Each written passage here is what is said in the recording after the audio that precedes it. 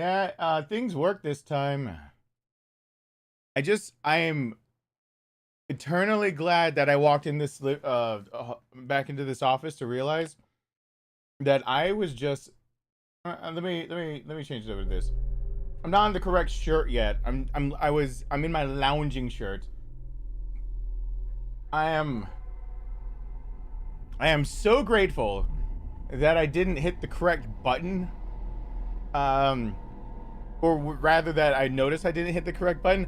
I was sitting over here having like karaoke time. I was just having my little bit of fun. The music's going out of control for being like on this thing. I was just having my little time over here. Hey, Paul. I was having my little time. Maybe I actually get copyrighted or something like that. I'm over here in my head singing real folk blues and other stuff, and what is it? Nothing's Written in Stone. Is that the song? Is that the actual name of the song? I was just having, hey, Vamp. The randomness of this game is punishing. I don't know if I put in enough hours to be able to, for the DLC to be able to make that claim or not. But I came in the office to see that. Is that a fresh hair? Yeah. Fresh from this morning to yesterday, day before, whatever. Every now and then I'm like, I muted everything I can go about. So I sometimes have like serious phone calls and do other stuff like right before stream starts. I could have been doing any of that. For all you guys know, I could have been like over here, like in the microphone. Anything could have been happening. I wouldn't have known about it. But it just so happens my Go XLR like warned me. It's like, your mic is live.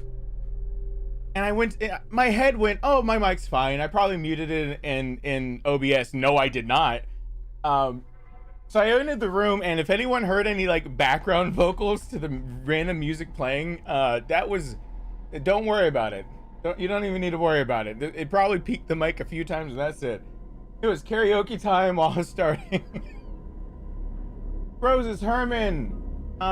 Freshie? I'm a freshman now? I'm back to being freshman status? Do I look that young? Could I be fresh faced and ready for college? I am literally wearing the shirt that I bought back in college. Of all things for me to actually make a joke like that for, I bought this shirt when I was a freshman in college. Like, I wish that could be a joke, and I'm so glad not only my school name is worn out, but also the year that I would have bought this shirt. But this is straight up.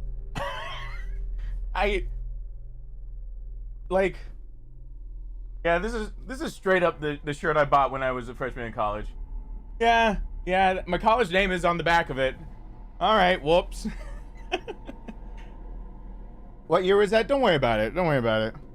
When I started college in 2004.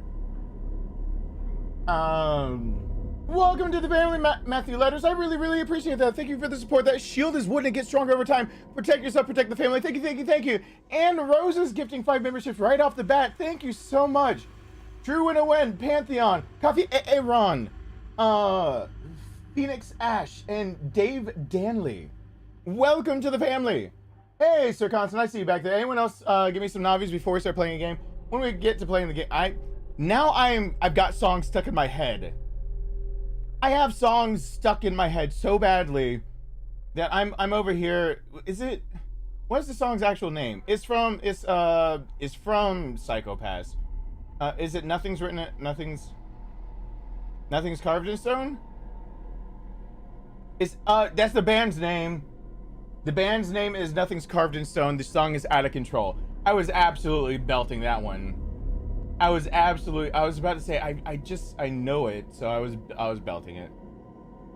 So that's fun. You guys didn't hear any of that, right? Please? I don't want to have to go and deal with that, please. Yeah, I always forget that name. Anyway, Michael Clayton, Michelle, Majida. Nothing Lasts Forever.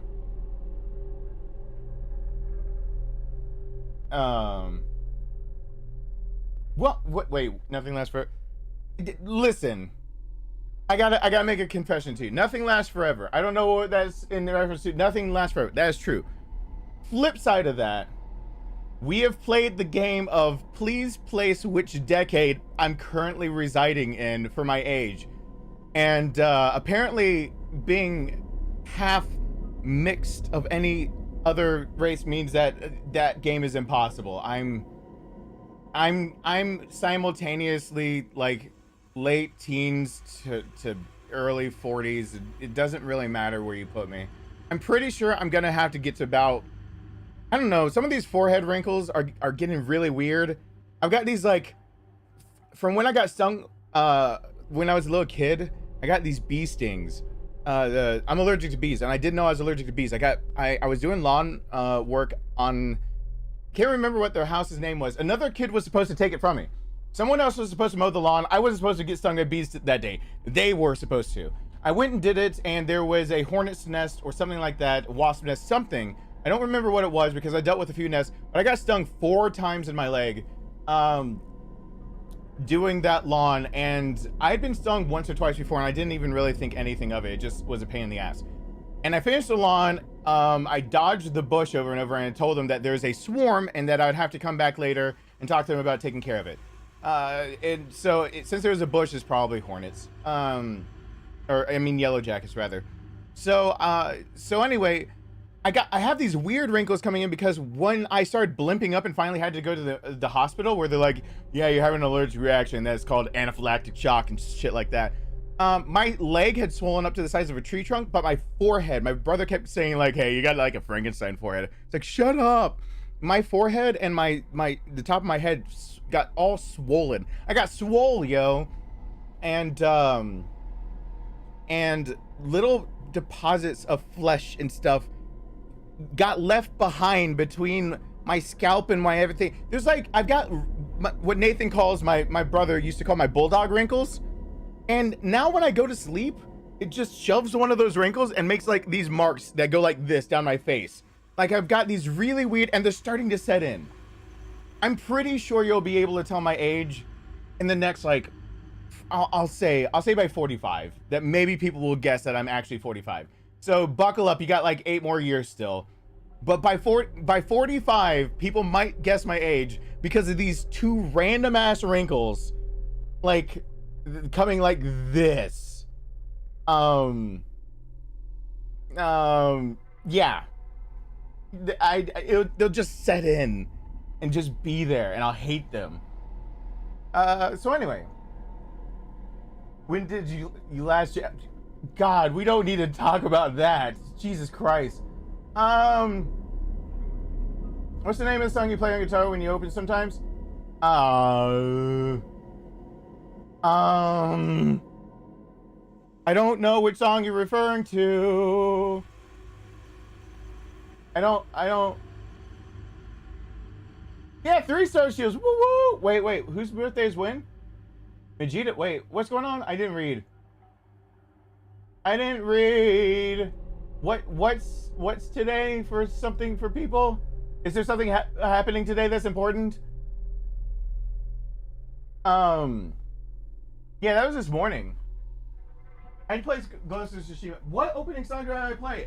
I'm gonna play some Resident Evil. I'm just confused. Like, what song is it that I don't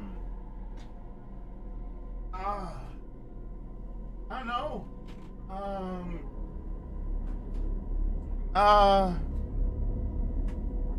Oh, that song. I was like playing guitar. I saw guitar. I was thinking it was actually asking like a song that. I thought it was actually asking like a guitar song, and I couldn't think of like. I didn't know what I'd actually be playing. I would the Resident Evil, Justin S, I'm glad I could help out and everything.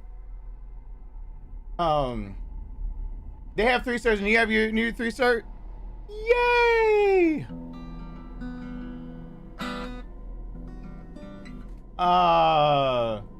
I thought someone said guitar song, which would be probably the...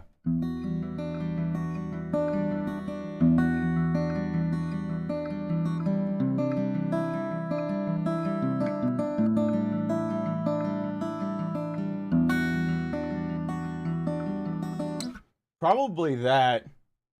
I was thinking is what people would go for or be talking about. That's the one? That's what I thought.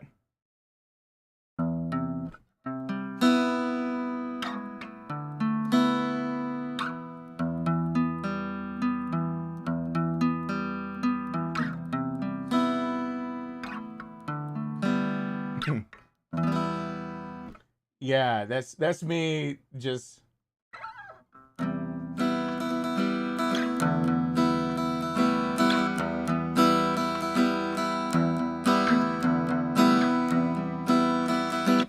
Alright, so anyway. I didn't know because there's a few things that randomly string. I need to dampen the strings during that. I'm used to playing that on an electric, and it's a lot easier holding my palm at the base of the... When I play any of those other things, but... You can record that startup background music. I should, because also in the same chord structures. Shimmer. So that gets played.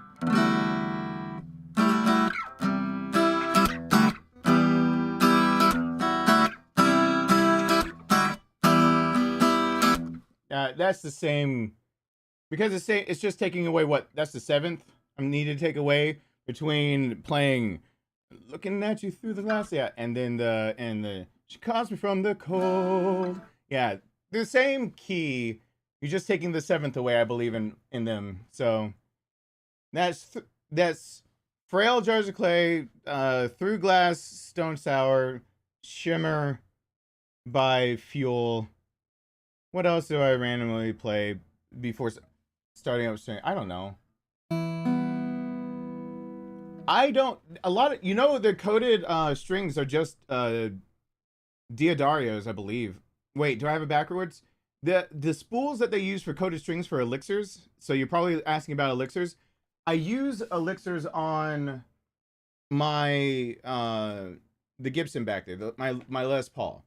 I do use coded on a bent necks, and when I know that I'm gonna be going for bends on it. So I think right now I've got elixirs also on possibly the Taylor. So I probably have elixirs on the Gibson Les Paul and the Taylor.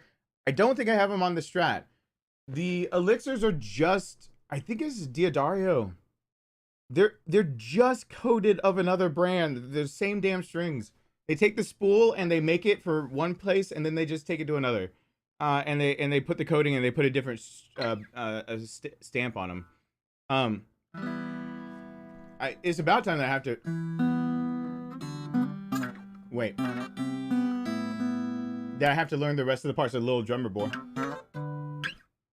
I don't remember how to do Little Drummer Boy at all, but I'm not talking about that yet. We aren't even past. I have an issue. I gotta change shirts, so let's just start playing the game. I have an issue. Here's my issue. Why do I already see Christmas decorations? If you're watching my stream and you have Christmas decorations up, I might let, like it's fall decorations. Halloween. This is Halloween. Maybe that's coming up. If you don't celebrate Thanksgiving, all right, that's fine. If you are living in America, there is a holiday in between that you don't have to celebrate in between Christmas and Halloween, and it's Thanksgiving. Let me teach you proper etiquette. Here in America, you just don't put up your Christmas until the day after Thanksgiving, please. Just let it happen. Why am I? The people down the stream, the people at the street have it right. There's a giant ass skeleton down the street. But there are Christmas decorations already up. Why? Stop putting up the Christmas decorations. Why do I have to think about actually, like, do I have to learn any music for Christmas? It's not Christmas. It's not time. Anyway, you guys having a good day? As I go psychotic over some other random people that just... Oh, there's somebody, though, that made really, really good use of their skeleton. They have, like, one of those 6-foot or 10-foot skeletons that you can buy from, like, Home Depot or Lowe's or whatever. And they have it out for Halloween And then for Thanksgiving, they dress it up like, I don't remember what they used to dress it up for Thanksgiving, but they have like pumpkins and other stuff. And then they found a giant Santa costume to put on the skeleton. And then after that, when it's like Advent, so the day after the 12 days of Christmas, the actual 12 days, they put the skeleton peeking over the fence in that same setup. Hey, Freddy. And then they have one other oh yeah, in Easter they have Easter bunny ears. So they never take the skeleton down. There's just a skeleton always around the corner for me. And in the summer, oh yeah, they have swim trunks for it, I think. It's some kind of bathing suit or whatever, and they have a floaty that goes around it. It popped, so it was gone. So during the summer, the skeleton then has like swimwear. One year they had a scuba thing or a snorkel on it. Yeah, they got their money's worth. The people around the street from me got a damn skeleton and were like, we're fucking getting every penny. So they have the skeleton up all year round. It's just whether it's in the front yard or peeking over the fence and what it's wearing. That is allowed. You see, that's creative. If you're willing to take your fucking Santa and instead of shoving it up your ass for trying to put up your decorations early, you're willing to like paint it with like bones and scare all the kids. Like put a bone outfit on your Santa in your front yard. I want the Jesus nativity, as sacrilegious as it sounds, like they all need to be undead except for Jesus. You can make the rest of them, I'm sure, like the Catholic Church, just let us have this one. Just put, like, do whatever you gotta do. Stop it. There's a nativity. There's a nativity on the street connected to mine already up. I'm about to go and take the three wise men and make them into like something like maybe the three sisters from Hocus Pocus. Like I just want to have one holiday in fall that's not Christmas. Yeah, I wanted to have some kind of outfit of some sorts. Ooh.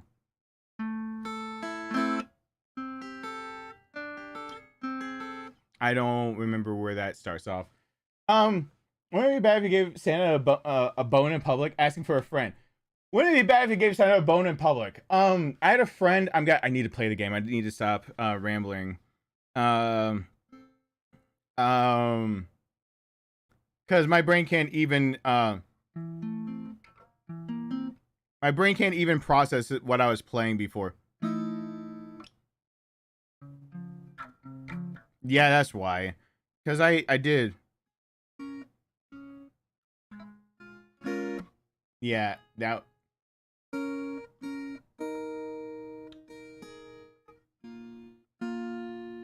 Yeah, it's all in the wrong key.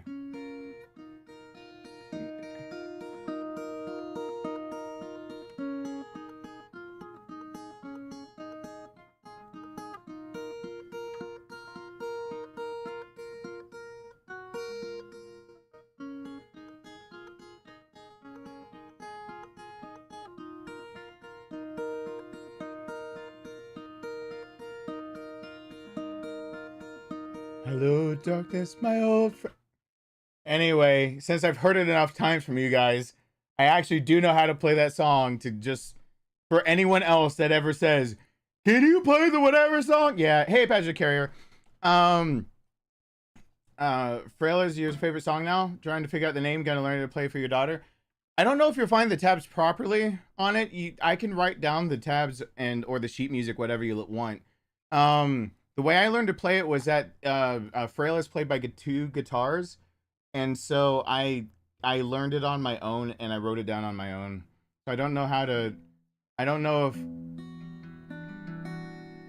if the way that I play it is actually out there on the interwebs.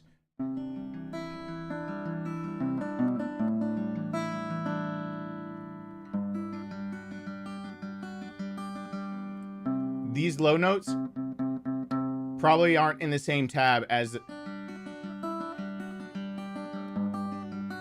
it probably is not. I don't know. Let me know if you can find it. Cause that was me. I put together on a classical guitar how to play that song about 27 years ago, give or take 2 years. So the way I play it and the way the internet might have it, I don't know.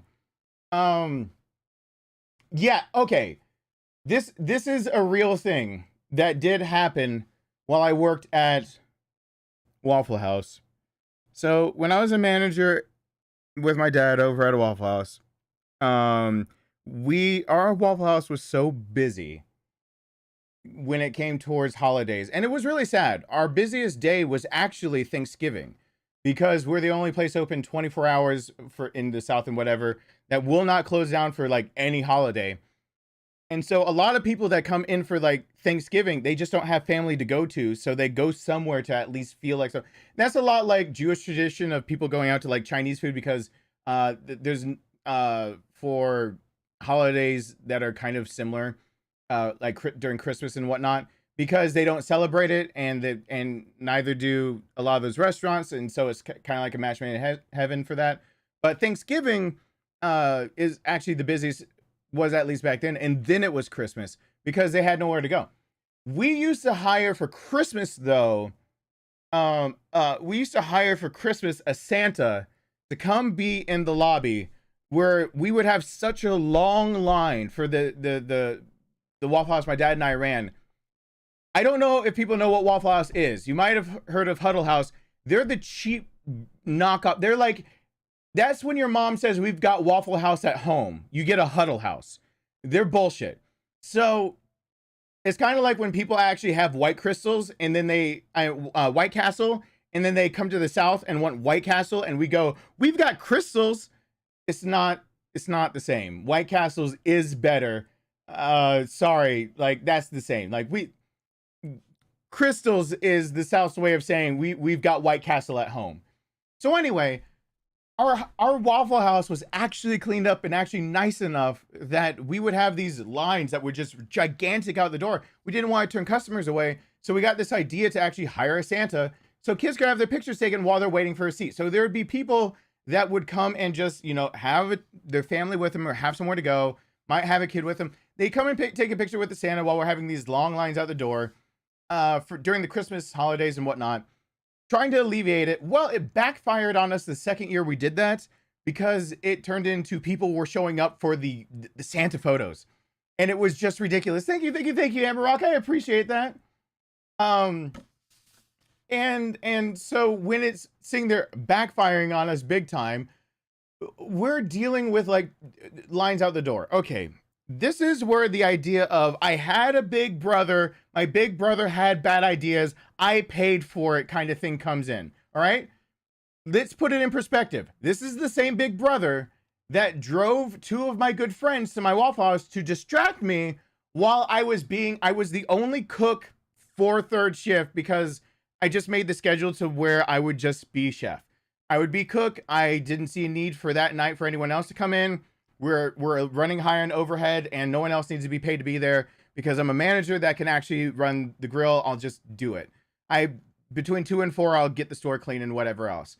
So like, these are the same people who used to show up and sit there and have a competition on who can put salt on their arm and then hold the ice against the arm for longest without getting a scar in the next few days. And they'd all come meet back at my Waffle House. I'm trying to do my job. And my brother and Kevin and Justin would just be back there badgering me. Well, my brother had a really, really good idea. And it was, since someone brought up what happens if you can you give a bone to Santa? Someone was like, let's see how innocent your Santa Claus is, and had a bunch of his friends that were girls come in with him as a, let's just go out and get something to eat after we go watch the movies. But they all were gonna sit on Santa's lap. So I had to watch the parade of, it's like a Chrysler Plymouth of the car my brother inherited first. A Chrysler Plymouth pulls up with, my brother is now, you know, graduated and whatnot. So he's got a bunch of his friends that are completely legal, but they're all 18 or 19. just a parade of 18 or 19-year-olds all wearing things that should not be worn in summer. And I'm just sitting there going, you gotta be, you can't be serious. And they brought money so that they could actually afford, because we charged a fee to make people feel like they had to stay longer. You know, we give a ticket about the next seat that's open up is yours. And then they paid to be able to get pictures to sit on Santa. We hired a professional photographer and everything. That Santa got through 4 of the 6 girls my brother brought. My brother brought a van full of girls. That wasn't fun. And yeah, he got through 4 of them before he had to go take a break. And it was, I don't know if her name, I won't say last names. I don't think it was Sarah that did it, but it's one of them came up to the counter and just immediately was like, hey, Steven, Mr. Stevie. And I was like, shut up. No one but my dad gets to call me that. What do you want? Cause I was busy and they're just like, I broke your Santa. I was like, what? I'm just trying to figure out what happened. I'm like, hey, Dad, cover the grill. And I'm trying to go talk to him. And he's just like, I just need a break and everything. And he's like, they act like they know you. I was like, I'm so sorry. If they cause you any problems, just talk to us afterwards about everything going on. I had to go talk to them to stop. Yes, I didn't notice it because she was wearing a long coat. She wore boxers. She wore a pair of my brother's boxers with nothing underneath them, and to take a photo on Santa's lap with another one of her friends. Like, basically, she was tiny. She was like 90 pounds soaking wet, and her other tiny friend, who actually at least wore pants, like basically ground up on Santa's leg to take a picture, and that he just broke him. So that fucking sucked. That Santa came in for the next shift and then would not come back in. We lost that Santa, had to hire another Santa. And my brother, I was just like, Nathan, what do you think? Like, where do you think we get our bonuses from the end of the year? Like, what do you, and he's like, it's worth it. I'll work whatever to pay you back if like it took away from you or Rick's bonus. I was like, that's not the point. He's like, no, it is the point. I'll pay you back. Money's not the issue. That was worth it. And he just, and then he got to just drive back to another state that he was going to college in. Not fucking fair in any way, shape, or form. So yeah. And now that I think about it, that he had to drive back up. Yeah. He was in a different state. Fuck off, Nathan. He absolutely gave Santa a boner. It was great. I love it. So let's get into the game. Let's just do that. You see this? Cool. We're in the game. I'm not talking about Santa's boner anymore. I gotta change shirts. Am I going tan or am I going blue? I'm going blue. Hold on. Blue up and down. Yo, listen up. My shirt is blue.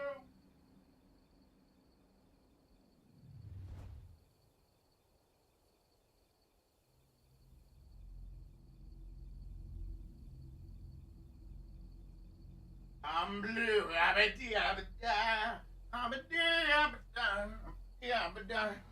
Hey, is JP here? No, I'm not going pink tonight. I already did pink earlier. Which it is, that shirt is absolutely, that shirt that I was wearing earlier today, that is pink if it's not on me. Now, when I wear it, I'm like a salmon. It's salmon. I make it shimmer. Is JP here? Whoever said I didn't make a guide, I just didn't feel like putting it out because of I didn't want to take shit from the guides anymore. If JP's not here, I'm going to actually post a picture of thanking him for this because he's never been live for me to open this. I want to open this. He sent it it got here August 30th, and I have not been able to catch JP at a stream. I'm sorry, JP. We're getting into this. I need a knife. I need a knife. By the way, we can actually time people out for now. 10 seconds, 1 minute, 5 minutes, 10 minutes, 3 minutes, an hour, or 24 hours. Yeah, JP, we need you. I need to sharpen I need to sharpen my knife. Which knife did I have to pull out? I didn't have many over there. Don't judge me. I'm just gonna go at this thing now. Excuse me.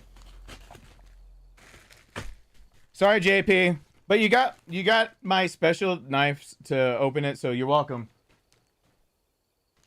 I'll probably post whatever it was. It felt like a book. It's not a game. What is it? What is it? Oh, there's a note with it. Hold on. I want to read a note. I want to read a note. Hold on. Maybe it was like open it immediately. Ooh. Oh, JP. That's awesome. I'm definitely posting it because of something he said as a PS. All right.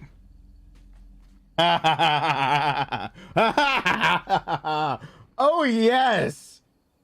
Near art. Yes. Oh.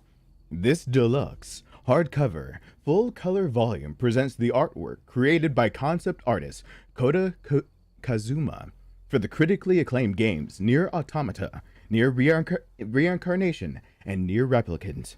In addition to concept art for the game, this book includes promotional images for the Yorha stage dramas, rough sketches, exclusive new pieces, and commentary from the artist. Yay! That is actually sweet. I'm actually gonna open it because it's got the cover has Nier and 2B and Yona, which wait, is that Yona or is that from Incarnation? I've only seen some of Incarnation or played. What have I done for Incarnation? Would that be technical? No, that's from Incarnation. So that's Nier up front. That is 2B there, which they don't live at the same time. And in the middle there is probably who, if I'm not gonna put my foot in my mouth. Yay! Oh, this is awesome. I kind of can we like just immediately stop Resident Evil 4 and let me look at an workbook? Can I just do that? Like, screw this whole Resident Evil shit. We got Nier artwork. Why are we even doing Resident Evil when we could be looking at, oh, this is beautiful? Because the first thing on there, I was like, because when we could be looking at the images of the forest, and the first thing on there is, yeah, this is one of my favorite concept images. I've seen it before. This is one of my favorites by far. The fallen forest king from the in Nier Automata being looked at, rusted over and all that. Oh. And then to see some of this stuff being Final Fantasy 14, I'm like, I've seen it twice now. I get to see it more often. Oh, wow. Nier Automata. I use a shopping mall close to my company's office as a visual reference for the pieces of the shopping mall in the game. Oh, wow. I did not know that. Yeah, okay. Can we give me like 2 seconds? It has new book smell? Yeah. Yeah. The only thing that beats that smell is like puppy breath. Box out art for the North American version of the game. Character model. Okay. Become as God's Edition. Xbox One version box art. Ooh. I didn't know the Shadow actually had. I don't want to spoil storyline because I'm actually going to return to all the Nier games.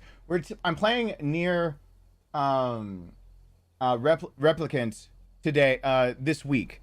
I'm going to go back and play through the storyline for Nier Automata and actually record it so I can put it up there cleanly for everyone. It is a bit of a game to get through, but I'm not going to do all the in-between. I know where the story bits in general are, so I can actually just jump from one story bit to another and put it together. And I don't have to do all this, any of the real side stuff, except for if I think it's... If I remember all the side quests I found so far, I can find the ones that I think are most worthy of being in there. Oh my god. Ah! Final Fantasy 14 Yorha Dark Apocalypse crossover. Illustration for the crossover of Final Fantasy 14. Vividly remember the person in charge of this requesting doing the poses for me during the meeting when the piece was commissioned. Yeah! The commission worked for Final Fantasy 14, bitches! Yeah! That's a warrior of darkness right there. You play that in Final Fantasy 14. Yeah. Yeah, That's a weird piece to see knowing though. Final Fantasy 14 Yorha Dark Apocalypse. Oh, they recreate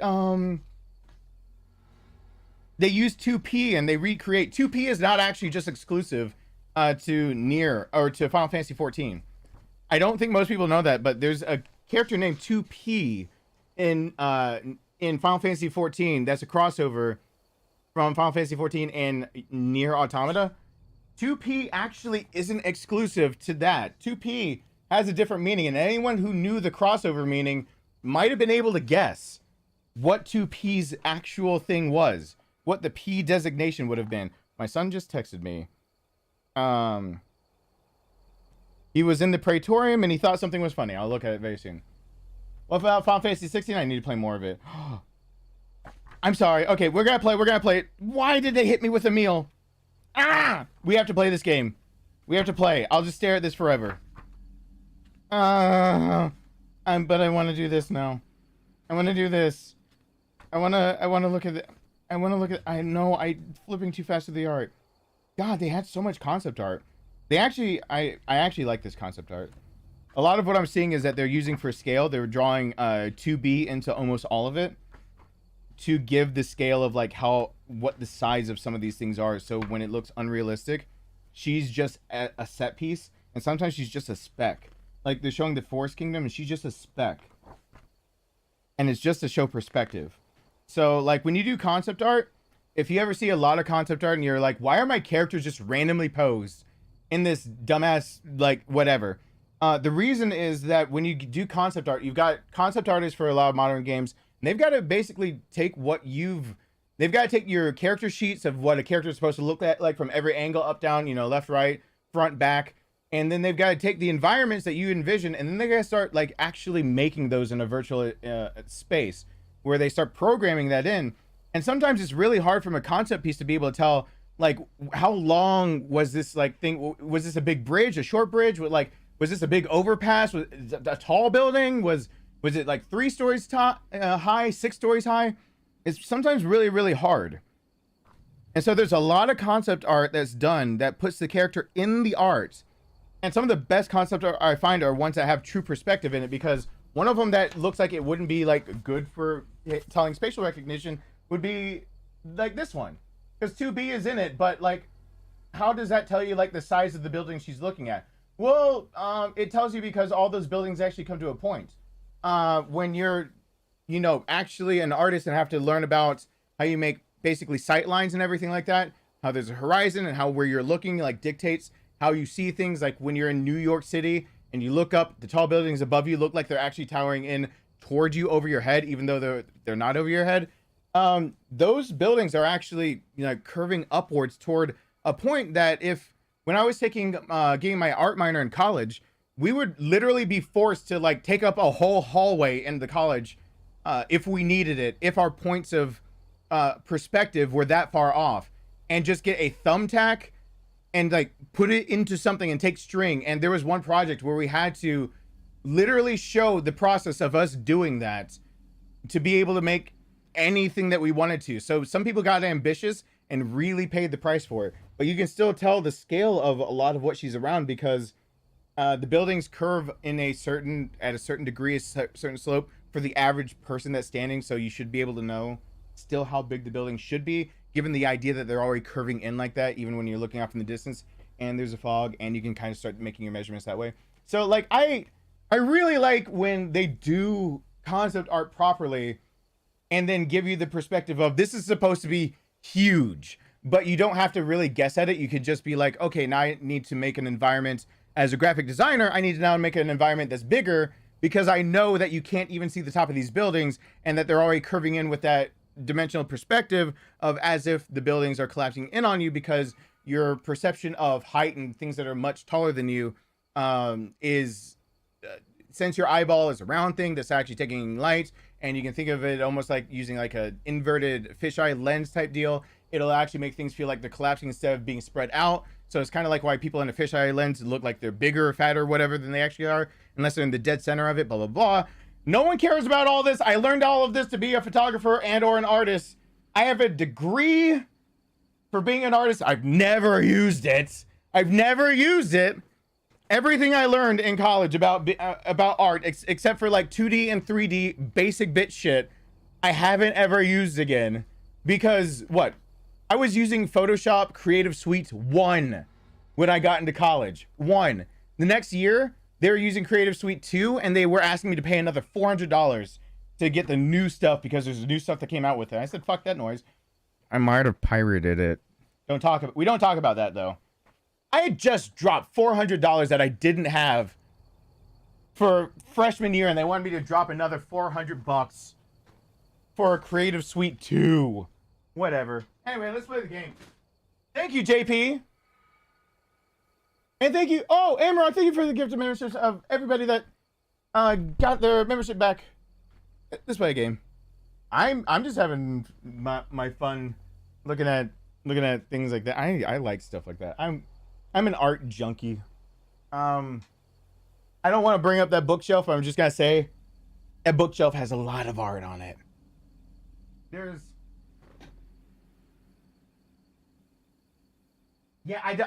I was gonna grab something, but if I start grabbing stuff from that bookshelf, we'll never play the game. We'll never. It's that one shelf. It's kind of like, okay, there are 3 shelves that are off limits if you actually want me to play a game. That is called being an art junkie / a lore junkie for some games, depending on the game. That shelf is called being in a previous life in leadership roles / actually well-read / hunting and police, military stuff, whatever, blah blah blah. And that shelf is called Latin / nursing and anatomy and life sciences / psychology. If I touch any of those 3 shelves, we are not playing a game. We are just not. So back off, I'll take you on. Headstrong to take on anyone. I'm glad it helped, H. Hey, Jeffrey, what's going on? This is not where you belong. All right, anyway, separate ways. I gotta beat her finding stuff and getting through it. You could watch a Darkness art shelf stream. You guys are the ones that encouraged me to keep the Hurion tablet. I actually just need a stand.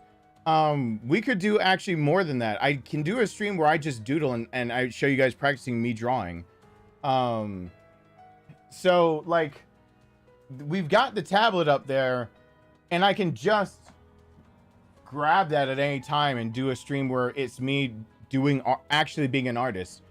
It's just been a long time, and there is something to be said to have like reference art. So it might be fun to do a stream where I sit there and I do like drawings of 2B, A2, 9S, because you do need to pull up references and color palettes and everything like that. It might be fun. So what the hell? I gotta test something out. Hold on. Is it just a... Wait, hold on. I want the new controls. No. No.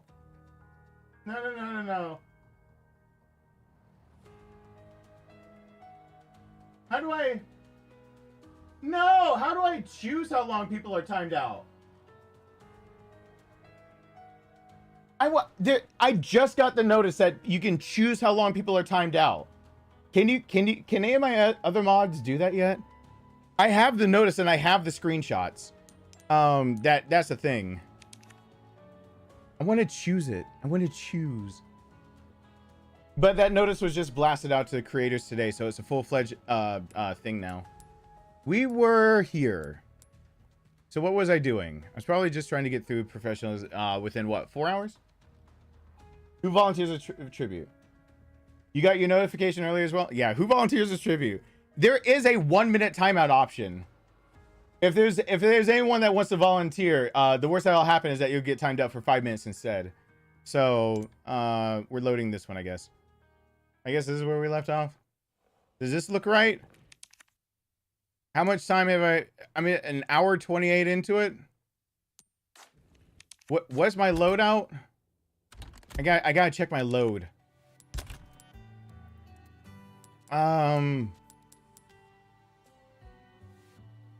What was I even doing? I'm pretending like I know what I was doing when I last left this game off. I don't remember what I was doing at all. That's what it sounds like when I'm out of boat. Let's just run. Let's go. Where are we? We're in a place, in a time. Do you have stuff for me? Don't remember what you were doing. Things on sale, stranger. Yeah, I bet you do. Oh yeah, wait. You should have the upgrade ticket. So, which weapon Oh yeah, will we you had be just tried out giving to a see shine to? if the Give upgrade us a ticket shout when you want to tune it up.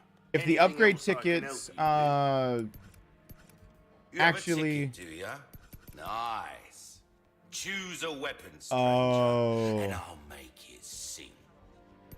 it was going to see if with the upgrade ticket if it would still cost like 60,000, like blah blah blah blah, and it was should I actually get my original gun back? Got a selection of good Because with the things on original sale, pistol, stranger. and then I realized that the case upgrade was there, That cash in your and pocket that's where we or left your off. life. And I wanted to know about this. That's what we did. All yours, stranger. I wanted to know if his power up was 1.5 times. That's what I was afraid of. Her actual original pistol is better than the Punisher if I'm not looking for penetration. Yep. And then it's even more power on top of that. Okay, that's where we left it off. Now I remember things.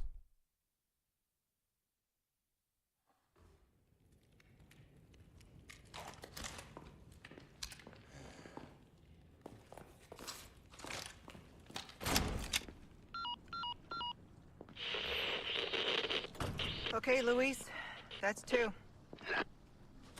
Okay. I need a pair, like, don't take this the wrong way, everyone who will take this the wrong way. I need a pair of her shoes. Whatever it is she's wearing, that makes it that she can just step on a box. Like, hear me out. She can just step on a box and it's demolished. But she barely even steps on it. I want basically to be able to kick somebody's ass just by accidentally stepping on their toe. It's not to say I want to run around in high heels. I don't. Actually, that's the worst thing. Why do women do that to themselves? And some guys. Why? Why would you ever do that? What decision in life ever had to lead someone to be like, you know what? I'm going to wear heels today. You're going to do what? I'm going to be uncomfortable all day with no recourse. I'm not going to bring any slippers. And I'm just going to be miserable. What's it for? Because it makes my ass look great. That's, I know the reason. Don't try to come at me with the actual reason. Don't sit there and tell me about, oh, but it makes my butt look great. I know what it does. It's not worth it. If your ass was good enough before, you didn't actually need the heels at all. You're gonna, there's other, you don't need it. Save your feet. Don't do it. Ada's pretty much wearing some 2B thigh boots.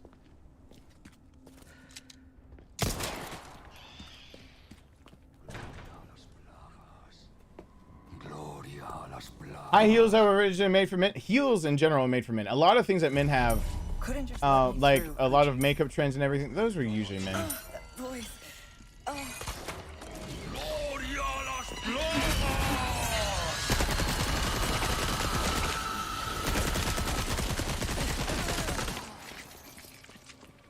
No.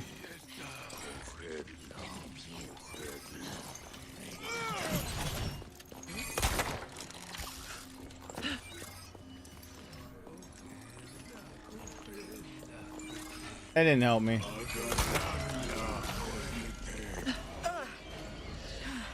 Where is he?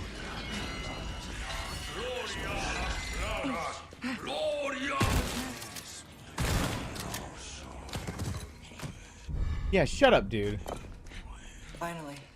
Glad that's over.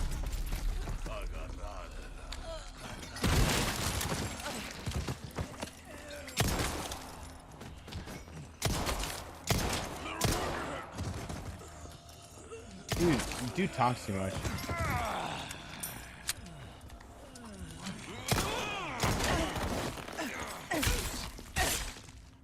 Hey, Micah.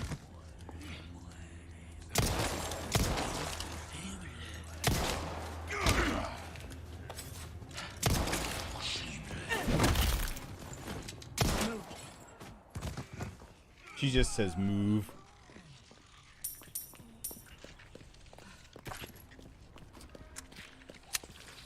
Okay.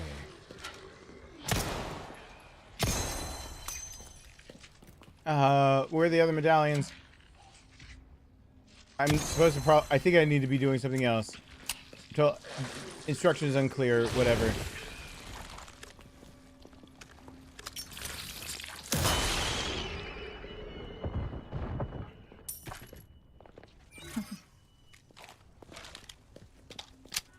Do I need to be doing something different in this? Oh yeah, I got the plaque. I just need to get out of here.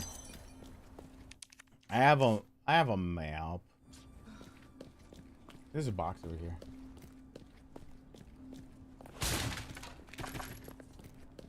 Yeah, I tracked down the Red Zealot as fast as possible so he couldn't make me all the angries.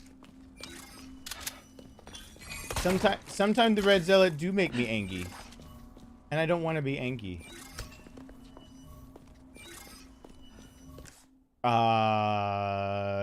I missed the two things over there.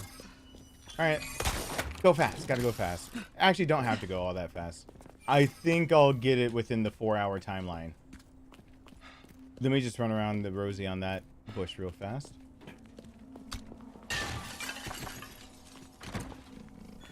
Butterfly lamb. You're my butterfly. Sugar, baby. Come, my lady. Come, my lady. That song is so dirty.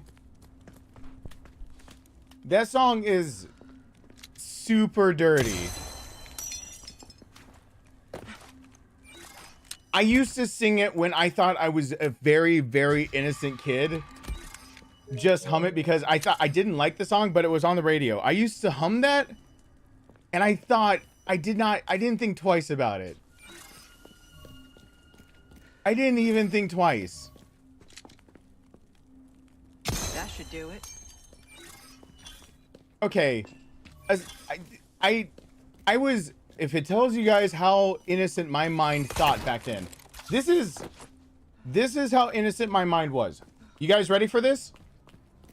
I didn't think there could be any sexual connotation along the lyrics of something saying, "Come, my lady, come, my lady."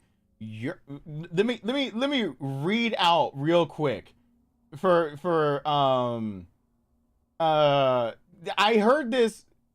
I don't know all that. I just know it's Red Hot Chili Peppers' "Sweet Little Ditty." If you didn't know, that song is actually they licensed Red Hot Chili Peppers' song "Pretty Little Ditty," and they didn't write it. That music that you hear in the background, that's Red Hot Chili Peppers. They didn't write that shit. Are you kidding?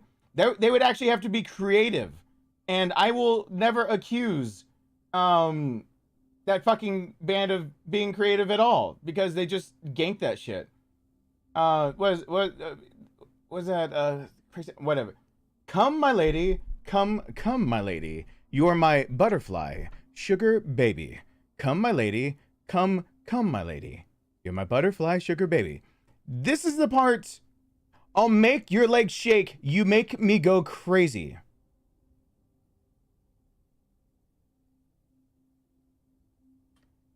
When it gets to the chorus, and I was that innocent. I thought there is nothing dirty in this.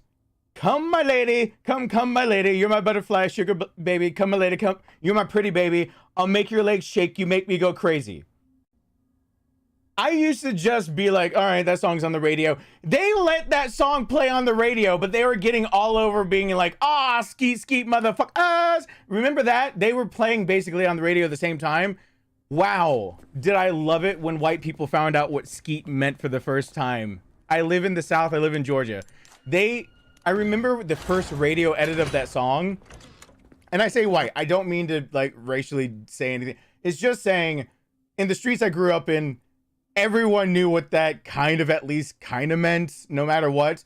The first radio edit I remember hearing of that song was, skeet, skeet, mother, like they censored out the end of mother and then the F word, the beginning of the F word. When it's like basically everyone who didn't grow up on streets like I did found out the word skeet meant something else, they still didn't put it together fast enough and thought the uproar about it was leaving in the lyrics MFers for schools. And so the next, I can't make this up. The radio edit used to be, skeet, skeet, skeet, skeet, skeet, skeet, skeet, skeet, skeet, skeet, skeet. And I remember being younger, listening to that, realizing what it must be, that was definitely sexual. And they thought just repeating skeet was better than dropping an F-bomb that was already edited. Oh my God. Does anyone remember what happened like 99X down here toward Atlanta in Georgia? There's a radio song after, there's an edit after that tried to get rid of all of that. Ingredients not far now. They did try to get out of that, but it was too late. Everyone knew it as the skeet, skeet, skeet, skeet, skeet, skeet. You're making a guy sound like he's a sprinkler system at an orgy.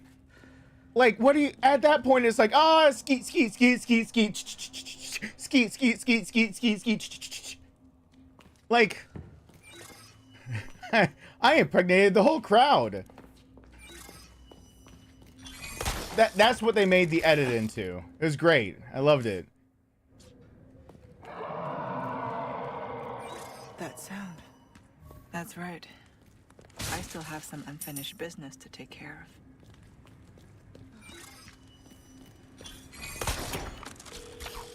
of. Oh, do we watch the cutscene? Did they need to program in so many jiggle physics? So, what's become of the amber? Sorry, nothing yet. But my little helper is... What do I do now? Oh, do I have the filter on for you guys? It doesn't matter if I do or not. It might be, the game might be a little brighter and different than usual. Don't pay attention to that. Is there anything else? I don't know. Just go for gold. We don't need it. Oh, wait.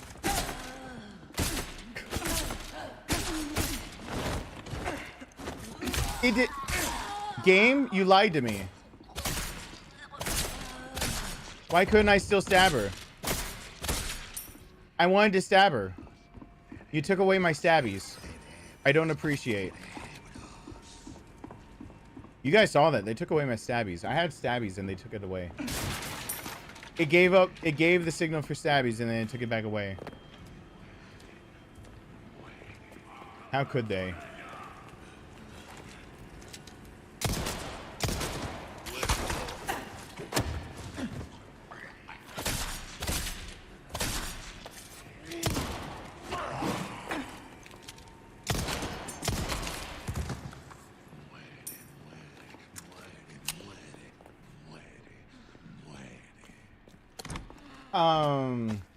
I hope things go better, Roses.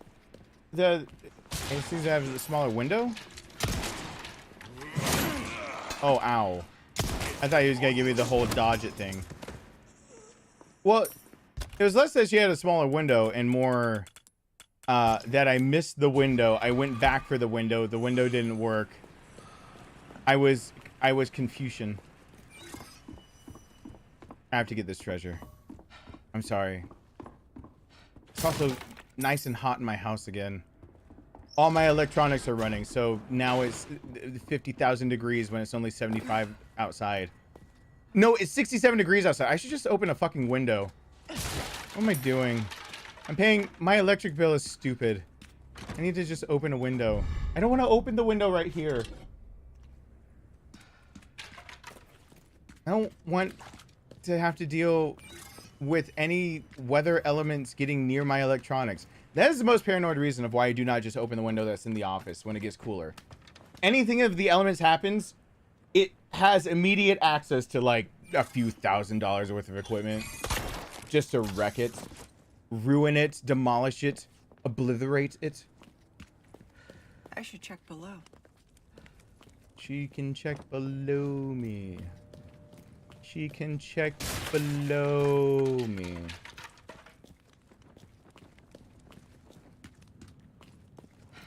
She can check, but see, now she's below. She can check below for me. That's what I was saying the whole time. The exact words. I had tech. Were you here earlier today for my tech issues? My camera didn't work. This must be the collection room. Oh, so for those of you that suffered through my tech issues this morning, I said that if this camera locks up again, the bill to fix it, I don't want to suffer another lockup. But it is actually now going to be prone to locking up because if you accidentally mess up the shutter that's on a mirrorless camera system, it usually does fuck up again. And that, I thought the idea of a 6 to 8 window of them getting it back to you, and $300 to $800 was just might as well buy it used. That camera has had so much critical acclaim that I had to go look it up to remind myself I am telling the truth. I bought that with its leather case, a new SD card, an external battery pack, the grip that I use on it, the stand, an extra thing, a whole bundle of shit together. And the price tag was $1,200 for this camera. All right, that's not actually all that expensive in the camera world. Let me point you to the camera that is just sitting over there, not being used lately. Hey, it's my Canon 5D Mark II. That shit is $2,500 with no lens attached. That shit gets expensive fast. Or Mark III rather. There's a Mark IV out now, so you could probably find them used. This camera has gained critical acclaim and now goes for used $1,700, and its successor, the Fujifilm X100V, is on back order on every company that might sell it at a reasonable price for $1,400. But if you want to buy it right now for yourself, it's going to cost you about $2,200. Oof. So never mind. If this camera goes down, we got to be janking it up on in here, boys. It's gonna get jankified real fucking fast. It'll get real janky.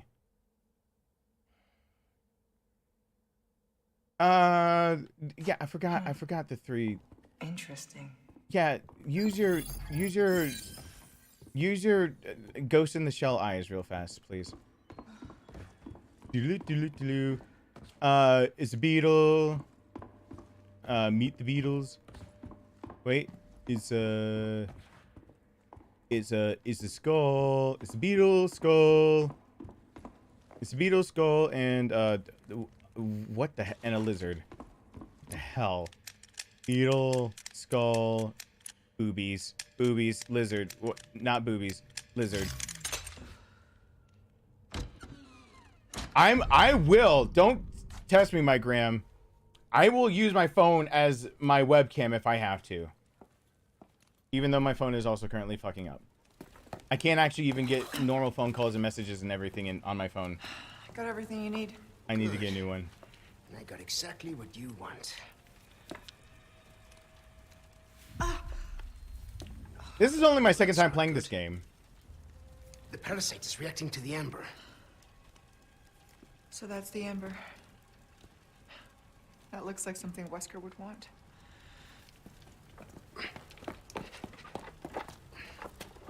Yeah, but I want to rewatch the cutscene. Hold on. This is me. This is me time. This is daddy time. Give me a second. I'm a dad. Don't worry about the way I just worded that. My son was just with me. Give me a break. I tell my son all the time, this is daddy time. Like, give me a sec. I don't tell him that when there's This will a knock out female the on the parasite. screen. But only for a time. You ready? A tu salud.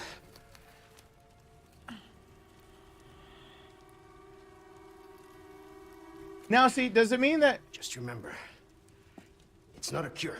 We still need to find a way to get that thing out of you. hold on. We as a chat can give Jeffrey an aneurysm about right now. That shot at full efficacy when she kills the left hand is able to make her vomit up the parasite. She was infected by that parasite via a cut on her arm. Everyone just keep reminding Jeffrey that she got infected by a cut in her arm by a parasite that infects the nervous system, and the way she got it out of her body was by a shot that made her throw it up. Not like this. That sentence alone is enough to make him probably die just 1,000 times over. As soon as you're done here. That's not a sentence he likes to hear on my stream in any capacity. So make sure you spam it. Jeffrey, I'm sorry.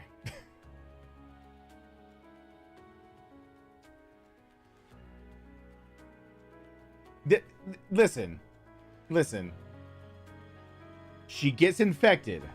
Cut on the arm. Says one of the most badass delivered lines, good but not good enough, in a growly tone that this voice actor for Ada does really, really well at the very beginning. I wish he actually used that tone a little bit more, but it's good to show that she has a range of, like, don't piss her off when others can't hear. She's gonna be pissed off. She gets cut on the arm. She gets infected by a parasite. She starts having hallucinations. She needs the same thing that apparently Leon and Ashley need, but instead of needing surgery, the parasite doesn't get far enough into her body, which should be going for her nervous system. And instead, once she fights the thing that got her infected, she then throws the parasite up through her esophagus. Her esophagus is the medium for which she expels. So it means intestinal tract or something. This parasite has no business being in the intestines. It just doesn't. Jeffrey, are you here? Jeffrey, please. You're gonna have to let us know that you're still alive, because I'm pretty sure that sentence might be enough to kill you. I just need confirmation that you are still among the living after a sentence like that. Which one did I do first? This one? Okay. He took a break. It wouldn't surprise me.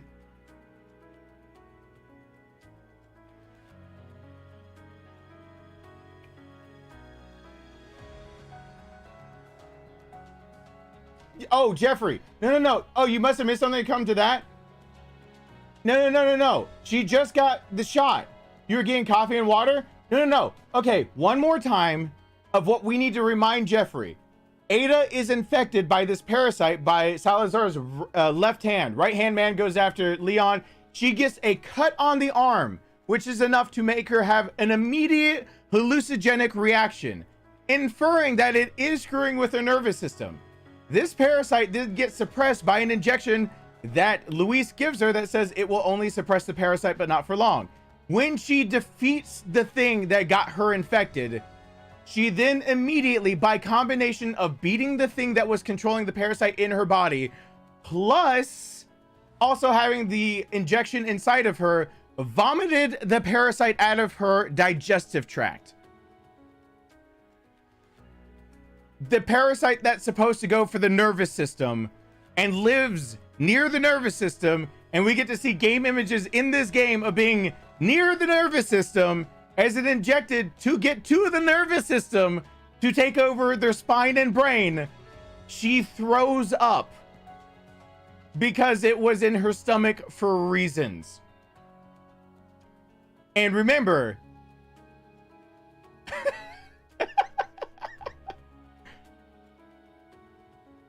no, Jeffrey, it's an experiment on my side. I'm taking notes. Can you actually give someone an aneurysm over science?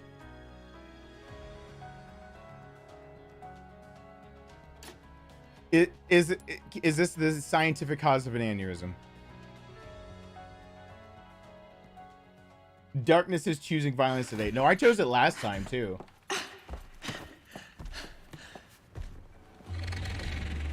See, this thing can control her infection. So when it's being suppressed, she gets a little less veiny. The medicine.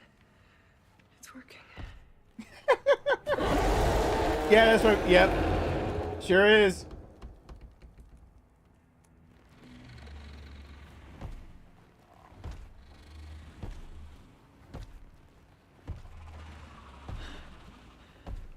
Jeffrey, do you approve of that science? As someone who teaches others about natural sciences such as parasites, Jeffrey, do you approve of the science? The answer's no. The answer's no. It did forget to take the left turn in Albuquerque. Hey, Amarok, are you feeling better? I know it's been a while since I streamed, but you weren't feeling so well last time I was here. Are you feeling a bit better? You reject all this science. I know. I'm seeing if her brain does. I need to reach him. We're looking at your nervous system now.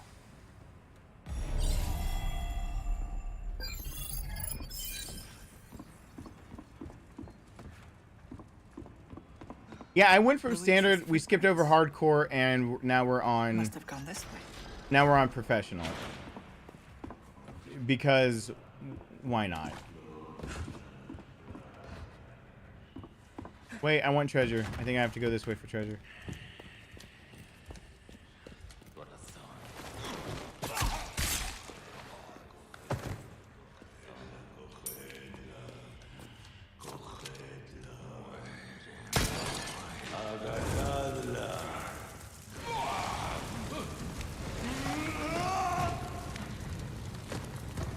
What? I don't understand. What do you mean it's too much? What do you mean it's too much? It is nice architecture. Look at those mounds, or look at those. Look at the Look at the arches. Look at those lines. She's wearing a lot of straps. Look at the look at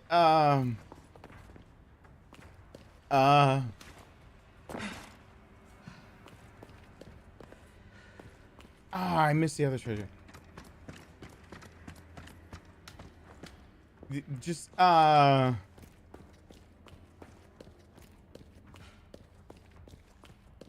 so some medical get looked at. I'm sorry that you had to go through that. Unknown pain is the fucking worst. It's just absolutely is the worst.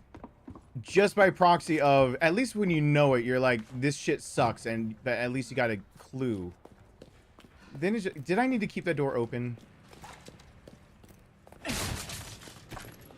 I'm sorry you're having to go through that.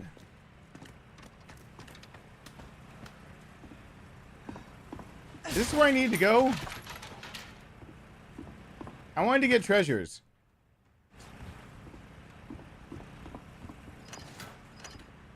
Screw it. I'm outie. Am I at the level with treasures? Did I skip the level with treasures? No, it's a level above me with treasures.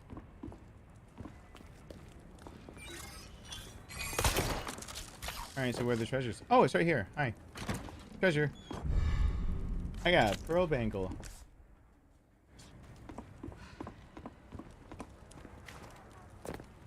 Still forgot where I'm going. Hey.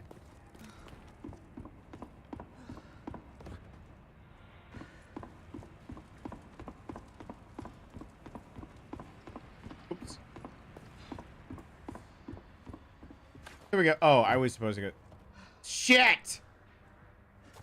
By getting the treasure thing, the things that flip the wrong way in the thing. Shit! Shit! I did a circle for no reason. I always ask for no hints. Still, I have to do the whole, why didn't you warn me? No one, please warn me. Hey, GJD. Yes, GJD, you are correct. Ghost of Tsushima is very captivating. That is a strong opening. Also, you will only hear me say this once, GJD. I'm not going to say you were right. Because, technically, I don't necessarily know how this happened, given that I did have to actually open the game. But, after I opened the game, I did find that I had been gifted a copy of Ghost of Tsushima for PS5. Okay, note, before you can say anything of I put in the wrong disc, I had never put that disc in the PS5, and it was asking for the disc. I'm just saying, you have a new puppy? I'm just saying, yes, I can put in a disc for PS5 and make Ghost of Tsushima play on for the PS5 version, but I downloaded the PS5 version using the PS4 disc and never opened the PS5. So anyway, I'm defending myself preemptively. Oh, his name is Buster. He's a border collie lab. That was my first dog's. That was Dudley. My dogs that we had to give out when my dad was a dick and abandoned us. He was a border collie lab mix. It was a border collie black lab. Dusty or Dudley. Dusty was my monkey's name. Yes, I grew up with a pet monkey. I grew up very poor, but I grew up with a pet monkey. That's a very hard one to explain to people, but it's just how it was. Well, I play it on PS5. I was playing on my PS5. Yeah, I'll play the PS5 version. I'll only record it in 1080p. But I mean, it'll look better for me while I'm playing it. And hopefully it'll give you guys more color depth or something, some random shit or something. His lab side is yellow and chocolate. Oh, chocolates are psychos. I hope the border collie calms it down. Oh my god, chocolate labs are psychotic. So I'll make a great pet for you. You're good to go.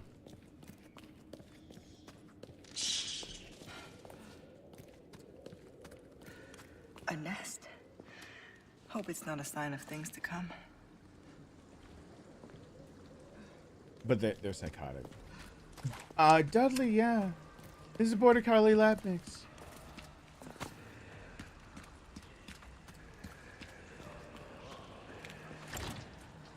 Won't budge.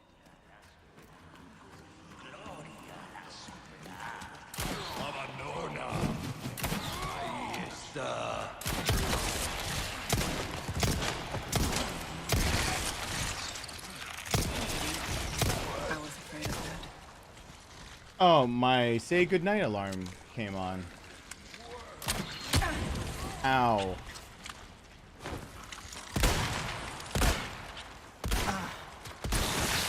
Wow. I got some stormtrooper aim up in here.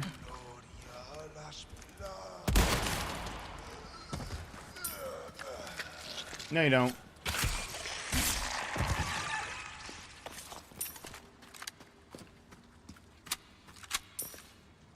I've been told I should play Alan Wake 2. I think I gave up my copy of Alan Wake. Just straight up Alan Wake. I know some people have said I can download it, blah, blah, blah. Locked. I think I ended up giving up my copy of Alan Wake.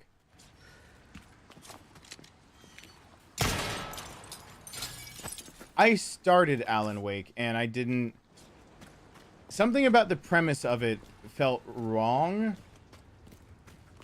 And then I was going to ask my brother about it because he actually had played it and I was going to ask him about it and then he died.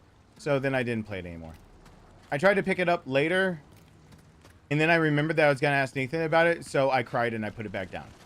There's my story of Alan Wake. It's fun.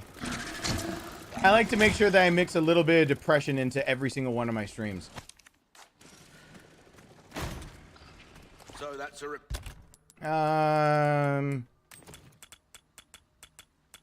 Wait, did we get Discord for pupper pics? I've only got one computer that's currently hooked up to internet. How do I get the Discord for pupper pics? Hold on. Everyone go join the Discord and get into puppy pictures. Well, I don't think my phone will actually bring up puppy pictures right now. I only have one line. My freaking extender busted up.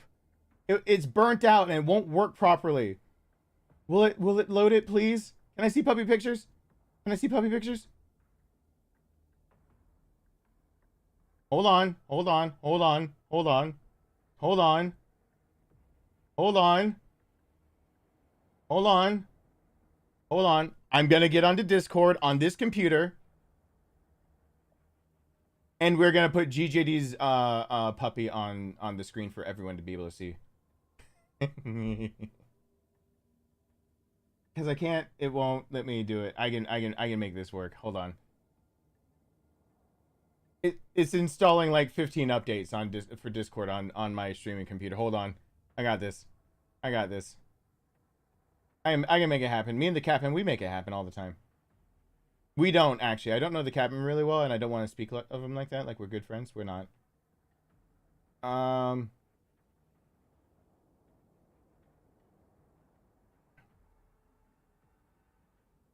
So it's the appear in court. Oh, God. I'm sorry to hear that. Puppy breath is... Whoa. I really haven't logged into it for a while. Okay. Okay. Oh my God. There's a lot of messages. My Discord always reads at, depending on the device I'm at, as either 99 plus or 999 plus for how many messages I've got. It is a panic attack waiting to happen at any given moment. That's why I need to redo the Discord, and I need to just get it done. The reason I don't do it is because of this. I open up Discord and it's just a panic attack. That's all just the private messages I have on Discord, not even like Discord messages from or notifications from other like channels. It's just 99 plus or 999 plus, and it just gives. Ugh. All right. How do I find it? Image. There it is. Puppy. Aww. We're saving this. We're saving this to desktop. All right. Everyone has to look at the puppy now.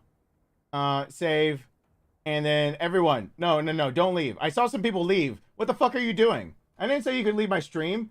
Come back to my stream. You're looking at a puppy dog. Fuck everything else. We look at puppy dogs when we get a chance to look at puppy dogs. Let me grab that image. Downloads.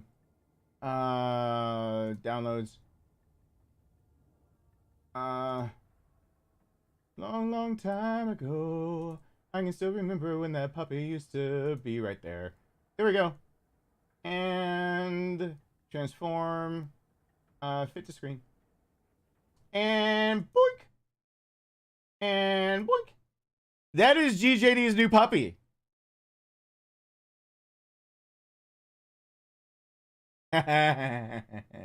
Yay! Congratulations, GJD. That definitely does not look like my dog that I had at all. Puppy! That's GJD's new puppy. Let's go. Congratulations, GJD.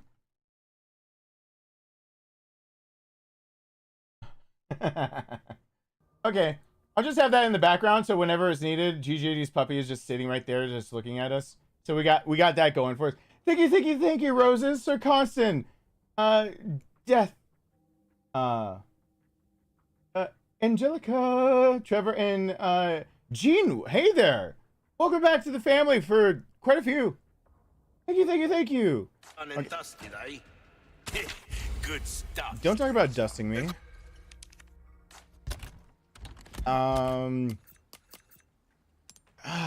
Gotta inlay some gems here. Gotta inlay some gems. Wait a second. Blue. Yellow. which means you're required to have one of each of the other colors in there to make it actually worth all the things it can be worth. And now it's worth that much, and that's a lot. And then we can pull the 3 of a kind off with the butterfly lamp, because we'll get more blues as right now. They dropped blue sapphire. Welcome. All right. Pearl necklace. Got 4 of these. Butterfly lamp. We have money. I'll buy it at a high price. He'll buy it at a high price. Sad to say, that's the end of the road for that weapon. Packs a punch. Wait, I can get the infinite rocket launcher and just clear this really fast? Why not try your hand at a new gun, stranger? Wait, when was that an option? Hold on. See you again soon. I've been able to just get the infinite rocket launcher and just breeze through this for the rest of it. When was that a thing? I can be professional really fucking fast. Can you add the puppy to the nobody panic screen?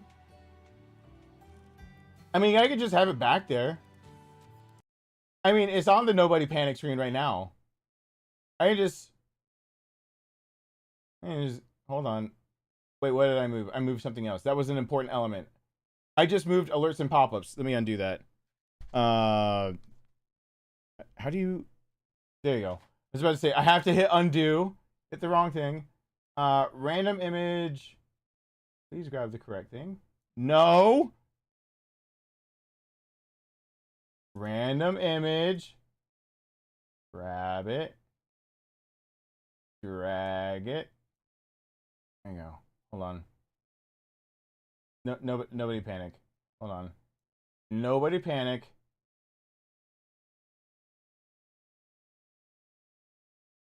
Just this. Here, nobody panic. There's a puppy for you. So we've got that. There's the dog on that side, and yeah, Alyssa, stop it. I was about to say, and then we've got on this side, Hell Kitty. So, you know, if things go south, we always have this to bank on. This right here. We have on one side the, oh, look at this sweet puppy dog, and then we have on this side the other thing. The other one to come into existence. It is Hell Kitty. And he's come to play. Yay! It's a cute puppy! And a kitty from your nightmares. Yay! Anyway, that's Hell Kitty. That's for when things go wrong and I blush. Alright, anyway, what am I doing? We're saving it, because I want to know if I can sell all my shit and just go through this with a rocket launcher.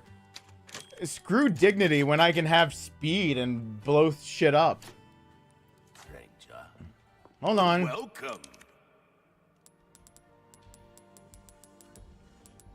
Hold on. Valuables won't do you much good in the grave.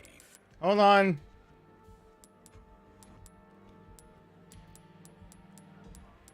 Hold on. Can I give everything up? What will it get me? No. No, it doesn't even get me close. No. Well, shit. Anything else I can help? Yeah, you could give me the damn grenade launcher. You hoarder. You There's piece some of things shit. Money can't buy. Give me the damn grenade launcher. He does that If thing. you want a fighting chance, Also, out I'll there, just you trade him best for tune this. Up your kit. So now go and cause some mayhem, eh? Hey. Yeah, well, you know, good. A for effort. D for D's nuts.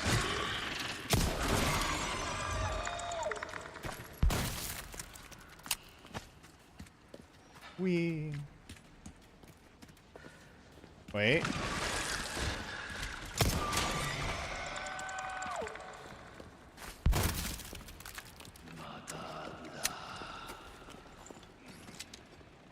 Penetrating power matters. Just ask your mom.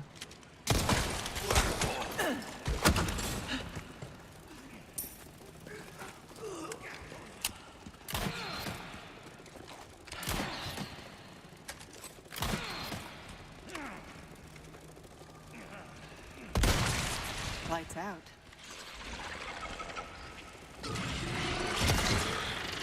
Next.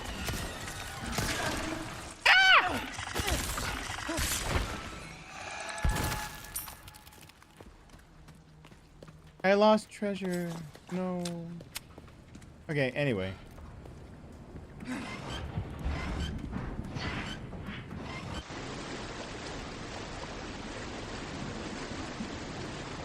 That should take care of the water. I hope. I should have gotten some small keys. Whose key are you calling small? I actually don't know what all those treasures do. There might be one that has like an elegant crown. I wouldn't know. Which would be a big shame. I need to actually go through this once and figure out where I could actually use some of those things.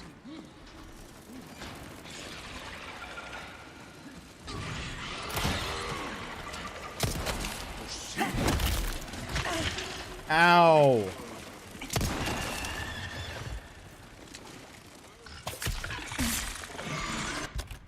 One's about to hit me from the backside. It's a rough ride.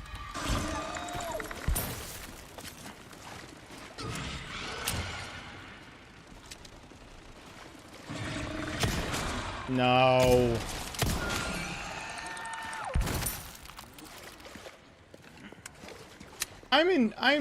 I'm slightly indifferent to the bugs. I don't really care too. I don't even care. There's gonna be bugs there. I don't even care. That's somebody who like. I've actually run into that way too many times where people are trying to claim that it doesn't matter to them and they're also in tears. And I'm gonna tell you right now, if you are coming to me and you're in dire straits and you're trying to tell me that you don't even care and you're also in tears, I'm going to feel really bad for you. I'm actually going to like want to, ow, I'm gonna want to help. I'm gonna just feel like something needs to be done. I'm gonna feel all this. I died. I got decapitated. I've not been decapitated. Shit. I'm gonna feel really, really bad for your situation. I really am. I'm gonna go through all of the things. I'm going to immediately laugh. Because I don't know how to control that. That is some of the funniest shit I've ever run into. And it's not that your situation is funny. It's just don't do that to me. I want to be like the serious person, but don't be the person. Bring me a challenge. Just for me, don't do that. Yeah, I've run into that situation. It's just I can't. I laugh and then I have to say I'm not laughing at you. I'm just laughing at technically still you, but I'm not laughing at you. Like I'm not laughing at your situation or your face or anything. Like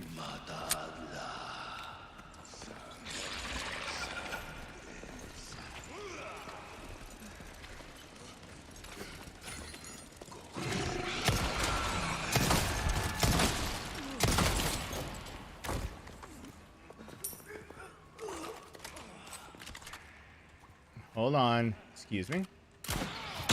Ow! Stop swaying.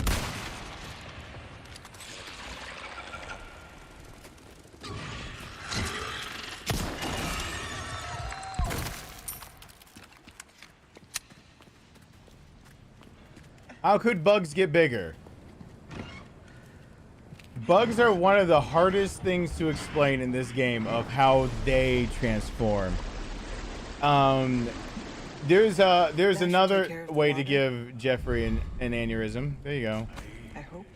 Talk about the giant spiders.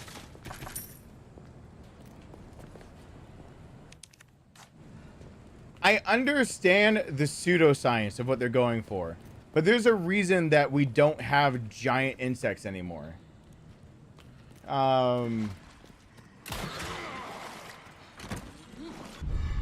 It's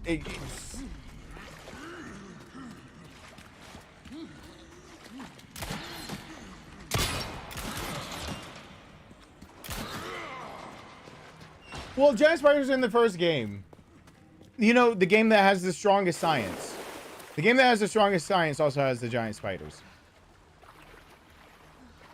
Which is kind of saddening, but I get what they're going for. And it theoretically... Ow! Am I gonna die the same damn way?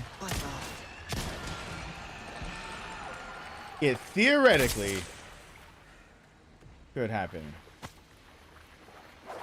Yes, they wouldn't be able to withstand the weight of their own exoskeleton. Basically, their own hydraulic system would, like, collapse. Their own legs would break off trying to stand up. They'd break their legs. In horrific ways.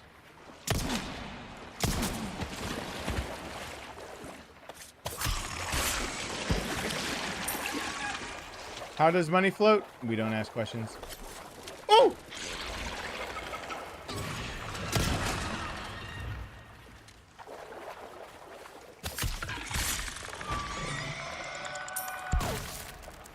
You got a huge spider bite? I've actually never... I actually don't mind spider bites. Now, given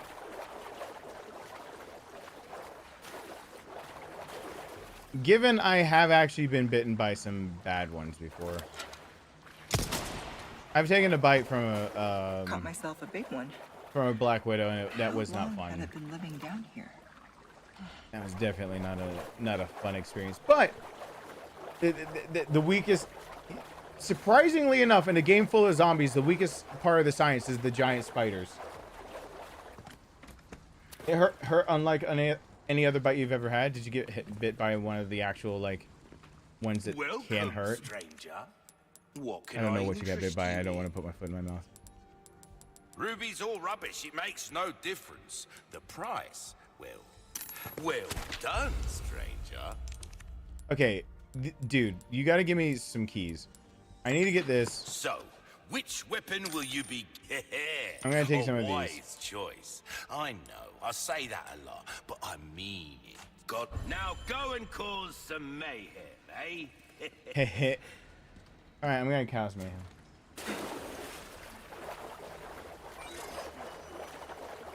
You hate wolf spiders?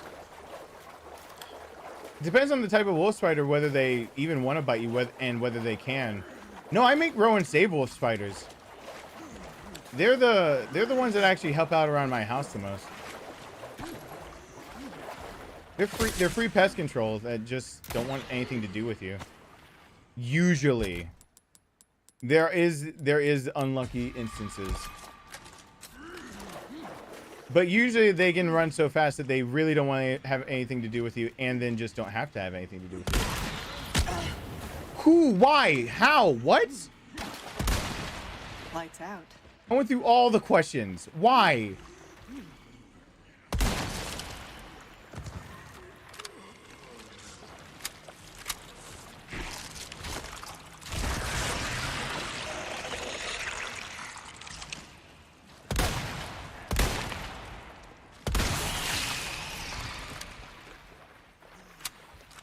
Oh, I know spiders are usually my friend. I know people have arachnophobia, but this game series is just for people who have that. This is not the game series for them. I mean, Jill gets like orgied with some like she gets fetished in the throat in Resident Evil 3. And in Resident Evil 1, you just got giant bugs everywhere. And then there's a giant fucking alligator. Which is actually much more plausible if you're talking about the G virus and how it supposedly works. Yeah, actually, a giant alligator makes more sense. But the one that the big offender is actually, yes, the damn spiders.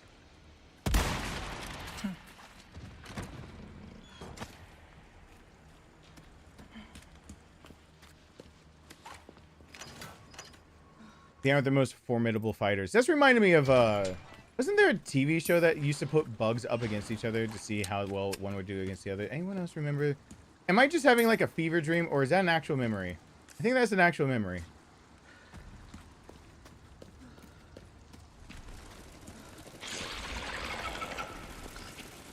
Wait, what? Since when are they there?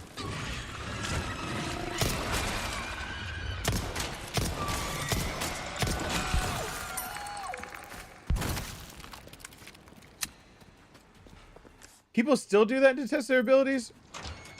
Why? I mean, I'll squish a bug just like the next person, but why? Why are people assholes? You don't have to, you don't gotta be like that. If you're watching right now, you don't gotta be like that.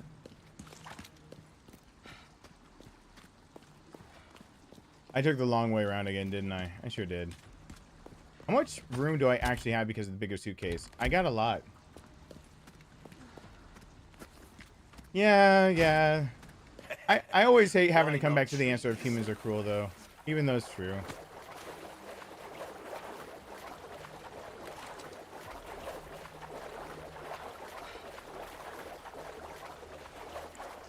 It feels like an overused answer, but I'm pretty sure it's an overused answer because we never stop being assholes.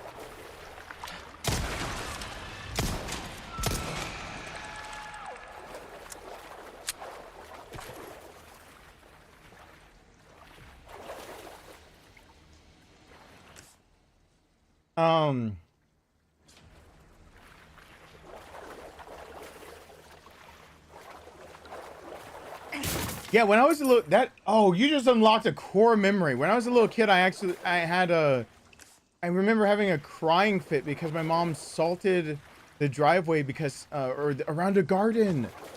She was making a garden, she salted because snails were getting there. And I got really upset because, or slugs. It was slugs. And I didn't understand why she was doing it at all. And then, like, you have an adult describing to you basically like, oh, it makes them basically deplete of like what? It's like, it makes them they die. It's like, do they die fast? No. The answer's no.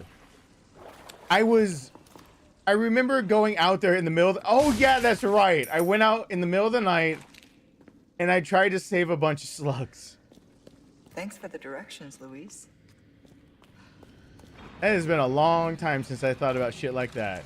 I tried to go out in the middle of the night and save a bunch of slugs. Alright. Childhood me really did try. I tried to take them all from near where the gardens would be and everything without having to tell my mom. My mom absolutely knew I was outside and asked what I was doing later.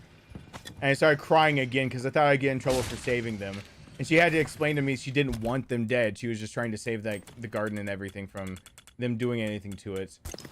But like I was bawling. I was so upset.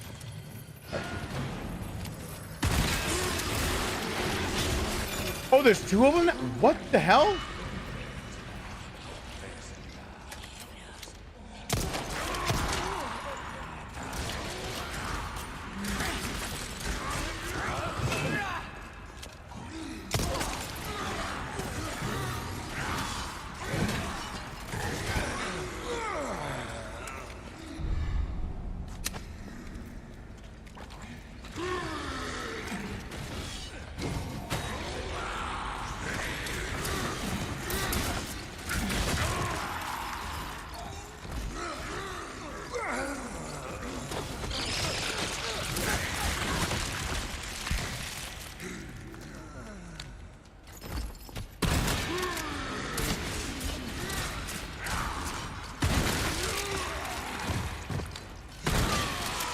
Got you.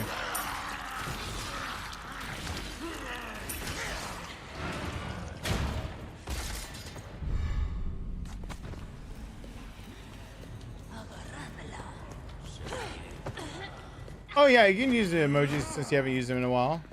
Why not? Give it a whirl.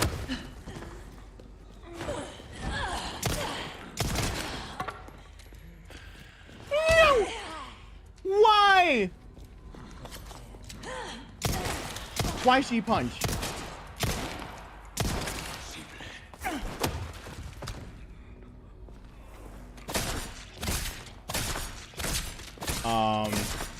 Please, please stop being such not dead. Thank you. Nightbot will probably get you for that, but yeah, you're good. You're good? Okay. Wait, Nightbot didn't mind that? Uh-oh. No one take notes on that. No one remember that happened.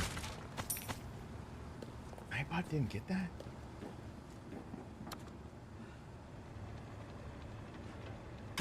I guess it read it as a string of words because none of them were technically repeated.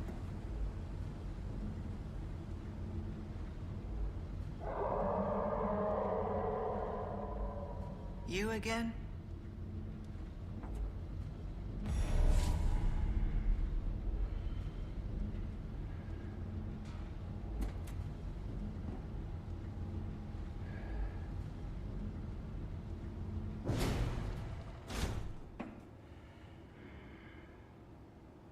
Yeah, I know, Jeffrey, as an older person, I know the dangers of like when I was a kid. I did a lot of things in the name of good intentions, and I could have, yeah, but little me was very upset.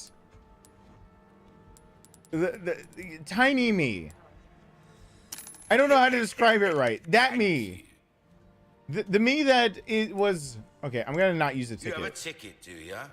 Nice. And I'm gonna use 600 points. Choose a weapon, stranger. I'm gonna start upgrading the handgun. Any better than that. It's a veritable work of art, mate. And we're also just gonna keep going at this one too. There you are, as you wished. Dazzled, are you? Our Excuse me? craftsmanship demands no less. Well, we've given this one all we have to give. Try that on for size. And this kind of work is about finesse, stranger. Little bit will all right. be all, and don't get yourself welcome. Don't get yourself welcome. Oh, my back is killing me. Years haven't been kind to us. Oh, I knew you'd choose that one. Okay. Ada Wong charm. I have to. It's not my fault. Wield it. What can I'll keep a It's lookout not for my items fault. that- I have to customize my case and put Ada on it. I don't think anyone could really blame me for doing that. Suit your needs, eh? That feels more like a thing that everyone asked what I was gonna and then I was gonna, but it didn't, so then I did now to do it.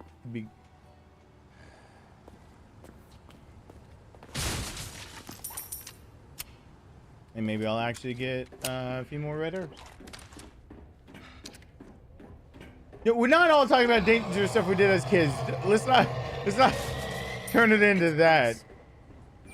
I have a random stream of consciousness because I'm doing multiple things at the same time. Technically, I'm actually working right now. Have my shield on. I'm glad it's a good thing to happen to you. That's it. Oh, she said the breathy words of "that's it." Come on now. And I disturbed her while she was saying it. And I feel bad. Ow. Maybe I should have... I said last time I fought this thing that I should have been more careful.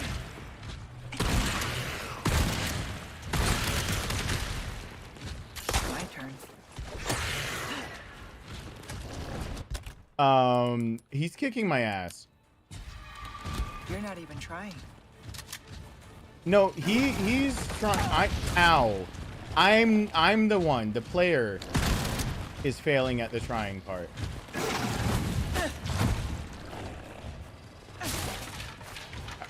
Oh, there's a red herb. Ah! That was a legitimate ah. The screen went right, and I went. My reaction was to go ah, which helps nothing.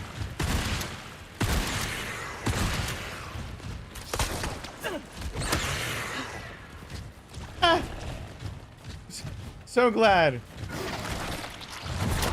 All my years of experience of being online really shining through about right there.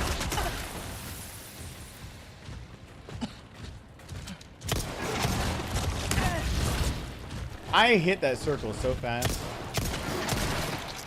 No. Whoa. I didn't know I could do this. I didn't know I could do this.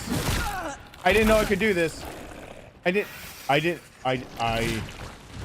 Does Ada have a face? No.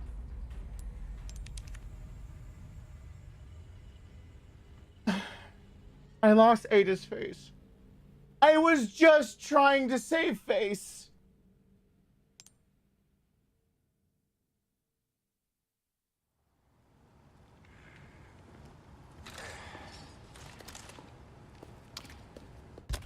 As long as I've got the red case.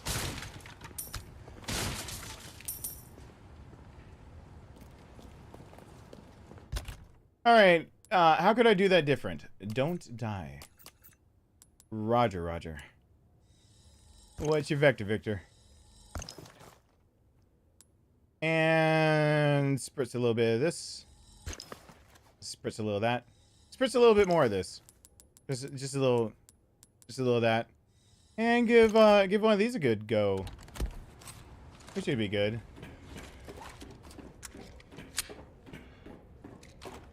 You gotta spam it. The window for dodging on her. Did I say my Porky Pig? The window for dodging is ridiculously small for her. I need to put that.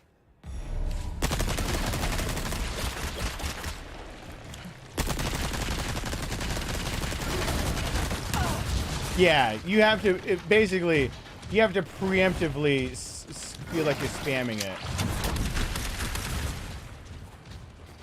You have to pre.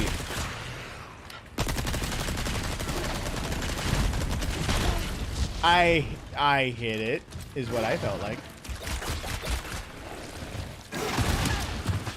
Yeah, see, it doesn't exist. It's a myth.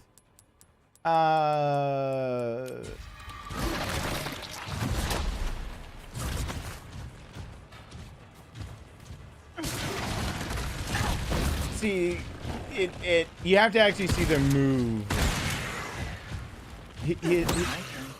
His move is what matters. You have to see him doing the move. See? You have to watch the move itself.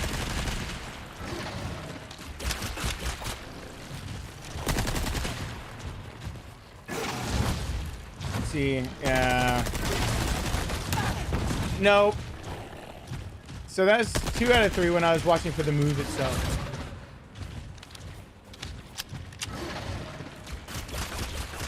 Stop spitting. No. All right, well, come over here because I'm not going in your trap. Just stepped into his trap saying I wouldn't go in his trap.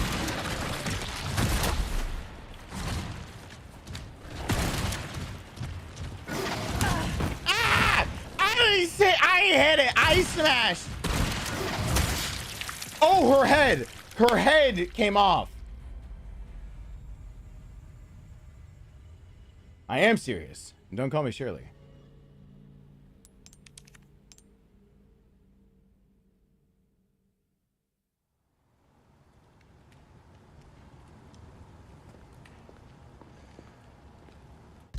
Oh.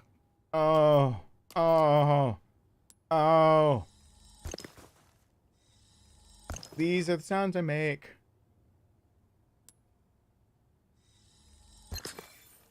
Hey, extra. Okay, submachine gun ammo. Extra submachine gun ammo. We're doing it. I feel it now. I feel it in my bones. I feel it in my second, maybe even third bones. Extra bones. That went wrong. In my head, I was actually talking about like when you femur. Okay, wait, never mind. I was starting to think of smaller bones. Okay, that's not. That sentence isn't going. I have innocent thoughts that go wrong really fast. That when I'm not talking, I realize what I'm saying. I realize it way late.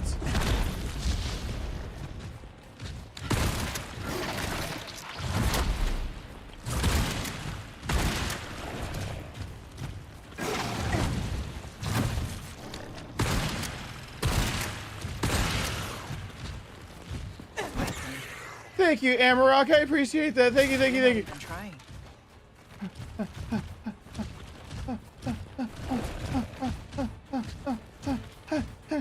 Come on.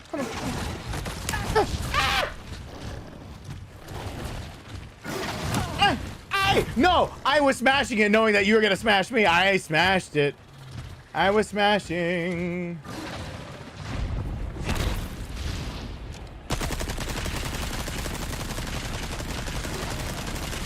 No.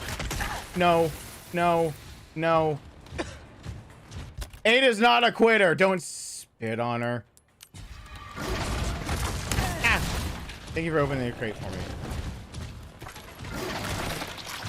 No.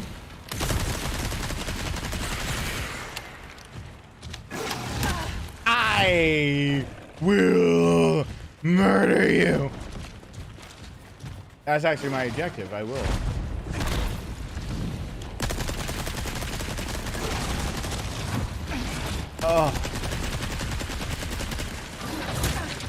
Oh, and now he just out and out smacked.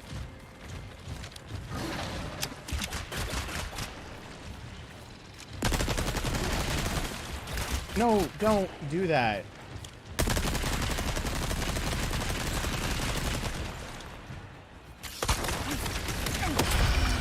Thank you. All right, phase 1, but don't pick that up if you want to be able to collect items, because phase 2 starts immediately. There's no interlude. In case I get a red one down there, I don't want to mix both of them. But I also don't want to run like a gimp.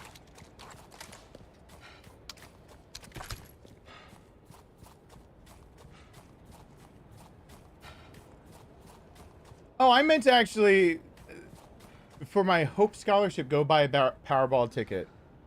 I want to be able to, winning the Powerball, take care of my medical debt and everyone who take the top like 50 supporters of the channel, and if they have any medical debt or like looming loans over them, pay it all off. Then pay every person who's ever given me any money to help my career and double it. Pay for my parents everything, my grandparents everything. Donate a lot of it, and then I don't know after that. But start up an organization of some sort. I want the channel to actually be a charity channel again. If I won, I would be giving away a fuck ton of money. But I guess I'd keep some eventually. So if you win some, just start giving it to all the people that are good people. I would say on top supporters, I would actually be trying to help everyone I could. It's weird that people talk to you about financial stuff before you ever have the financials to have that talk. Because when I sat down with the CPA at one point, I was talking about, like financials going forward with, YouTube and stuff like that. They were talking to me as if I was already a big YouTuber making a lot of money. I was like, what conversation are we possibly having that we could be warranting this conversation that you think we're having? Because I don't think... Oh, my dad. What?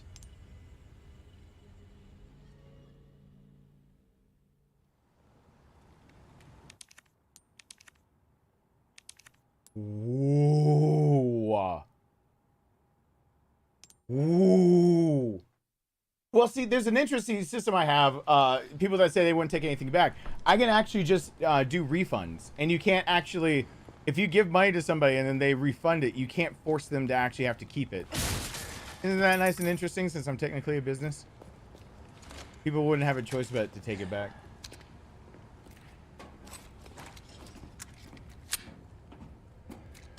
Yeah, I think currently the jackpot being at over $1 billion, it would barely be able to pay off my student loans. That is correct. I'd have to take care of that first. I'd be able to finally pay off student loans, and then with what's left over, I could try to pull off those other things.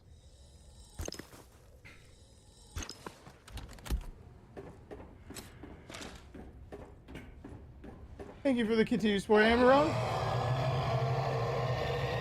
No, that's not how paying a business works. You can't force a business to legally keep money that it tries to give back. That would be a really weird law to write into books. That's not logic, that's law. I'm talking about law.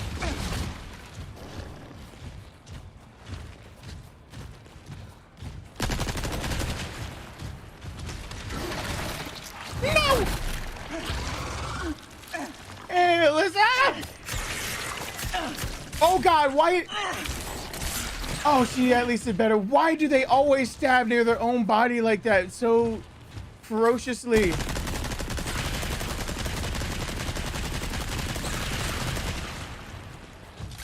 Oh! You're not even trying. I am the business. Why are people trying to get around ways of being able to if I wanted to be able to give back what people did? I legally am the business. I'm not currently using my old LLC for anything. I'm not giving myself the production through that. I've got fuck! I've got ow! Ow! Load!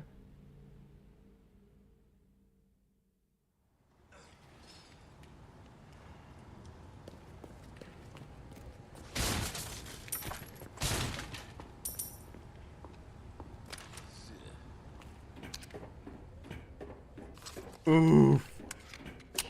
Oof. I didn't expect this actually to be all that hard.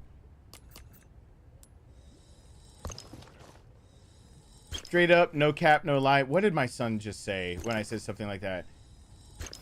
Oh, I said something along the lines of like, straight up, no lie, no cap. And my son was like, whoa, whoa, whoa, hold up. On God?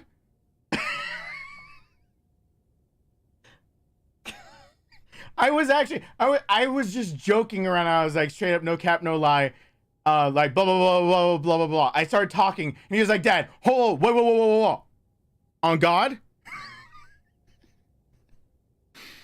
And I was like, "Rowan, stop, get off the internet." So, you'd be close to 20 years of count of the gifted ones. Oh my God, Amara, that's crazy. So Rowan, my son has stopped me dead sentence to further the memeage of his dad trying to pull a joke, and he's just like, nah, I got better. My son is very naturally funny, which is the fun part. Because I've had to deal with a lot of like people who had to work way too hard to try to be funny, and it doesn't ever feel like it worked out that well.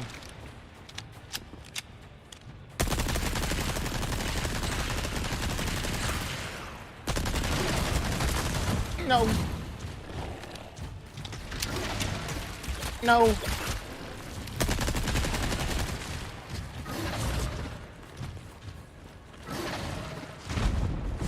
Oh.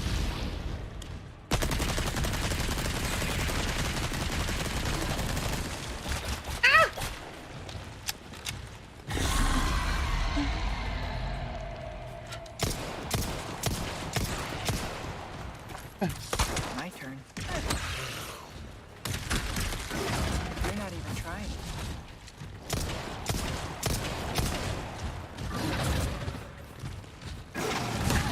I hit the button. I did, and you know I did, game.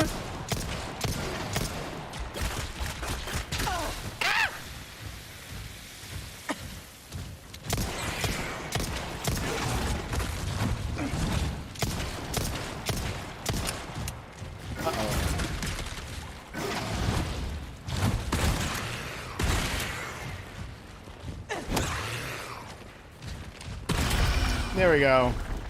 That was a lot cleaner. Let's go get all your shit.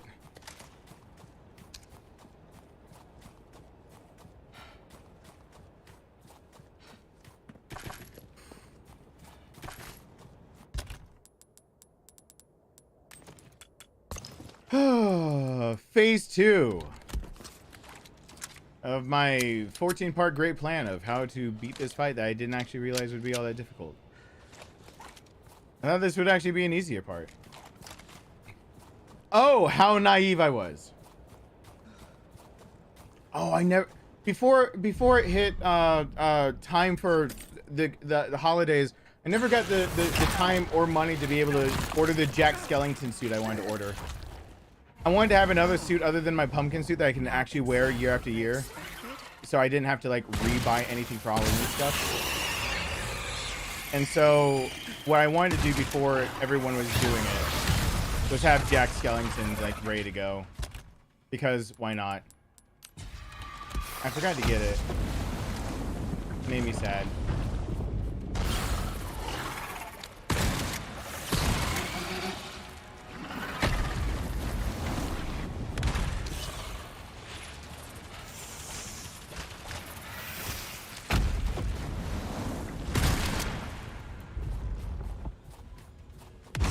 Oh! It said dodge. It said doge.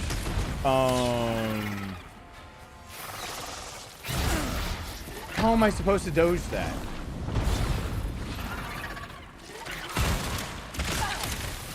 No. See, I am Confucian about how dodging on that works. Instructions unclear. You're not getting away. Instructions unclear. Shove it in deep, Ada. Shove it in deep.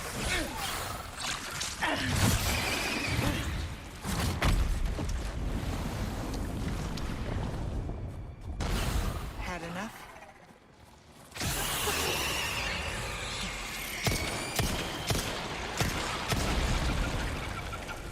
No, it's the bugs.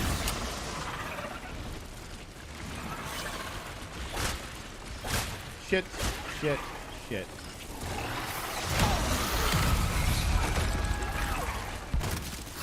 Did she at least kill some bugs?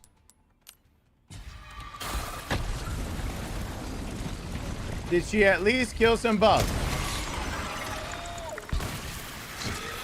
Or did the thing?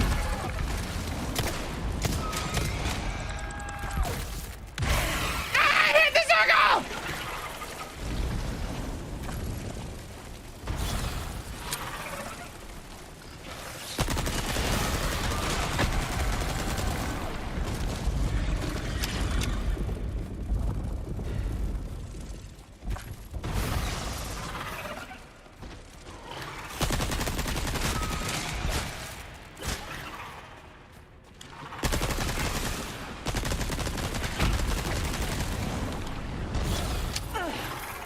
No. You don't have to do this. Just die. Please. Deep!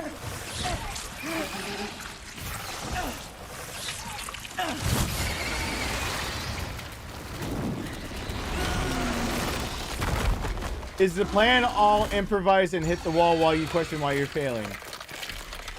I just won! Oh, wait. This is Jeffrey's aneurysm. Watch this. A parasite that attacks your nervous system that she's infected through the arm on. And she just threw it up. Now she's not infected. Wait. And it got fetished to death. Now, to find Luis. There we go. Science!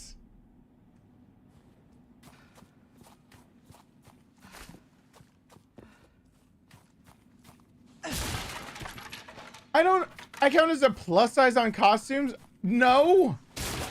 What is a plus? Wait.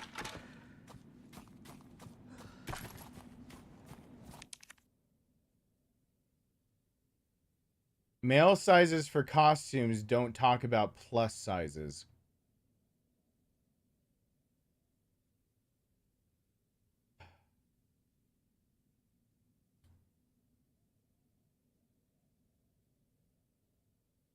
If you're looking for shoulder jacket width, it's like 44 inches is the minimum I need, and I can tailor sleeves if need be.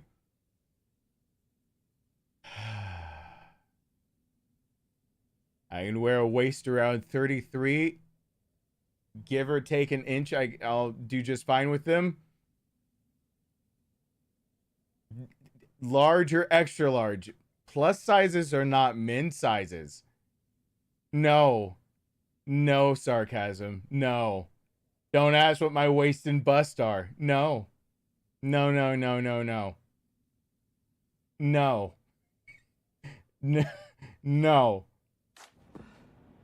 No. I know what that means. I've been around a female or two before. I've interacted with their species.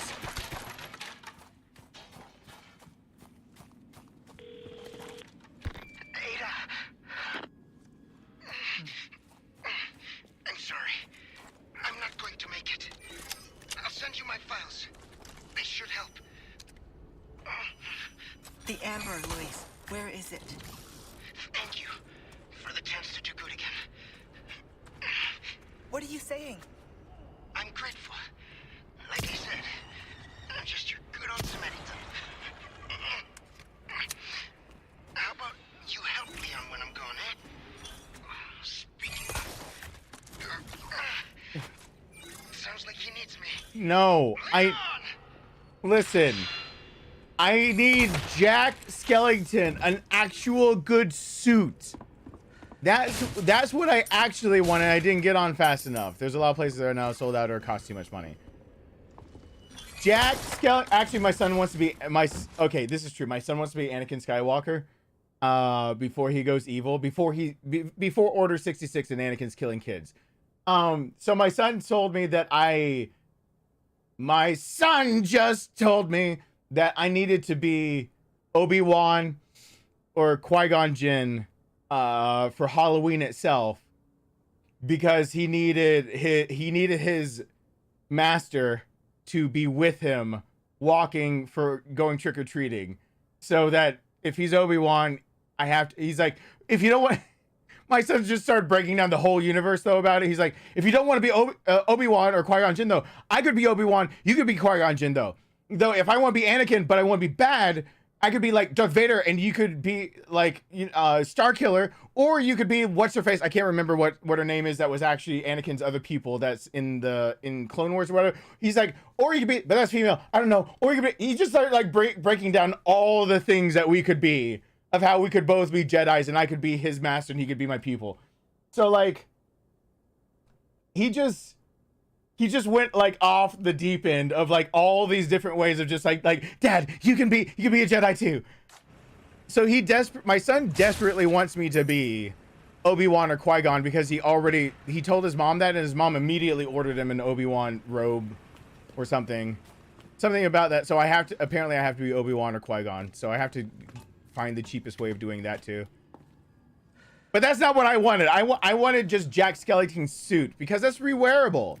You put on Jack Skellington's suit, it's a pinstripe suit with a goofy bow tie. That's Jack Skellington. That is I just wear a white mask in front of it. So opposite of blackface, I whiteface that shit. I put on a pinstripe suit with a really goofy bow tie, a bat bow tie, and I got Jack Skellington's finished. Ahsoka, yeah. Ahsoka. Yeah.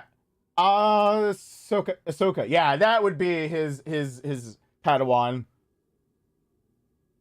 No. Rowan said he would have to be dressed as Ahsoka.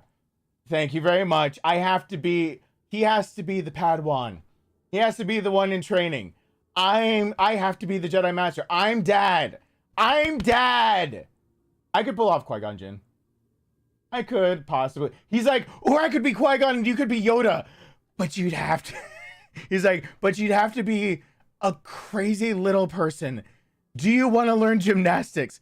Like, I don't know why I forgot that part of it, but he just started going on rants that are really, really off kilter. It's like he was getting more and more unhinged as he was talking about the combinations of how we could pull this off. It's just like, And then no, he said, wow, I forgot. He said, you could be Qui-Gon, or I could be Qui-Gon, but you'd have to be Count Dooku. And I was like, you remember that? Yeah, which he does actually remember. Qui-Gon's master was Count Dooku. He was also a pupil of Yoda's, but his actual master was Count Dooku. So I'd have to have the curved red lightsaber. No, I have no idea where he gets that. I'm not really all that much into Star Wars. Like, I'm totally into Star Wars, right? Live long and prosper. I got it right. It just made like a few people pissed. Gonna have to wait.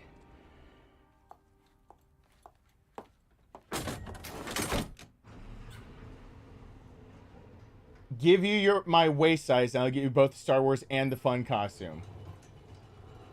The rants? No, they're not. That's not. It's not. Look here. Listen. We're misunderstanding. You're not getting away.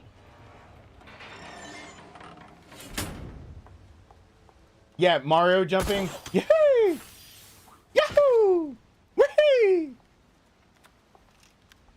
How do you get over there so fast? Yahoo! Leon, there's only time to say this once, so listen up. They took your friend to the top of the clock tower. If you hurry, let's you might go! get there before she turns into one of them. Woohoo! So you aren't heartless after all. I guess I should be thankful. Yeah, you should. Doom doom doom boom boom ba doom ba doo doo doo ba doo ba ba doo doo bum bum bum bum bum ba dum bum bum bum bum ba dum bum ba da dum. Oh God. That's black latex being unzipped. I'm glad that got basically censored. If I get you the Star Wars costume, may I have the waist size for the other costume?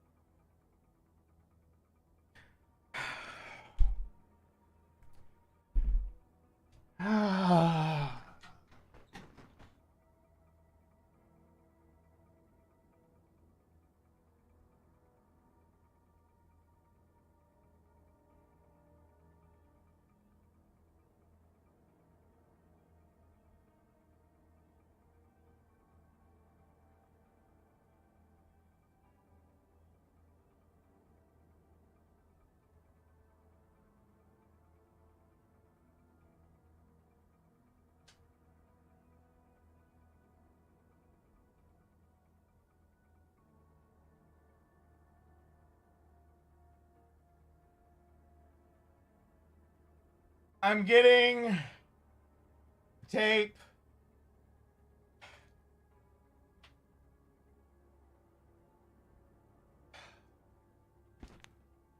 Yes, a 33 to 36 will fit me and not be too big.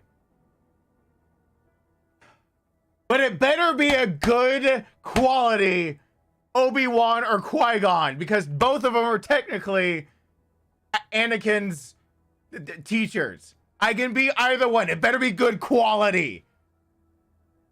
If you're sending me something else that I know you're gonna have me wear on camera, look at me. Look me in the eyes. Look at me. I know you. You're gonna want me to wear it on camera and have to have a serious face on. I'm going to have a serious face and still do my job. But a 33 to 36 inch waist, even if it's a bit big, I can put a belt on it. But listen here. If I get a $10 Obi-Wan or Qui-Gon robe, but like a $50 nurse's outfit, I'm gonna be pissed.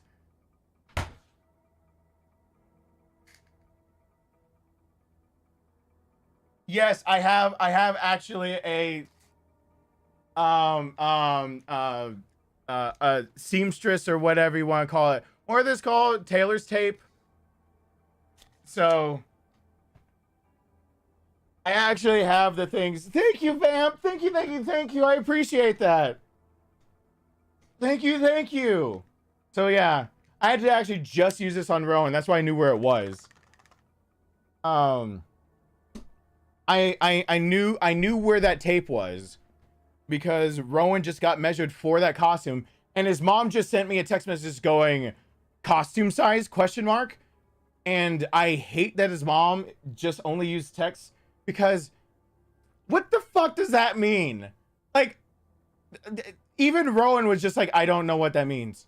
He's like, the smallest size is for someone. He's like, okay, this is really weird, but my son's shoulder size is already wide enough that he can't wear kids' costume shoulder size because it's too small. My shoulders, I have to wear like suit jackets. A 44 is a minimum, because if you just go across, it's the minimum I can wear is an 18-inch, which means that when it comes to neck sizes, that's why I have a lot of shirt sizes that when you all of a sudden have to wear like a 34, 35 shirt length or whatnot, you start getting into the lengths that will fit my neck because they usually correlate. I know this is really weird things to talk about, but I did have the Tooler's tape or the Taylor's tape out for a reason, because she was like size, and I found out what she meant. It just took questioning. My son's shoulders are so wide, kids' costumes don't fit him. My son's shoulders are actually wide enough that when I got fitted for some of my first suits that do not fit me anymore, some of the ones that I gave away years ago, they would actually fit my son's shoulders. Is that not crazy? I did not realize that my son, who is now 5 foot tall, weighs 105, actually, I don't know when it passed me up that he's actually broadening out like I did at his age, about 8, when he was around between 10 to 12 years old. My shoulders broadened out like crazy like that too. And I shot up to being like 5'4", then 5'6", and then like really quick. My shoulders broadened out to where I couldn't wear things like that. And then when I got my first suit, I thought it's because my shoulders broadened out. And then that's when I talk about going to S&K warehouse, getting the suits that I have and some of the ones that I have still to today.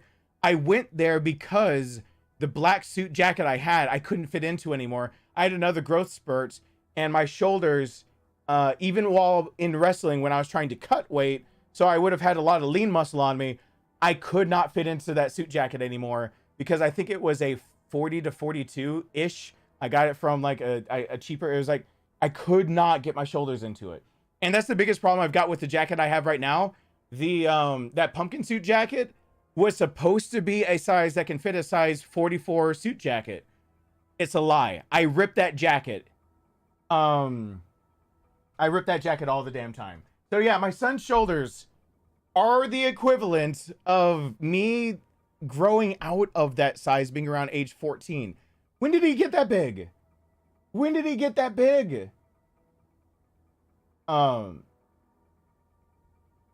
Yeah, my shoulder size got big fast. It's been an actual, I don't know how to tell people that that's not a bragging right at all. It's just a pain in the ass. Because when my shoulder size grew out, it's not like my neck was swole. Like, it's not like I'm going, like, having every vein pop and my neck is out to here, where you can't tell if there's a neckline or if it's just like my ear connects to my neck and gets wider.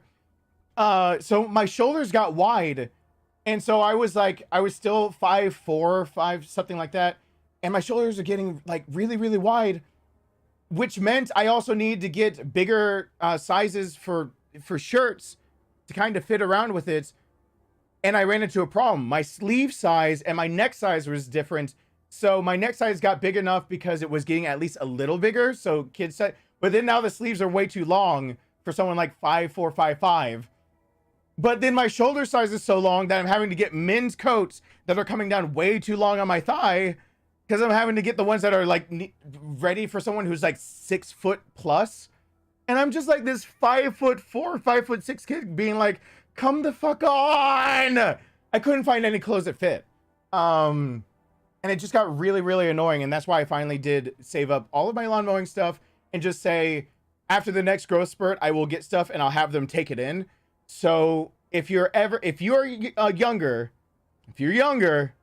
and you're actually trying to get a wardrobe together, a nice one that you can wear to casual or business, make sure you actually get jackets that don't actually have it all the sleeves taken in, that you can't take it back out. Have a tailor bring the sleeves in, not only sleeve length, but the shoulder, so that there's a little you can take back out if you're still growing. I did not know that when I was younger, and so I grew out of them, and now that pumpkin suit I'm ripping because basically I do this and the back rips. That is enough to make the back rip. I might not look ripped. I've lost a bit of muscle mass, but it is enough to make things that are small on the shoulders still not be happy with me. It's a pain in the ass. I have to I actually, last time I bought a jacket, had it tailored. The last jacket I bought a few years back for a wedding I was going to, that they bought the jacket for me because they were being very specific, and then they asked for the jacket back, which is the first time I've ever had that happen. The easiest way last second for me to go get a jacket is that I had to go to big and tall section, get a jacket that was meant for someone that was taller, and have the bottom of it brought up and the sleeves brought up to get shoulders that were wide enough, because they were just out of any suit jackets that had shoulders wide enough for it. It's just a migraine. Which is why I always, when I was younger, felt better in a suit. It's just me having more self-confidence. I had more self-confidence because when I had actually things tailored to me, and I actually felt like my clothes actually fit me, I had a very broad shoulders, very broad chest, a smaller waist, but I wasn't like fully grown. I'm like 5'6", trying to like find my way through the world. I'm having another growth spurt, getting up towards taller than that and whatnot. Having clothes that actually fit me made me actually feel like I had some sort of validity of like, I'm not some freak for just... Because I was playing sports, I was hitting the gym all the time, and I was like, oh, this is what it cost me. I don't get to... Everyone talks about like, we're just gonna shop at like whatever. I went to a rich school. Of course, all the kids talk about shopping at things like Abercrombie and Fitch. Here we go. Because when I was younger, that was for some reason... That was a real status symbol that actually mattered because reasons. And they're talking about shopping there. Do you think someone with my shoulder size can shop there? You fucking think that's gonna happen? No. Basically, you can wear Abercrombie and Fitch that was being made in the late 90s, early 2000s. You could wear it if you were a string bean skinny ass like kid. You had to be tiny. Have a lick of muscle on you, or have any type of width to you, like shoulders at all. Done. You're not finding your size there. It's over. Fucking annoying. Can I get under this? Yay. Arbitrary status symbols? Hell yes, they are.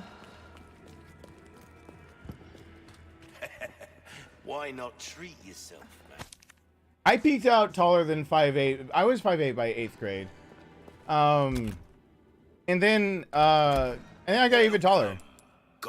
Then I got messes that made it so I stopped growing. So I never got to exactly what they did predict for me. Unfortunately, Rowan is now predicted to be somewhere between 6'2" and 6'6". So there's a very good chance that eventually my son, in his next few growth spurts, in the next few years, will be getting at least close to eye level with me. Which is not going to be fun. A deal well struck. That's just not going to... Will that be all then? It's not going to be the most fun I've ever had in my life type deal. Nice. Choose a weapon, stranger, and I'll make it sing. Can you make this sing? We're starting to get an idea of your tastes, friend. Dazzled, are you? Our craftsmanship demands no less. Yeah, Rowan's getting big. Of good things on sale. Handgun, rifle, You'll get shotgun, some bang for your buck. I guarantee it. and some machine gun. I need this. Wait, I haven't gotten this the whole time. The Charmed Striker's been here about 8+% running speed and I haven't gotten it? What am I doing? What? Okay, hold on. All yours, We don't stranger. do anything Don't else until we get yourself that. What the killed. fuck is wrong with me?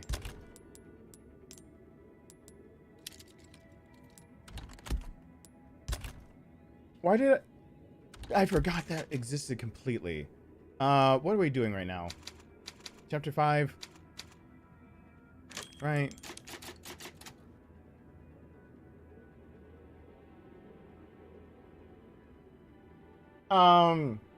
No, I'll tell a true story right now because it doesn't run. I actually, because of what happened when I was growing, I was bleeding out enough and they started giving medicines. Hey, Aaron. I was being given out a lot of medicines because they didn't know why my bleeding ulcers were bleeding. Basically, people can get ulcers, even kids can get stomach ulcers. Getting ulcers of any sort in any place in your body can be dangerous, can lead to infection, can lead to a lot of things. The problem is bleeding ulcers are not nearly as common. So there's a big difference between the ulcers I was getting when I was starting at, you know, in my teens. I was getting ulcers and then I started getting the bleeding ulcers, and that's really bad, especially if they're in your stomach, because you can have a lot of symptoms of having a bleeding ulcer, including having like an upset stomach and all that, but you don't actually know about the blood loss, how much blood you might have lost, until you've passed another stool that has basically the tar substance, and then you can really realize and catch way too late you've lost so much blood. And so that was a recurring problem of I was losing copious amounts of blood as a kid and just not knowing it, and then having to be rushed to the hospital again. My blood pressure's low, my stats are getting low, I'm having to go in and immediately having to go through transfusion, my first transfusion ever. I went through transfusion rejection. It sucked. Talking about height, my son and I just talked about this.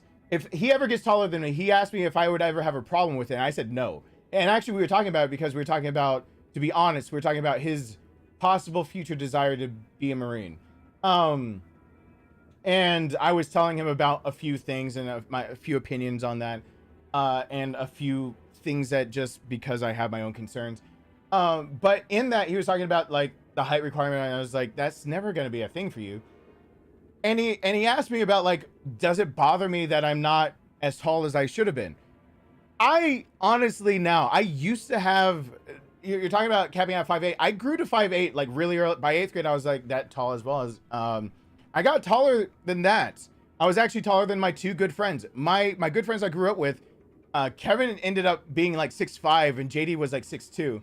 So when I'm supposed to be minimum 6'1", and I don't get there, and they're all growing to when they're supposed to be, and we've got group pictures of me being the tallest one out of the group, it made me really upset. I told Ramon it does not bother me nearly all that much anymore. And so, hey, Undeterred Soul Slayer, what's going on? The honest thing I told him, if someone gives a shit about my height, and that is a defining criteria for them, I don't give a shit about their personality, because I could define right then and there that one of their personality flaws is something I wouldn't put up with. So actually, I don't mind not being as tall as I was going to be, because if I was taller, I might not know how shallow some people who are interested are in me. I wouldn't realize how shallow they were. And I told my son that honestly. I said, it is actually, I told my son I feel sorry for him, because he's more or less guaranteed not to go through what I went through, and he's gonna have to deal with the idea of spotting shallow people. There was a point of time where my growth plate, I wasn't finished growing, and when I took that one medicine, it actually stunted my production of human growth hormone, kind of. And what that ended up doing is making my knees buckle inward. And I had a series of stretches that helped me to continue growing. The second I stopped doing them, I lost more than 2 inches off of my height. The trick for me I can right now grow taller in this, it takes me about 2 to 3 months. And I have to do a series of stretches that really, really, really hurt. After about 2 to 3 months, everything's loosened up to that, everything that kind of, as long as nothing's like ossified or like there's no bone spurs or nothing's in the way, everything straightens right back out to the way it should be. And since it doesn't get in the way of me running or anything, blah, blah, blah, blah, there's that.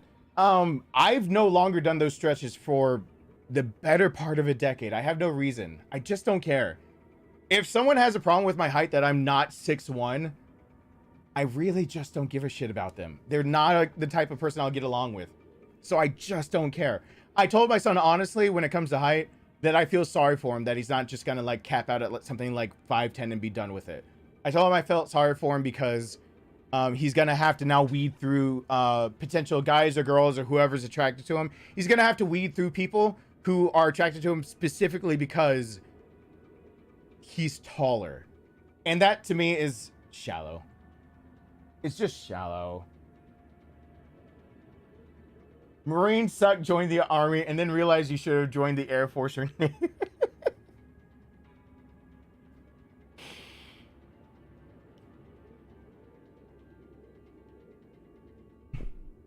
I'm gonna tell you honestly, we're not gonna talk about it again. I most certainly told my son not to join the army, of all the things that he's gonna go through. So don't hate on me for that one. But there's tradition in my household, and he asked, what else then? Like, if it's Marines and I don't want to do that, and I said no. For the things you want to do, you can't join Air Force either, because if we see rifles in the hands of Air Force, we're fucked anyway. In general. And I was just trying to explain to him, like, really quick. And then he's like, Dad, why are you whispering? And I was just like, don't worry about why I'm whispering. I felt like I had to whisper it to him all of a sudden. So I was like, not Army, but not Air Force. So I basically left him with Marines or Navy to go for.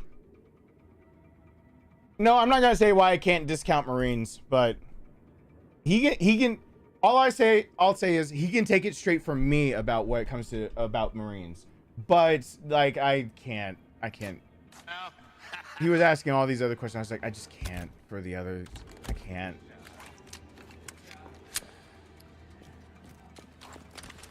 True story. His uncle, kind of uncle, mortarman, for army, and can sit there and do all the calculations he needs to. He can straight up do some trig that will every now and then make me think for 2 seconds to figure out exactly what he needs to do. He is now disabled. He's got hearing loss and sight loss from his last deployment that he was in. He's army. He came back to help with his daughter's homework and could not answer math questions on a first grade level. And I had to stare down like what they were going through. And this was a while ago. I stared it down and I went, what the fuck just happened? This man used to calculate trajectories to send off deadly shells off into Forever Everland, and he just fucked up his first grader's math. And it was somebody else who had to correct me. He's like, that's how it works. You know what you need to do in your respective whatever you're doing. He's like, don't hate on him. I was like, no, that's not what I'm confused about. My confusion is, how did he learn one and not learn the other? How does that not transfer?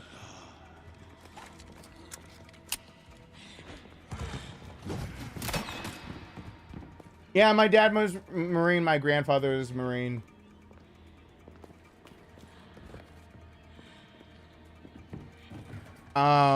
There's more history of Marines in my family. No one dog Marines.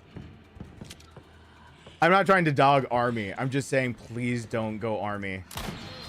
There are some things that I don't want to try to help them through. It's a personal preference. Air Force, I have a personal grudge against Air Force.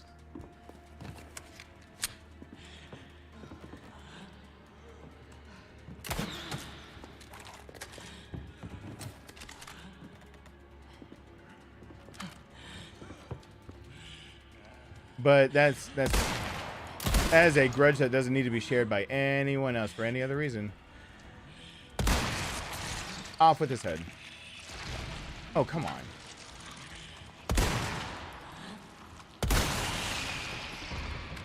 Let me make this straight. Hold on. I don't have a grudge against anyone who served in the Army or in Air Force. I have actually scruples with the actual branches themselves. I don't want to deal with Rowan in the Army and my family's background and those two things colliding. But I have a personal scruple with how the Air Force, especially in Georgia, operates. Is specifically in Georgia, how Air Force decides to operate for those who are enlisted, and that is a totally different scruple.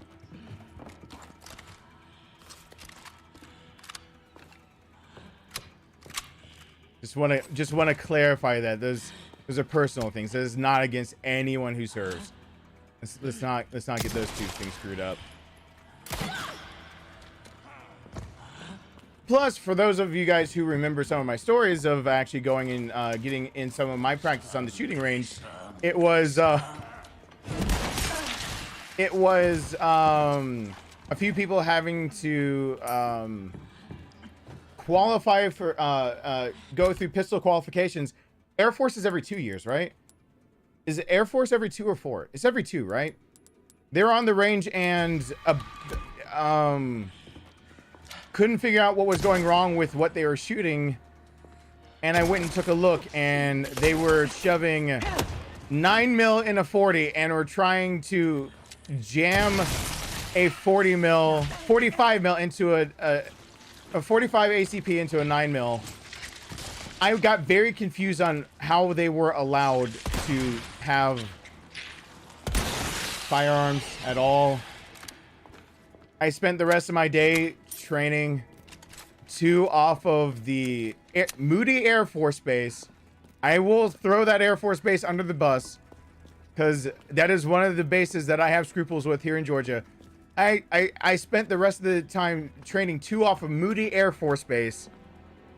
What the fuck they were doing so that they could go off and qualify, and I thought this is bad. It is, to be more specific, I have scruples with very specific things.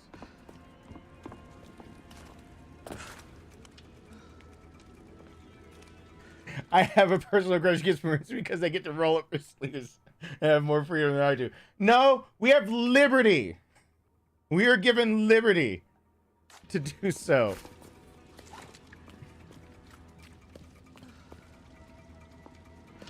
Because apparently you just mix up the words leave and freedoms of anything, and you just talk about it as being your time off and things you're allowed to do as all as liberty.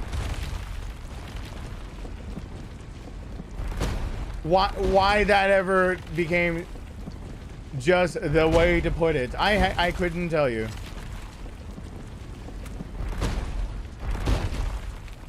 Oh, there's the bug.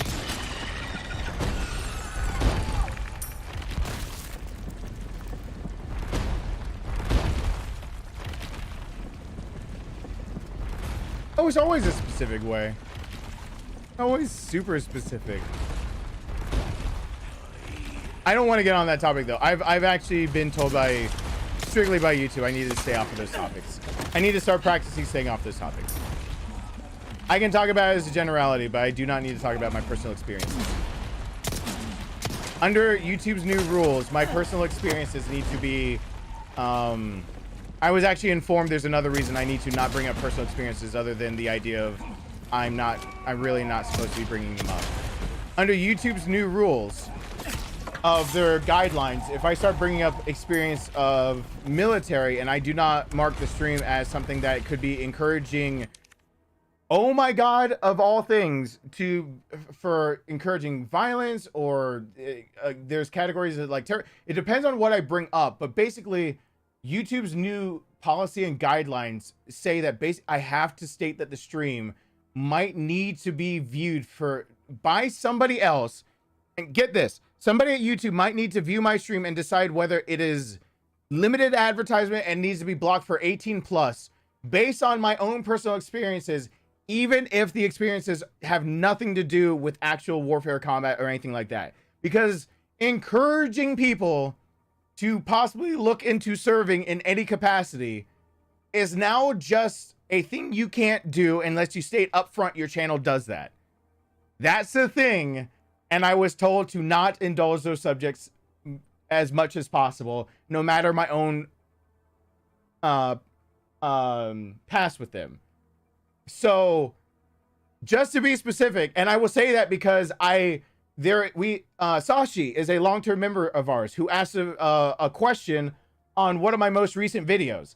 I actually answered Sashi about that because they asked about some of the reasons why I bring some of this stuff up. And I told them the honest answer of why I'm a bit ambiguous about it. And YouTube got in contact with me about that answer. I got an email about that. And I had to really digest it. I thought it was a spam email, and it was not. It was absolutely not. It was reminding me of the guidelines for YouTube. I'm not supposed to be bringing it up.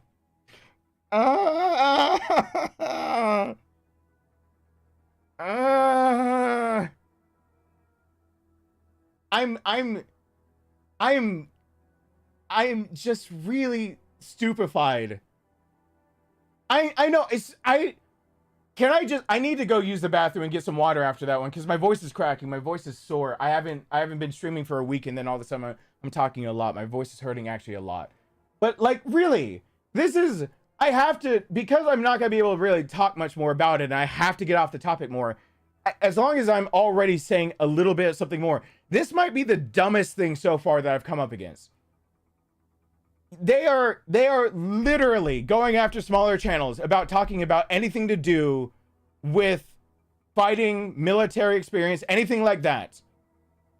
They're not necessarily enforcing these rules against bigger channels. And if you're a big enough channel, they'll even overlook some of their firearms rules and give you advertisement dollars back, which I'm not against. My biggest point in case, Hickhawk45. Now, Hickhawk45, go check him out whenever you want to.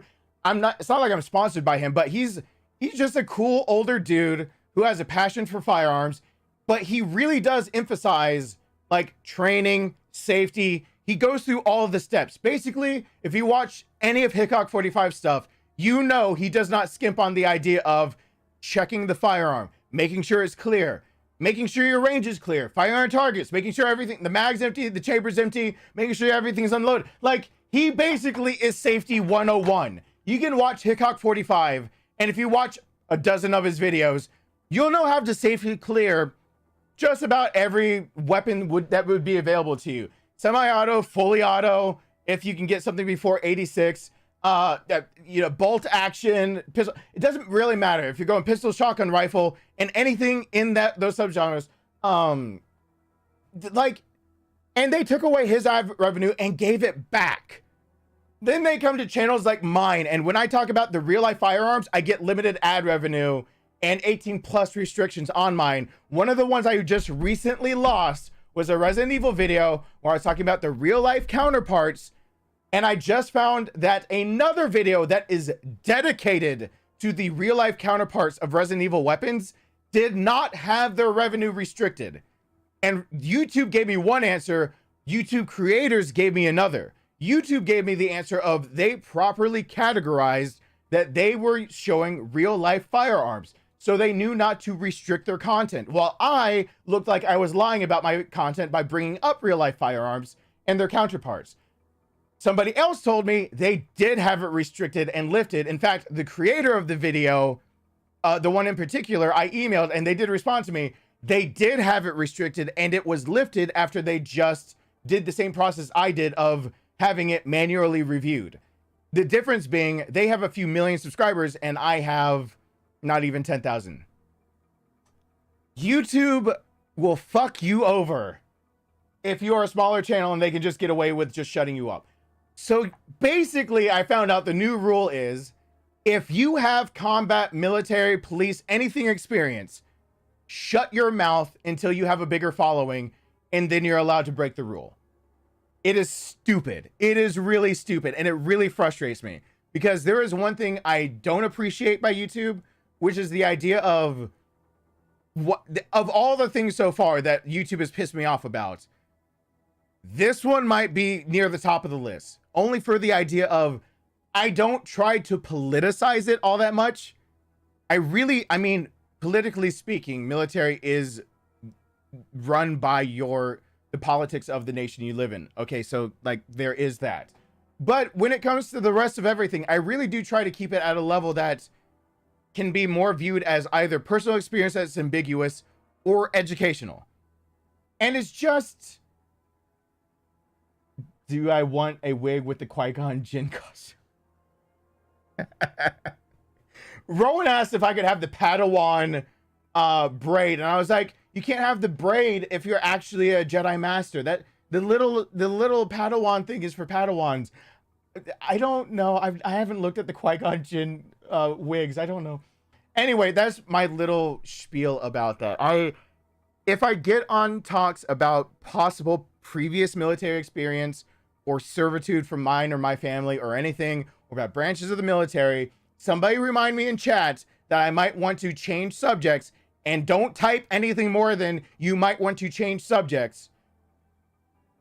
I just want to say that if you type in there that I'm talking about military, it pings YouTube to come check. Type that I might want to change subjects, because God forbid I just...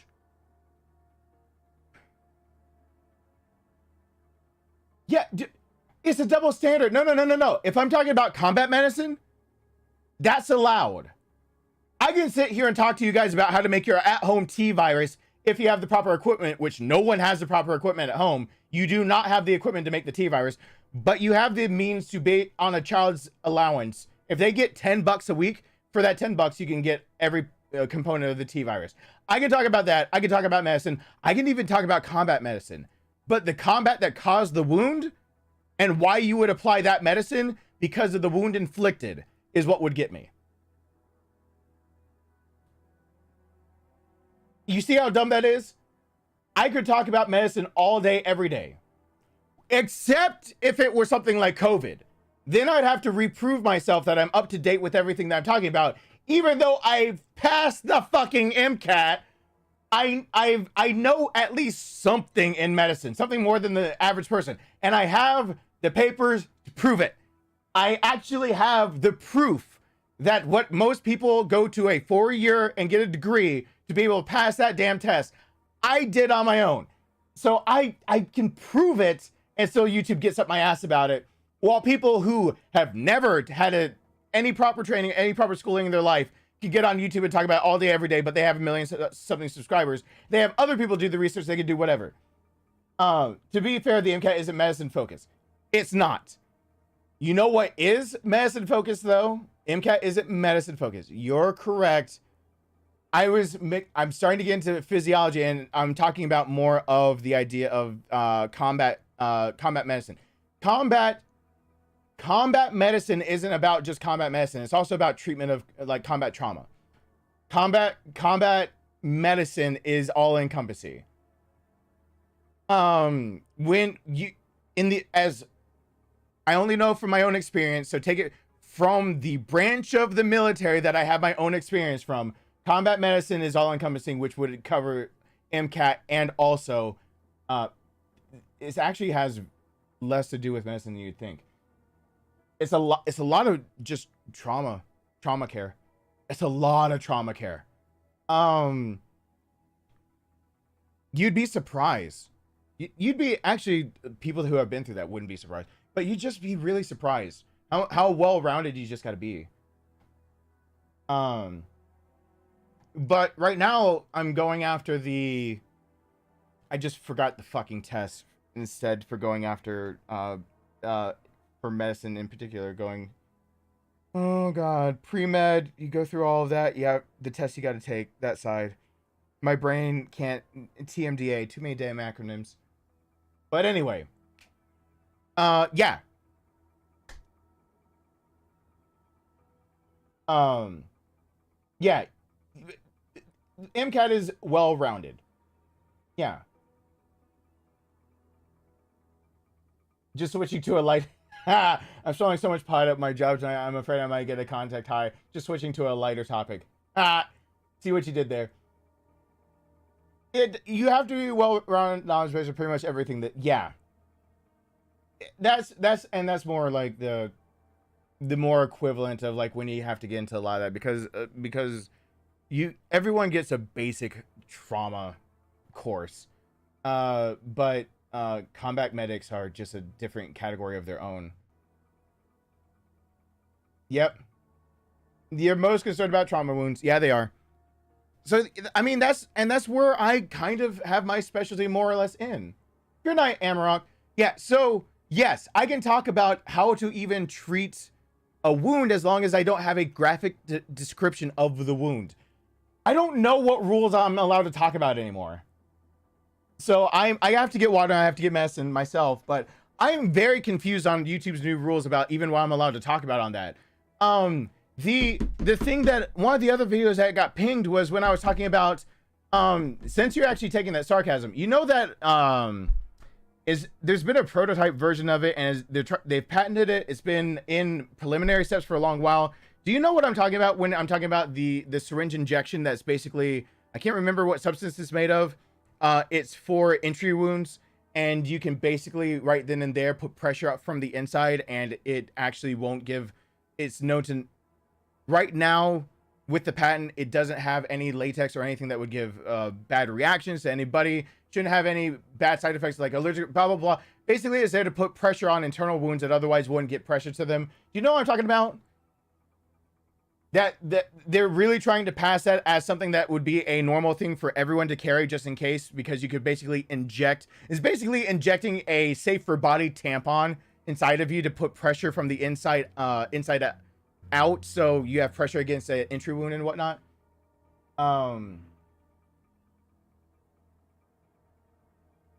Anyone know what that is called? But anyway, I got dinged for talking about that one because I was way too specific. I used the actual terminology for that one too. I YouTube, just why? So anyway, from here on out, me talking about military, I should not talk about it so much. I know it's not in use. No. I in the stream that I was talking about it, I know it's not in use.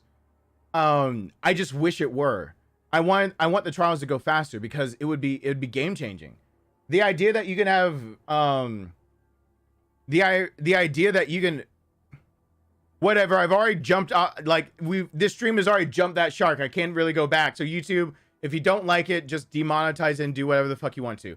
The thing is that the reason why I wanted the trials to go through and what I talked about that got me flagged for that one was I just brought up that one of the hardest things to treat on the field is bullet wounds. The thing that is one of the most common things to have to treat on the field, shrapnel, any like bullet track, because for those who don't know, trying to be as least graphic as possible, usually it's not the actual round going through your body that does the damage. It is that it creates a cavity. And it's a temporary cavity that collapses back down on itself, but the force of it piercing through your flesh actually will expand and creates basically pressure that blows out and rips and tears parts of your flesh. And so the real damage a does, and why full metal jackets are required by, you know, in warfare, so that your warfare is more to play fairs. The reason why you can't have jacketed hollow points when you're actually issued rounds and you go off and you fight somewhere else is because the round either needs to be a kill shot or you're not allowed to make them suffer. And a lot of jacketed hollow points expand and would be able to hit things that would make them bleed out slower and make possibly suffer. And if that you're going to go after someone and use lethal force and you're military, you're supposed to be doing that with rounds that technically would be hitting their mark and making a kill shot or not. Two problems with that: it's warfare, it's bloody in the first place. There's not really such thing as fairness. People will always try to find the whatever method wins. They don't necessarily, no military cares about the most fair way. They just care about playing by the rules enough to make sure that they come out on top. But the second thing is, why is that the thing that got me flagged? Because what I ended up talking about was, I barely mentioned that, and then I talked about I've been shot, and I was talking about how nice it would be for military stuff. Hey, Avon wants to see the puppet. I got you covered. I was talking about how nice it would be to be able to see some of that stuff being used on like gang streets, because it would be nice. Like if somebody, I got shot with a Full Metal Jacket. That's what helped save me. Being shot with anything else, and I would have suffered very detrimental everything. And so having to take any wound from something like that is a game changer. It is life-saving. Being able to inject basically something to keep pressure on anything else and save somebody's life would be great. A lot of things that are tried out for military end up being for civvy use in some way, shape, or form later on anyway. And I was just disappointed in the trials. They flagged me for all that because I did mention military and all of that. I was talking about childhood stuff, military trials, and then I brought, because I crossed up I don't get what YouTube wants out of me anymore. So there's a puppy. I'll be right back.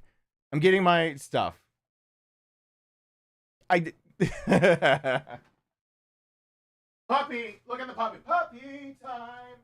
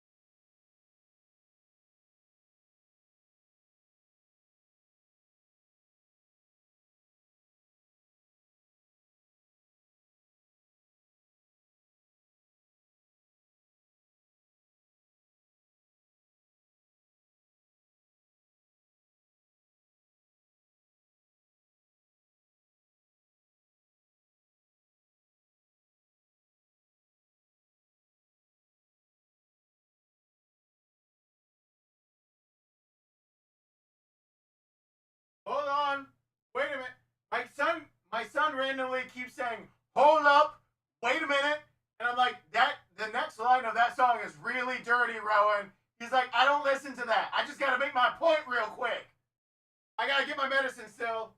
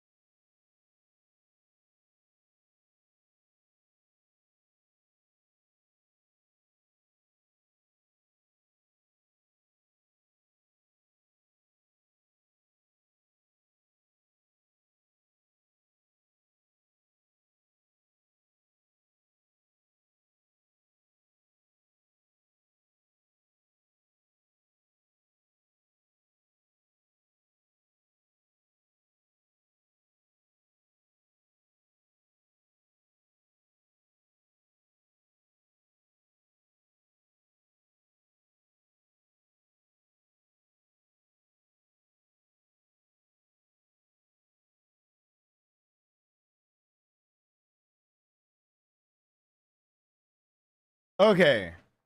Oh, I literally left my drink on the stool. Okay.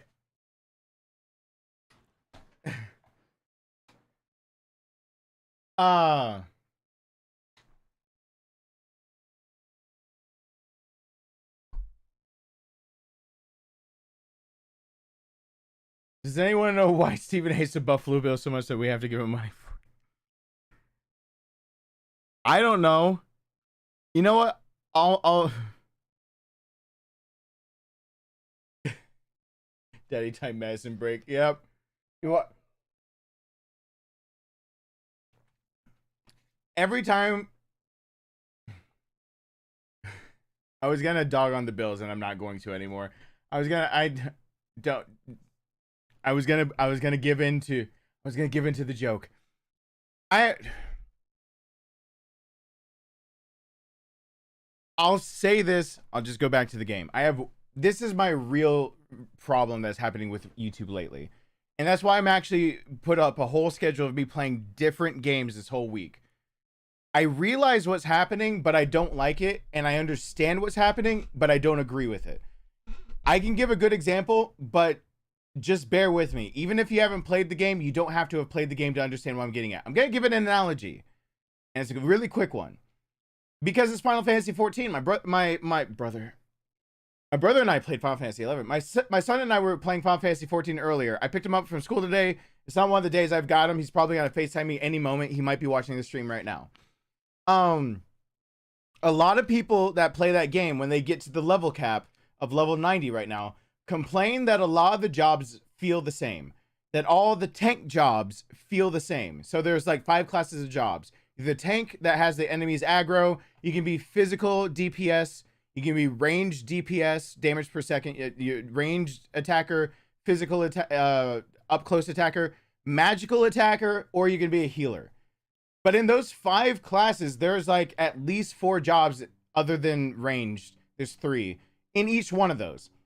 But when you get to level 90, they kind of start all feeling like you hit kind of the same button order in the same way, and that each action has an equivalent action in another job. And it makes people basically ask, if they're the same jobs, why are you even like... Along the way, Final Fantasy 14 got complicated enough that the mechanics made it that every tank, for example, needed to be able to shield the party in some way like a warrior could. So everyone got a type of shield. Every tank needed to be able to cover another party member in case they were taking major damage. So every tank got that ability too. Every tank needed to be able to have their own personal shield that was separate from a shield they throw on somebody else that might be taking damage. They got that too. And tanks that didn't fit that idea were looked down on, so everyone just wouldn't play that tank until it got fixed. There were people who were saying, but that was the unique one. That was the one that didn't fit. Like, I felt like I was playing something different, and now you made it feel like all the rest of them. On the same note, like when you play melee jobs, a lot of them, it's called the 2-minute meta, where every 2 minutes in that game, if you're doing high-end raids, you're supposed to pop all of your skills at the 2-minute mark and use them perfectly in sequence. But technically, if everyone's doing the same thing, it doesn't really matter which one you're playing anymore, because you don't have the freedom to just kind of be, you know, creative and unique and just try to figure out new things to do with it. You're just expected at the 2-minute mark, you have to do the thing. And a lot of people are complaining that the jobs are getting homogenized. Basically, there's no difference from playing one job to the other, so why even try a new job? Why try playing, I play as Reaper, why try playing Dragoon if it's basically gonna do the same thing? Why try playing Samurai if it's basically gonna do the same thing if I already got Reaper up and leveled? I play all 4 tanks, and I can tell you, yeah, all 4... Paladin and Warrior are basically the same. Gunbreaker and Dark Knight are basically the same with how they are used in their utility. So usually you want a party that has a Paladin or Warrior as the main tank, with the off tank being a Gunbreaker or a Dark Knight. Like, it is getting kind of a lot of samey. But actually, when I looked into it, of a lot of people complaining that all the jobs felt like they were turning into one big ball of the same job, and it really didn't matter which one you pick. There's just basically, there's 5 categories, and it doesn't matter which one you pick. It'll end up being good enough for that category. There's actually more people who are glad the changes happened, because they kept getting upset that their job didn't fit in with the rest, that what they're doing didn't fit in. And now, since they fit in, it works better. People want more of what they've got to offer. So homogenization of making everything feel more of the same actually makes the masses happy, while it makes those who want to be different and more creative feel ostracized. But then when those who feel ostracized are brought into the fold, they kind of have to homogenize that as being part of the norm. That's actually really close to what YouTube is actually doing with their most recent rules and updates. Basically, if something's so far out of the norm, they want to make it part of the norm so that they can serve it with the rest of the algorithm and you don't get surprised by what shows up in their feed. Because they have figured out through study after study that people do not care about who they're subscribed to anymore. They care about their new to you feed, basically your random feed at top. They care, the random person on YouTube actually cares about that top row more than they do about the people that they're subscribed to in general. But the people they're subscribed to are more likely to be in that top feed. And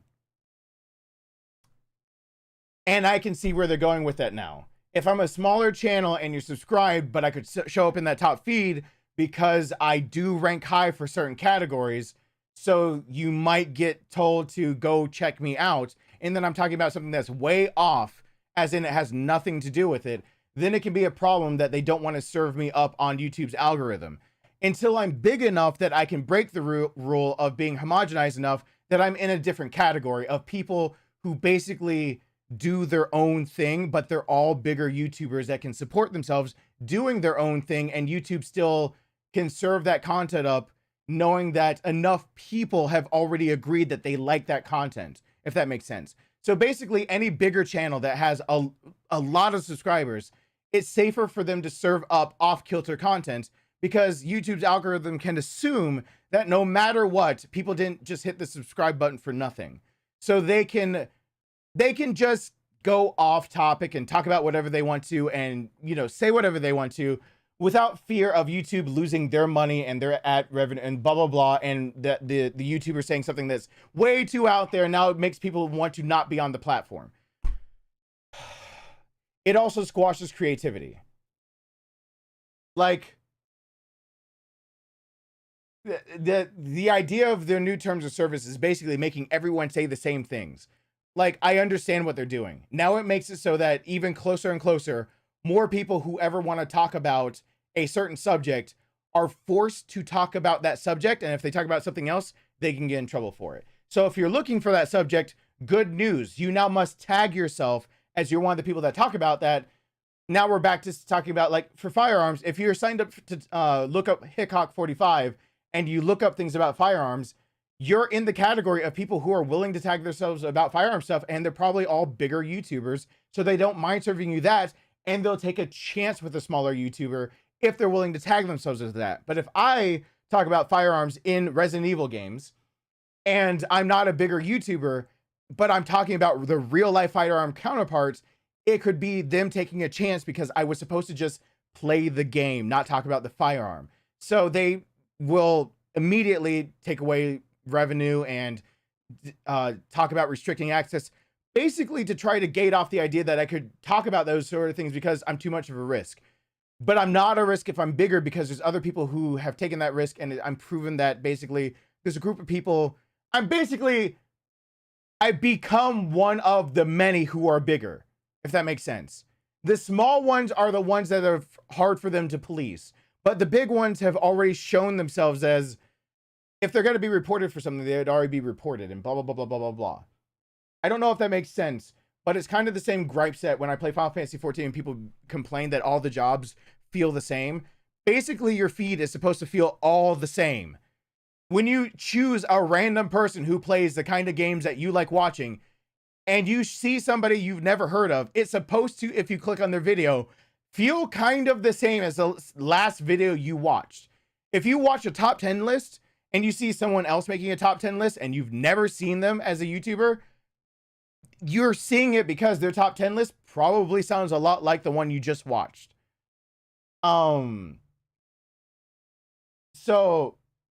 it's getting to a point where all the rules are there to try to make it so that if they get you when you're smaller and train you basically to make the content they're more comfortable with you making, when you get to be a bigger YouTuber, they don't have to retrain you to make sure you're not a possible liability.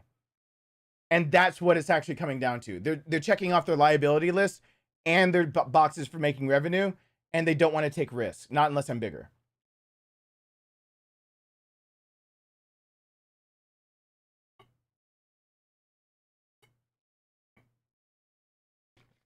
So, yes, if I ever bring up military stuff, I need to get off the topic because I'm not in the category of it, and people that show up for this might not realize or expect or know that they might be in for a little bit of a chat that could be a little too real.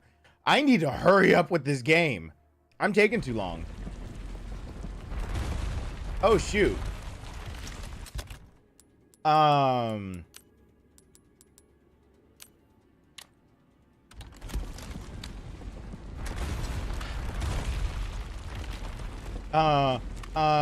I thought I'd get some easy bugs.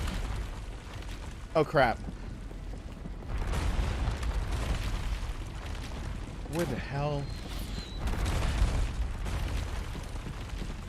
I am taking too long.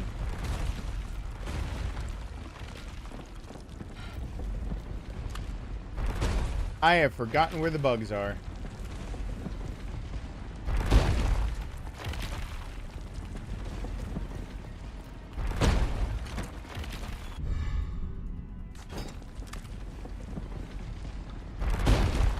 Well,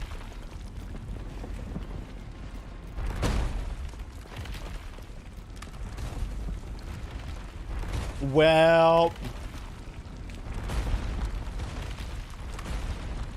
well,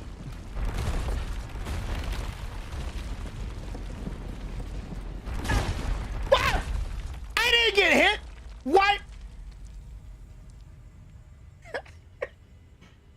I know I yelped. I'm sorry. I didn't. What?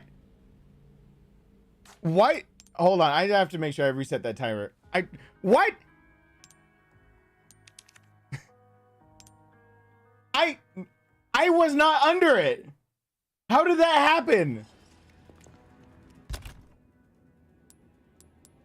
As you guys as my witness, I was not under that thing. I wasn't. I was for serious. No lie. No joke, no cap, on God, I was not under that thing. Like, how the hell?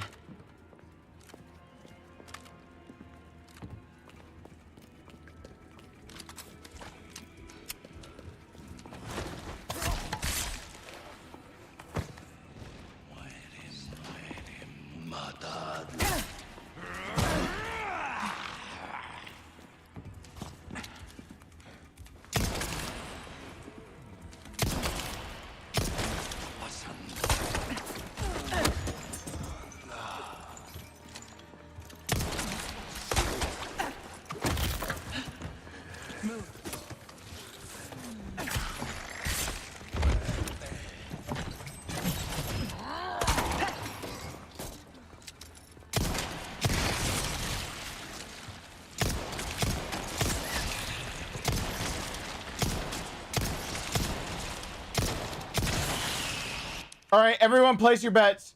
Everyone place your bets. Was my son listening to the stream when I said that? Place your bets. He's calling me.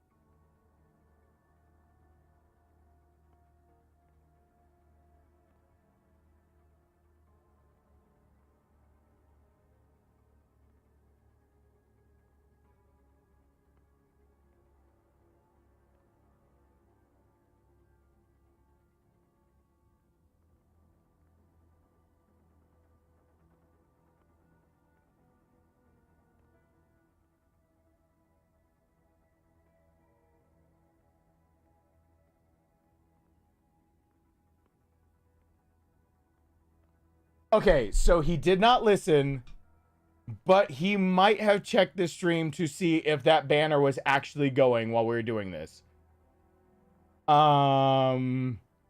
So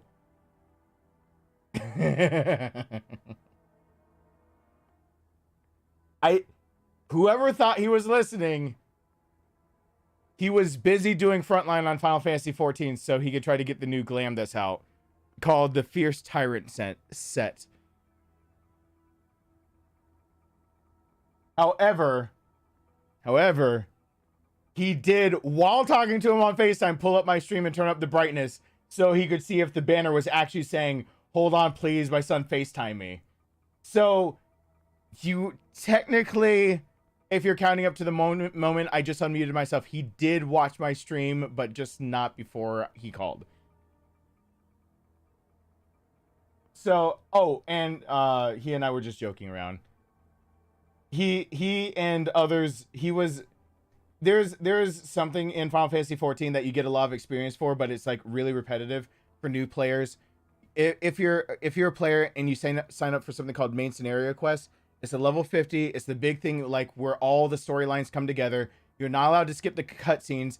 Everyone gets out the popcorn emoji because it's gonna take 10 minutes of sitting through cutscenes, so that new players don't feel like they have the pressure of skipping it because you can't skip it. And my son sent me a screenshot of the whole party, like quoting all the lines of being in it, of being like I'm not sure why, but I somehow get the impression that the coming devastation was not his intention. Right before the line of "such devastation, this was not my intention."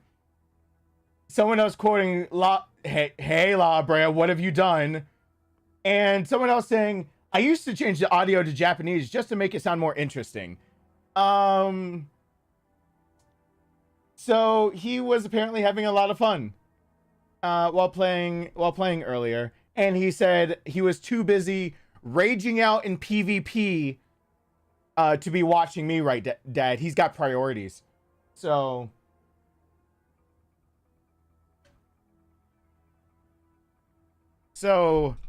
there you have it. While his dad is not a rage gamer, my son has gotten some of his mom's rage and utilizes it in PvP. Thank you, Vern. I appreciate that.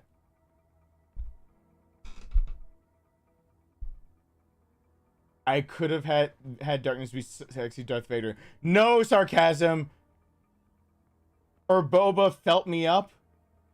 The Empire strips back. No! We're playing a game. I don't like where this is going.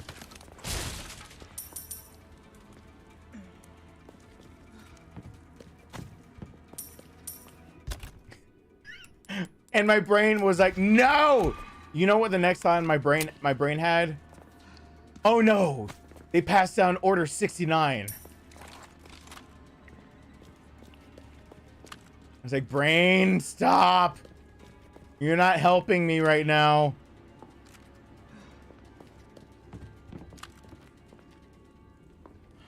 Where are the bugs?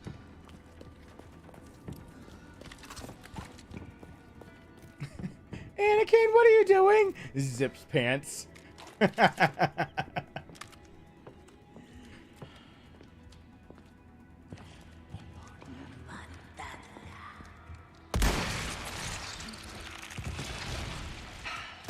again.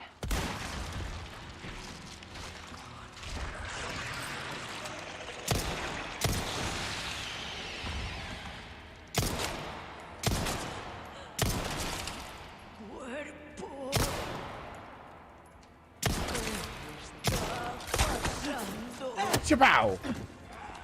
Shimon! Ah! What?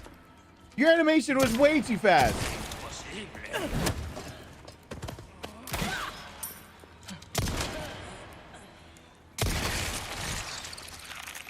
Don't. Why? Here we go.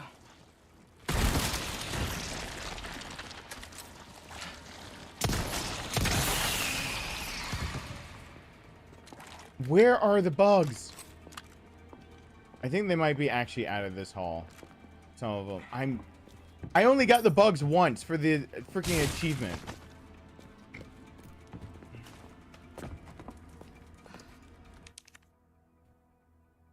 I need your shoulder shots and lightsaber as well, right? I guess I need a lightsaber. What shoulders? I mean, you need like shoulder from like shoulder to shoulder right there. That's on general just around 18 to 19 inches for me. From right here to right there, right? And then relax. If you try to get it, it's always gonna end up being like about 18, 19 inches. Or 20. 8, I can fit into something 18. When it comes to jacket, actually all the way around my shoulder set, I wear 44 for jacket. But 18's fine. It depends on who makes it, if they actually bring it in or not.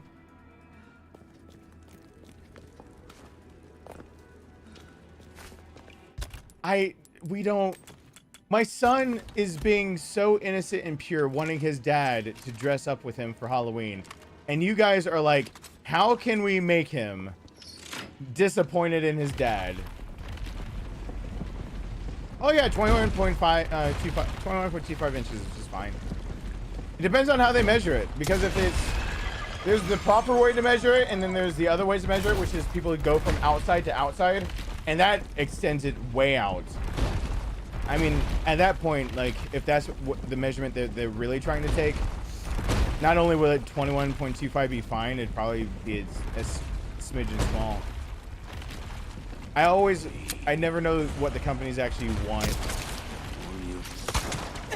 But 21.25 would be if they're looking for like jacket size and they halved it. Yes, that would run because I'm.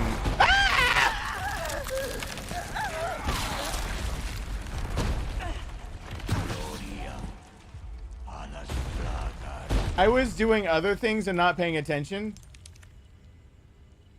We are finding out all of her death animations because I'm talking about two things at the same time.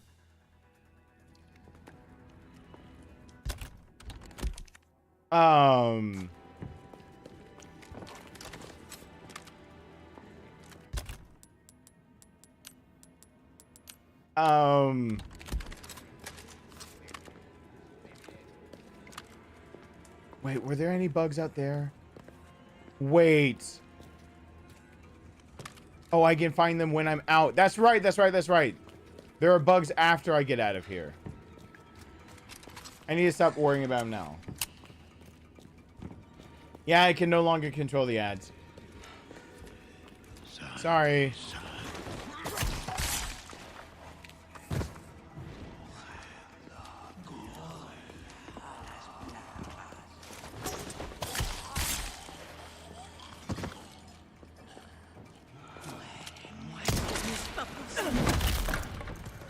A clean strike. No. What?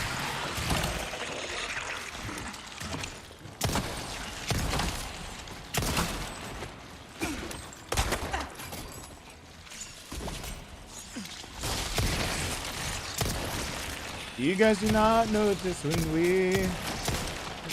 You know what? Parasite Eve the Maximum is a good show. It's not my fault that this constantly looks like it's...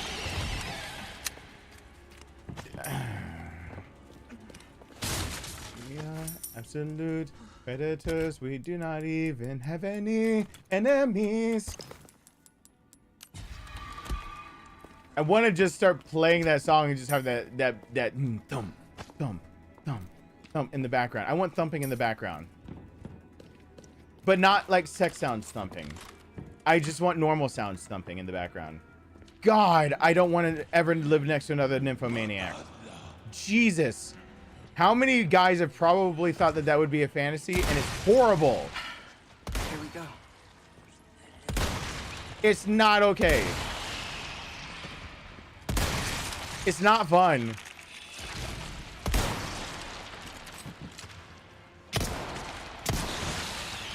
It's not fun. It's not like, oh, how many opportunities and how sexy it might be. It's God, how annoying.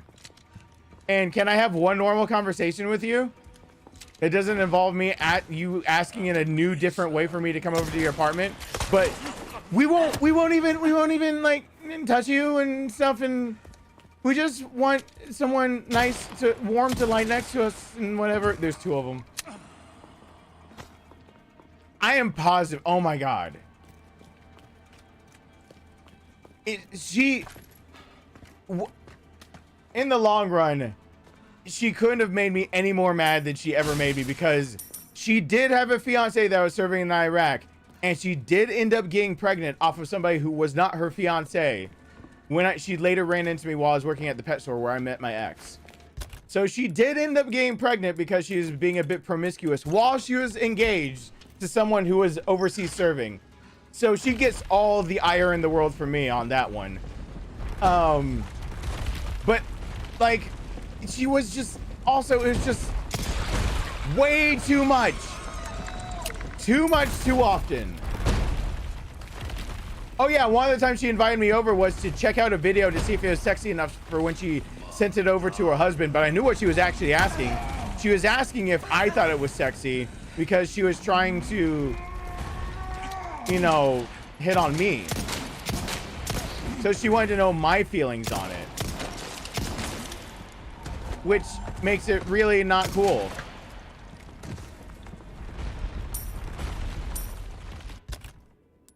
Yeah, it was awful. And then she proceeded to, when I said no, she blasted the sound on her TV.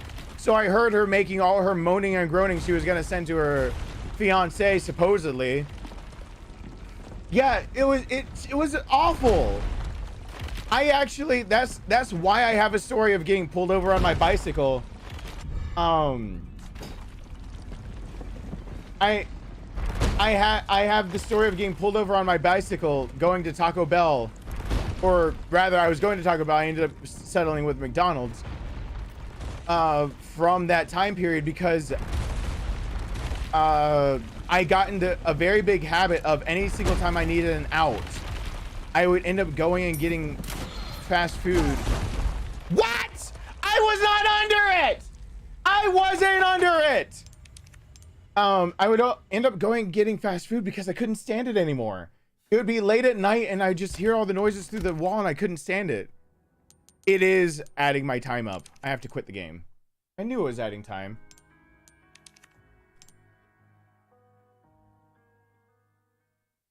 So like it was, see, because yeah, 10 minutes it was adding on. I knew it was adding time on. You cannot, this game has the same bug as Resident Evil 2 and 3. You have to actually quit it out and load it back up. That's a pain in the ass.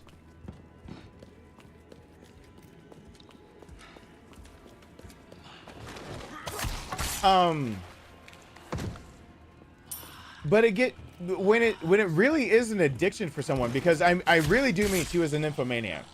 She was addicted to any type of sexual interactions, to a point that it was unhealthy and interfering with the normal day-to-day life, like definition of actual addict type behavior type deal.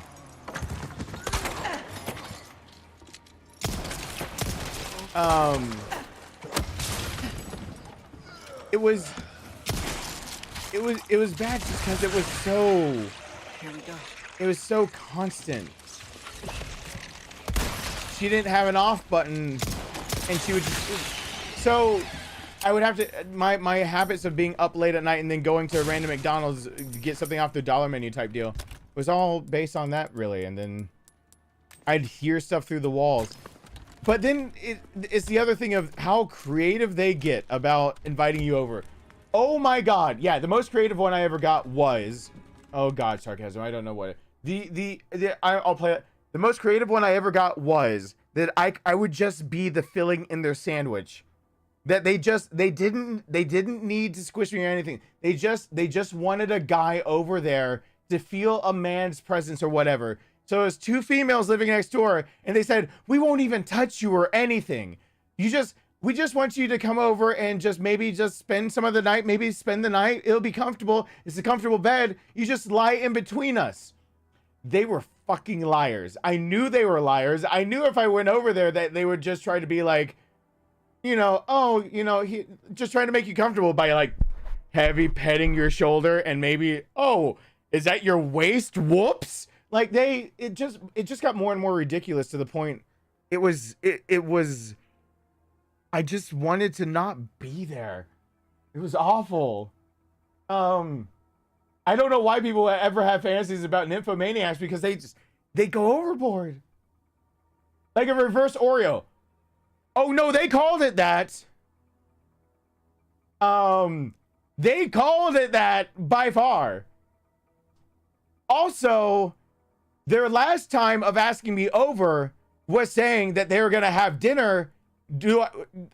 Like that? So they offered dinner because I had helped out their friend Leah, the one that was pregnant that I ended up getting stabbed for later. I said, sure, you know, you're making dinner. There can't be any harm in that, right? They're like, yeah, we're just making a lot. Leah's gonna come on over. And I was like, Leah, the good friend. Like the one of you that, like, there is her fiance and Leah's then husband were both serving in Iraq together. Otherwise, Leah would never be involved with them. She just did not fit in. But she was talking about making food for all of them. And I was like, oh, good. Yeah, like, you're legitimately making, like, 3 plates of food. It's not hard to make a 4th plate. I'll stop on. You're my next door neighbor. There's my door, and 3 yards away is your front door, because our apartments are mirrored. So, okay. I'll come on by around dinner time. Just knock on the wall, and I'll come on by over. When I walked in, I walked into them saying, oh, you just missed Leah. She had to leave early. Leah later told me that she came and got her dinner a solid hour before they ever knocked on the wall.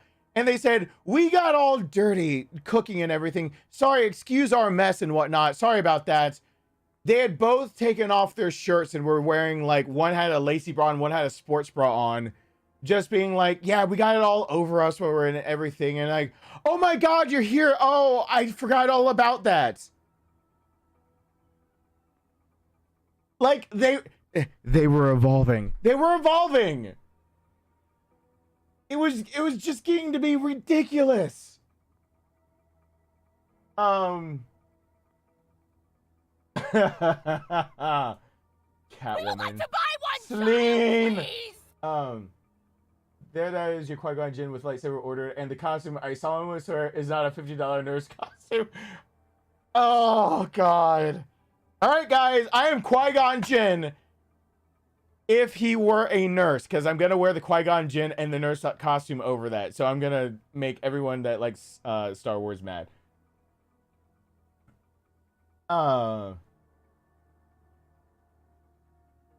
He has a crate for overnight. Crate trained is good. Thank you so much, Sarcasm. I do appreciate it. Crate training is important early on, because if you ever have to board them.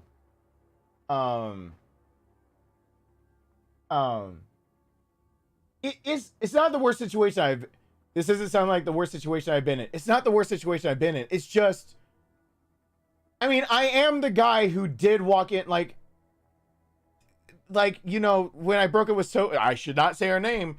When I broke up with her because I couldn't, she had borderline tendencies that I caught her cutting herself. It was just too much for me to handle. I realized that it was like, I wanted to be a friend, but I couldn't be her. When I broke off that and she showed up to the door naked when I went to get the laptop I borrowed from her back, and she didn't care about who was what, that was probably one of the worst situations I have walked into, because the part of the story I leave off about that one, I had friends of mine, like at least acquaintances, walk by and see me talking to a naked girl that they recognize as being near me at some point in time, like eating at the mess hall or whatnot. I'm over there like getting some grub in the mess with everyone else, or the food court or whatever. And they know that like she's been around me, and now I'm talking to her while she's naked at the door, and they're just slowly walking by, staring at her naked at the door, butt naked, nothing on, no underwear, no bra, nothing, asking me very loudly to come on in and come in to join her in the shower, and there doesn't have to be anything behind it, and no one even has to know. I was like, I'm in my head like, bitch, please, there's 24 people who know that just walked by. Like, that's one of the worst ones I've been in when it comes to females. Like, it was bad. It was bad. That wasn't a random naked girl. That was a girl I had been dating that wanted to take things way too fast, way too far, and I just was not that person. And then I caught her cutting herself when I was supposed to just be stopping on over, and I found out she just had needed some things that I wasn't. I was already a mental wreck, and so I told her I wanted to be friends, but like I wasn't gonna be taking her on dates. I wasn't gonna be in that capacity.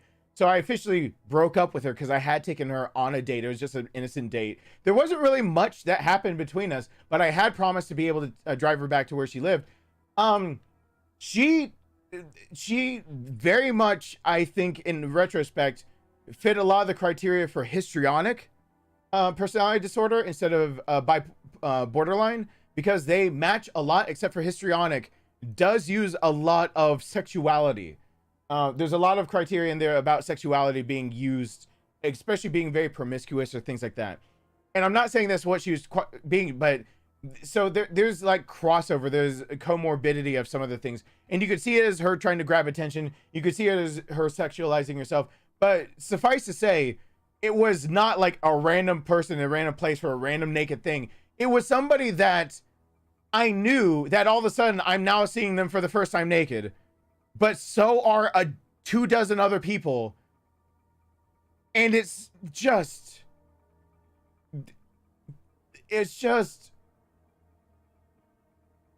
not okay. Oh, the worst thing I walked into was waking up to a very not happy woman's husband and brother-in-law. Ooh. Yeah, my dad just told me about this a story of his of when he dated a married woman and didn't know she was married. Before and I was talking to him. He was like, do you really want to know everything like that happened in my past and everything? I was like, yeah. And he was telling me about his life. He's like, do you really want me telling stories about like how, and he hates it when it's called stories, but do you really want me writing down like when things that happened in my life when I dated a married woman? I was like, yes, because you're human. I was like, and I know you did not know she was married when you were dating her. He was like, I knew at the very end. I was like, and what happened? He's like, I broke it off. I was like, yeah, that's what happened. So like, I've just been too shy. I've never been in a situation where I could have been in the situation of being with someone who was was married. Because if you think about like the timeline of things that happened with me, I was with someone for 2 years that I called the devil because she took my first child away after she got pregnant and raped me. So, you know, I had mental trauma for that. The next person I ever dated was just I took them on a date. The next person I dated in any serious capacity was her, and I broke up with her. The next person I dated was a good friend of mine, and we broke it off really fast, deciding we just wanted to be friends. I took a few other people interspersed in there, probably half a dozen people in there on dates. And I literally mean there's a local bar down the ways that's a nice hole in the wall place where we can just talk and it's public. I don't want to be in private with you yet. Just want to be able to talk to you and whatnot. Those kind of dates and whatnot. And then after all of that, I started dating Mel, my ex-wife. So my dating experience is, for the times I could have accidentally dated someone who was married, the only one that would have fit that criteria that I would have suspected that they were married was the 2 girls that I had dated, taken on more than one date. One was named Crystal, the one that got me drunk. The story I tell about getting drunk, and she was replacing my ice cubes with vodka to try to get me drunk and on the dance floor. Super illegal to do. And I had to call on Lindsay to come get me from a club because that was our third date. I had made a joke of, I'm not getting on a dance floor unless I'm intoxicated. It was a joke. I have a dance minor almost. I like to dance. I actually like to actually dance. I took swing dancing lessons for 4 or 5 years. I've taken tap, I've taken ballet, I've taken some points, and then I realized I was crazy to continue on with that. I took salsa, sucked at it. Hip hop, got a little bit of that under my belt. Like, I actually like to actually dance. I'm a good leader for dancing, and if you trust me, I can lead. I can actually, you can just follow my lead, and I can have you spinning around in circles pretty quickly. It's not that hard. You just have to really, if you're a dance partner, you have to trust that the person that you're dancing with knows what they're doing, and I know what I'm doing. So I mean, it didn't bother me to go out dance. I was actually talking about actual dancing. And I was kind of doing it tongue-in-cheek. I would, of course, get out there and dance. I wasn't going to be bumping and grinding on a guy who's got a bedazzled eagle on the back of his jacket. So I joked around. She's the one that drugged me. She's the only one. I was 21 or just turned 22. Because when I met Mel on the day of my 21st birthday. So I was either 21 or just turned 22. She was 27 or 28 and got married soon after to the guy she's still married to today. It was not that long after. She was 27 or so. Most of my life, the woman I dated for 2 years, I took away my child, she was a year older than me. The girl that showed up naked was one of the few that was younger than me. My good friend is just a few months older than me, but she was a preemie. If she had been born on her expected date of birth was February 4th, we would have actually had identical birthdays. And then everyone else, and then Mel is younger than me. Everyone else in my dating history, up until the point that I married Mel. So half a dozen dates in there, half a dozen dates during high school of actually proper dates, taking them somewhere. Not saying we're dating, but actually going on a date. And then like I would say the few serious relationships I had before I got married, there was only 2 of them that could have actually had a fiance or have been married.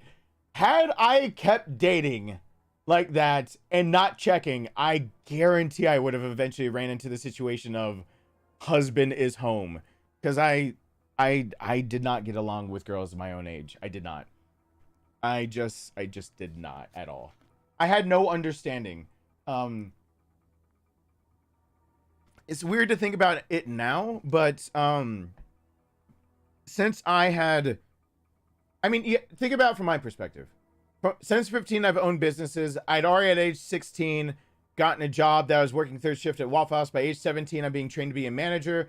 By the end of my being 17, I am a manager at a Waffle House, and I'm only 17 years old. So every person there, technically, by the end of the time I'm working at Waffle House, I was a manager while my dad was only an assistant manager. He was the last assistant manager to be kept. I was actually technically my dad's boss, which is a weird thing to ever think of. But we never treated it like that because I definitely was not my dad's boss. Then I was a tutor full-time, and I was also straight A student in high school. Had to go through medical issues that did make me code and go out for 26 seconds, which caused me to have a death certificate on record in Georgia. Went off and did some things in some other countries that we're not talking about because YouTube says I'm no longer talking about it. I come back and to a world where I'd given away 5 figures to my parents so they didn't have to declare bankruptcy. So I had not a penny to my name because I didn't plan on coming back in this fashion. I have to go into college and pick up more jobs. I was basically already an adult leaving high school, much less when I got back. I was very much in an adult mindset in the adult world where there's responsibilities and ramifications for actions and all these other things. And I was around a bunch of college students who were basically acting like it was still high school, where you could just do shit and get away with it. You can just be irresponsible and that works out. And my mindset just didn't work with that.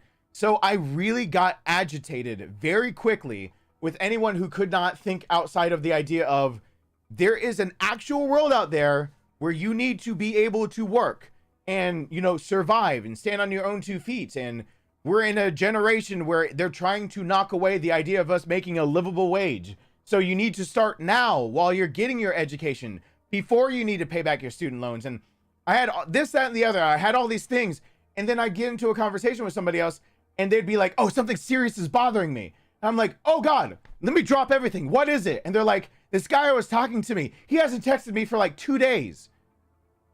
They're literally in tears, like in frets, like pulling hair. I remember a girl in a dorm like pulling at her hair, just being so distressed. Being so distressed that the guy hadn't texted her back for like 2 days. And it was like, she was acting like it was one of the worst things she'd ever been through. That same girl, very shortly after there, asked me if I'd be interested on, you know, seeing her sometime, going on a date with her. No! I had nothing in common with her. I started dating people that were older than me just because anyone who possibly had more experience, I very much was attracted to the idea of somebody who had a head on the shoulders type deal. That's it. With that said, sarcasm, that put me as a prime candidate to be the one to accidentally cuckold some guy without realizing that I was being that guy. That put me prime candidate had I continued dating and not gotten married, because I was continuously more attracted to people who were 5 to 10 years older than me. So it was a constant thing where, in fact, Crystal, didn't mean to name drop anyone, her name was Crystal. She ended up getting mad eventually because she didn't actually realize I was just 22 or 21, somewhere in there. I think I was 22. She didn't realize I was just that young. She was 27 or around 28, and she was angry because she thought of me as being someone that old with the way I carried myself and all that other stuff. No sidetrack when I played Ghost because I was recording it. I was ignoring all the chat. So there's a third variable. I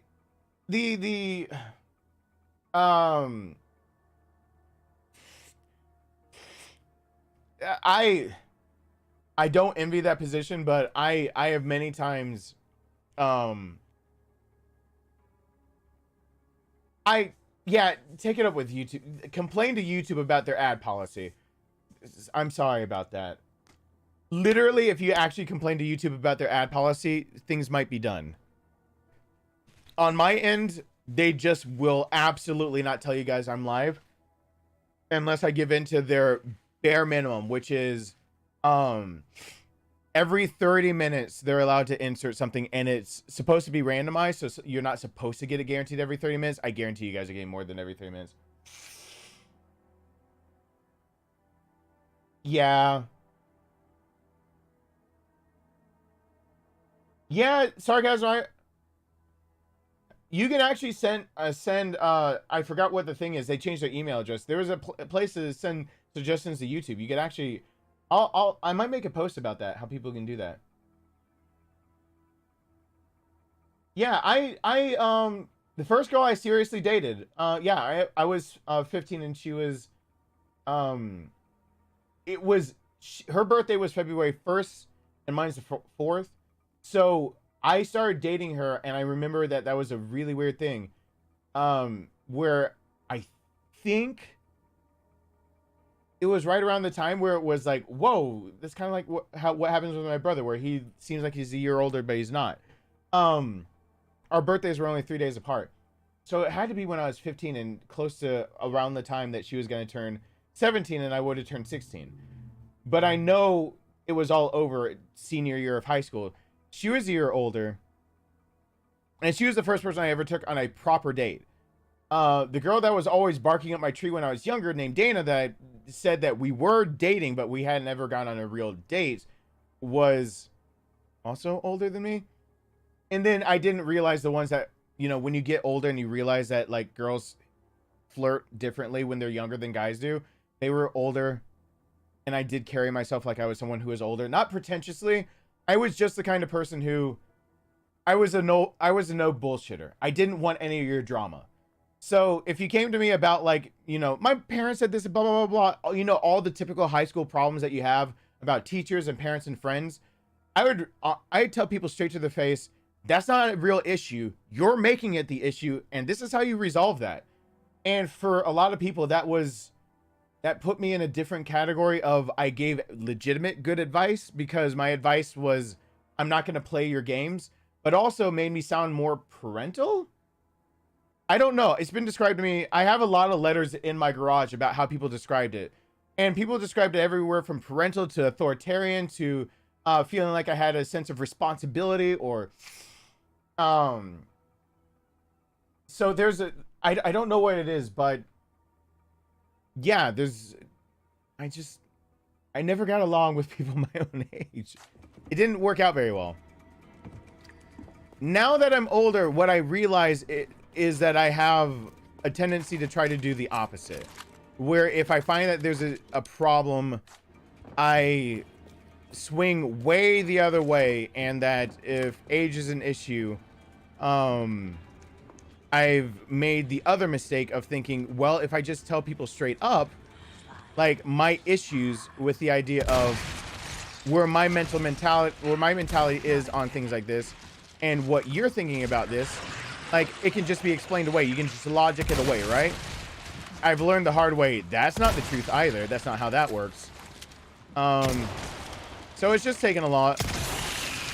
It's just me realizing that finally, I used to call it walks of life, and that's what I still call it. The best relationship advice I can ever give is that make sure that you're dating somebody who's in the same walk of life that you're in. And if they're not in that same walk of life, that they have a good understanding of where you are and what you're doing and why you do what you do. So that when your walk of life doesn't become foreign to them. Because the problem with me is that I was a high school student who had 2 jobs, one of them full-time and one of them managing other people.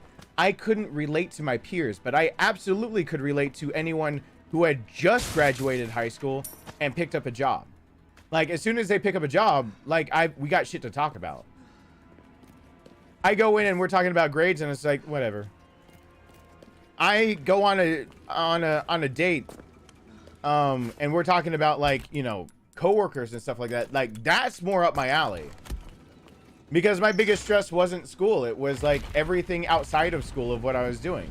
So I realize now when I tell other people it's a bit more about the walk of life, and that if you don't get it down packed really fast, you're gonna find relationship issues right then and there, because you won't communicate the way you need to communicate. That you won't actually say the words that need to be said, because the words that need to be said are ones that you don't need to be said at all. So yeah, topics will be brought up, but they'll be the superficial ones that won't be the make or break for your situation. You'll get all the stuff out of the way that in the long run isn't going to be the thing that ruins the relationship. So yeah, I now relate it to people as walk of life. Make sure that your walk of life kind of matches up with the person that you're going to date. If you've got a full-time job and you're trying to stand on your own 2 feet, or you're at least working towards standing on your own 2 feet, make sure you date somebody else that, you know, stands on their own 2 feet or is working on standing on their own 2 feet. Don't date somebody who doesn't know what it's like to do that.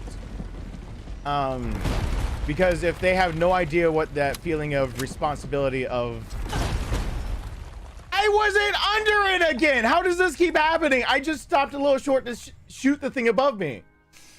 The one problem I can ever see is the idea... I'm getting really actually mad at this section. How is it clipping me all of a sudden? I am not right at it. The best way I can describe it is just that the idea of when you struggle, the other person like that you're dating needs to understand what it is you're struggling about, and at least at some level know how to be there for you. Because the idea of dating, many times, I mean, some people date just to not be alone and it's casual, but for a lot of people who are looking for a possible companion, that dating is supposed to lead to someone. And we're talking about the idea of you're dating someone to lead to something that, you know, they need to be there for you. And if they don't even know how to understand the issues you're going through because they've never had that responsibility on their shoulders, or they never felt like, yeah, that's kind of what I put it down to now. Yeah, that's why I've kind of thrown age out the window now. Like, I used to think it was all based on age, and I realize now it's more like walk of life. like, obviously, I'm not trying to say pull a Leonardo DiCaprio, but you can't DiCaprio some girl, because the big problem is going to be she will not there's a good chance she will not understand the pressures that you're going through. So I don't know what his problem is with dating, you know, people that are a third his age.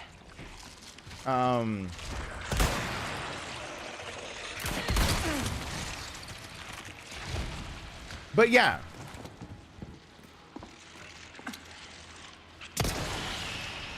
The general consensus being like the real reason I think that there should be a discrepancy between the idea of dating someone that much younger is just that they don't have enough life experience, and they're to know what it is to date and be in a relationship and all these other things. Not necessarily for the reasons other people think. It's just that it's not healthy for either side. There's nothing healthy front to back about it. So I guess that makes more sense, which is why it was written into laws. You have to be at least close enough, or at least be willing to learn, and that's a biggie, because that's every relationship. You need to be willing to learn about the other person, because if you're not willing to learn, then you're just gonna leave them high and dry when they need you most. So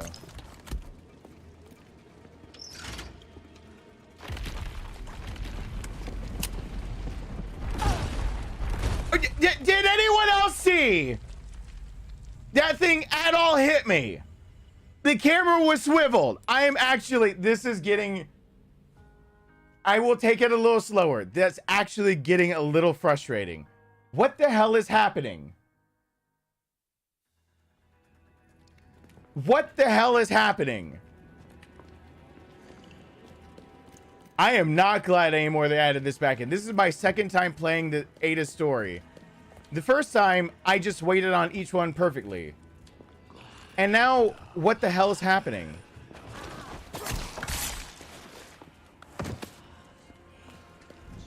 It is marking it as I got nailed.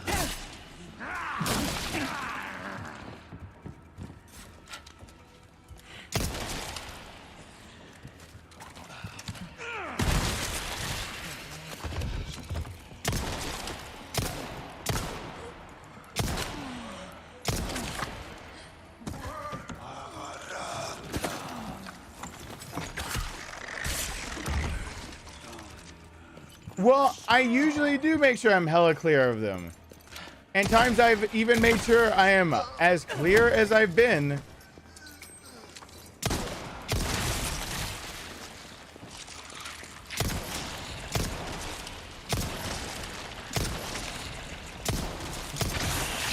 My problem is, rewind it. Look at the image of the block falling. It's behind me. And the only other thing I could have done differently was literally humping the block as it was rising before starting my run cycle. So it's punishing me for not dry humping a rock.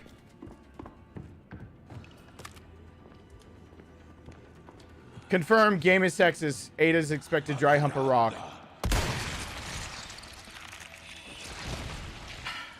Here we go. Lights out. Have you ever met me? My job is to talk while playing. I can...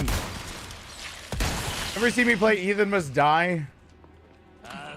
Most people complain about not being able to play No Way Out, and I talk my whole way through that shit. That's 10 times harder than any of this. Talking is not the issue. It is my literal job to be able to speak and do things. This is 0 brain cells needed to do this, and yet I'm dying, which is why I'm getting a little flustered, because I know it's not a complicated thing. Look,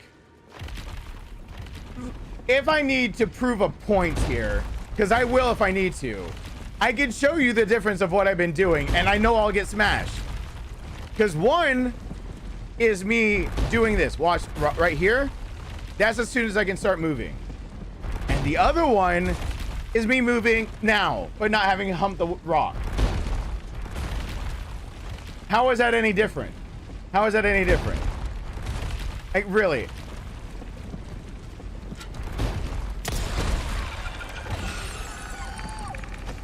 Yes, if I time it absolutely correctly. If the rock, if I literally have the camera swiveled behind me and the rock never touches me, do not tell me it's not me not concentrating. That is the game clipping me when it shouldn't. That's, the rock never fucking touched me. So what the hell?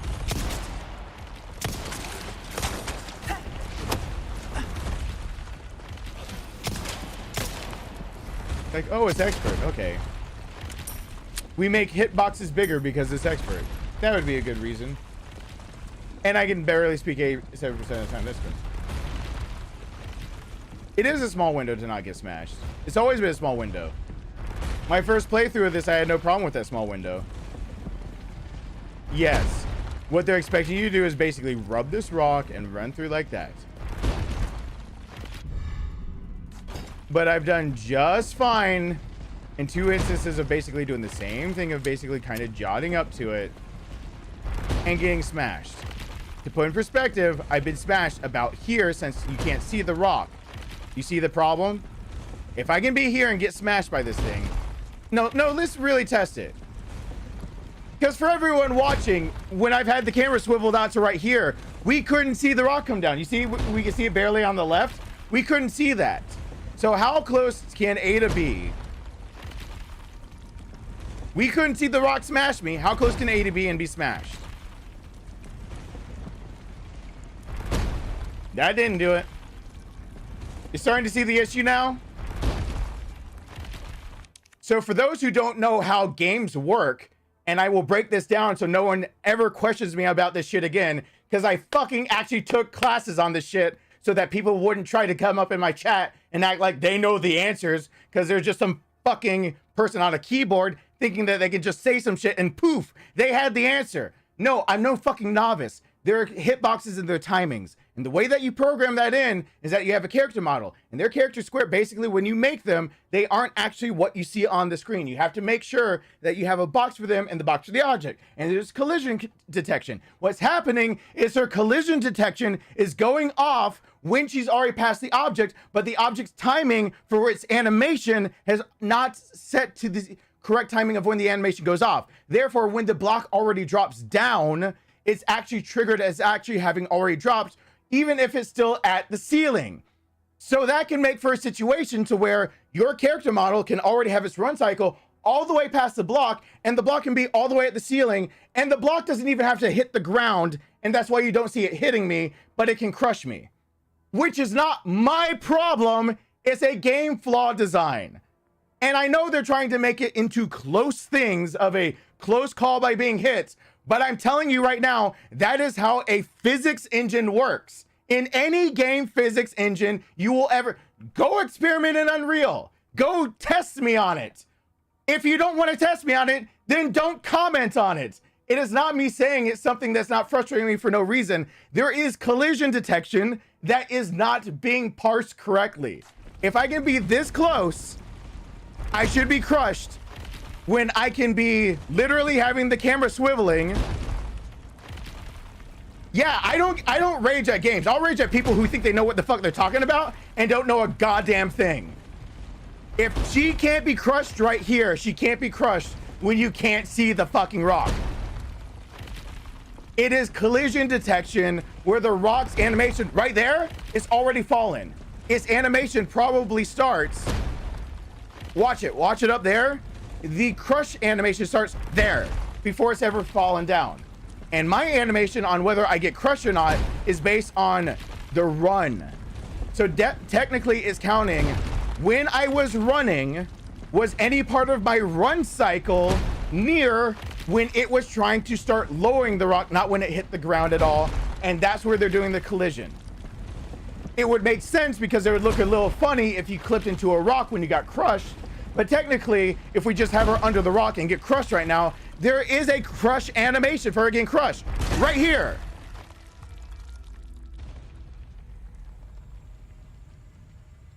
So it's not like they didn't animate the thing in. They show you the outline of the metal and they just have you hit the ground.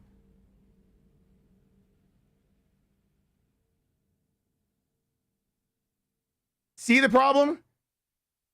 Did you see it? Slow-mo it if you need to see it. You see the outline of the boulder and the rock, and they don't show it to you. So if I can't see the outline of the boulder and the rock and the metal, it means I wasn't under it for the crush cycle, because they're basically showing the metal so you can see the circle where you got crushed, so you see Ada's death cycle. But my death cycle was happening outside of that metal. You couldn't even see the metal for where the rock is plummeting down, meaning it is actually a flaw, because they were trying to get around the idea of having to do a crush animation that could clip her into the rock. So I am not just saying shit out of my ass. It is actually a frustrating thing when it can catch you in mid-stride, because the trigger is the falling, not the hitting. And so it doesn't necessarily have to collide with your character. It just needs to have your character having passed by it when the trigger for the animation to make it start falling, which should be the actual trigger, that goes off, which makes the timing even tighter, which means you can be crushed when you're not even touching the rock. That is a game design error and a shortcut. They're taken all the time in all games. That's why people can do things like clip out of bounds. When people take shortcuts, you clip out of bounds. It's in all games. So don't come at me like I don't know what I'm fucking talking about, because every single one of these goddamn games in the RE engine, you can clip out of bounds. Which means you just found where they took a shortcut. So shut the fuck up. Don't come in my chat and try to tell me how games are designed when I actually studied how games are designed and I know it's bullshit. I don't like being told things I actually studied on when I know, like, I'll show you my credentials. You rarely show me yours. Otherwise, shut the fuck up. Get knowledgeable or shut up. That's what pisses me off. Ignorant ass people opening their goddamn mouths. That'll piss me off more than any game ever will in my life. I cannot stand ignorance.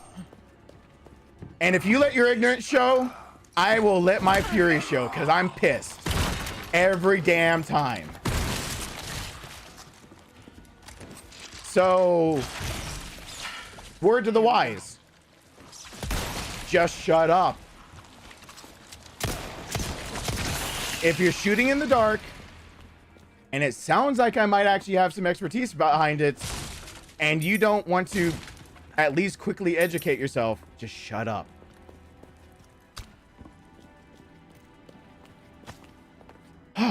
We all clear on that? Cool.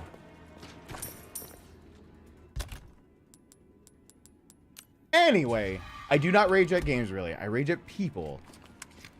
Because, well, actually, if people actually don't like the way I treat that.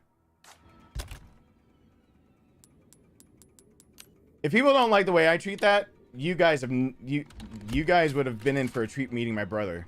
My brother, completely supported inbreeding as long as it's for ignorance. Because it meant that eventually they couldn't reproduce and we'd be done with them. My brother had quite a few jokes along the lines of things like that. And they weren't all the way jokes. Not again.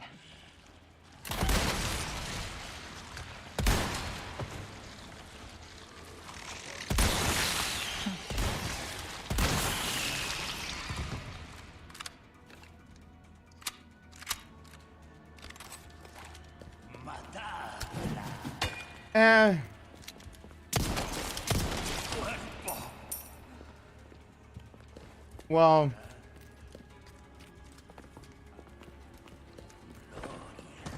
that would be like, recently somebody phoned me up about helping fixing their computer. I recently got a call about someone helping me fix their computer. And they started off the phone call of, they haven't called me in over a year.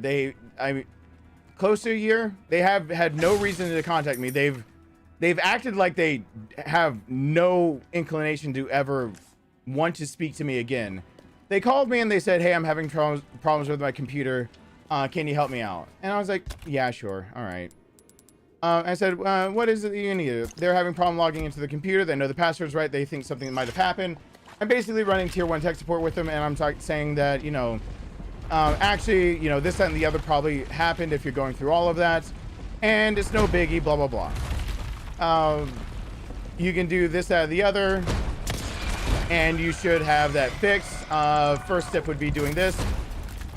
And I said, I'm sorry if it took me a few extra minutes to be able to help you out. And I said, I'm just gonna have to, you know, put it out there.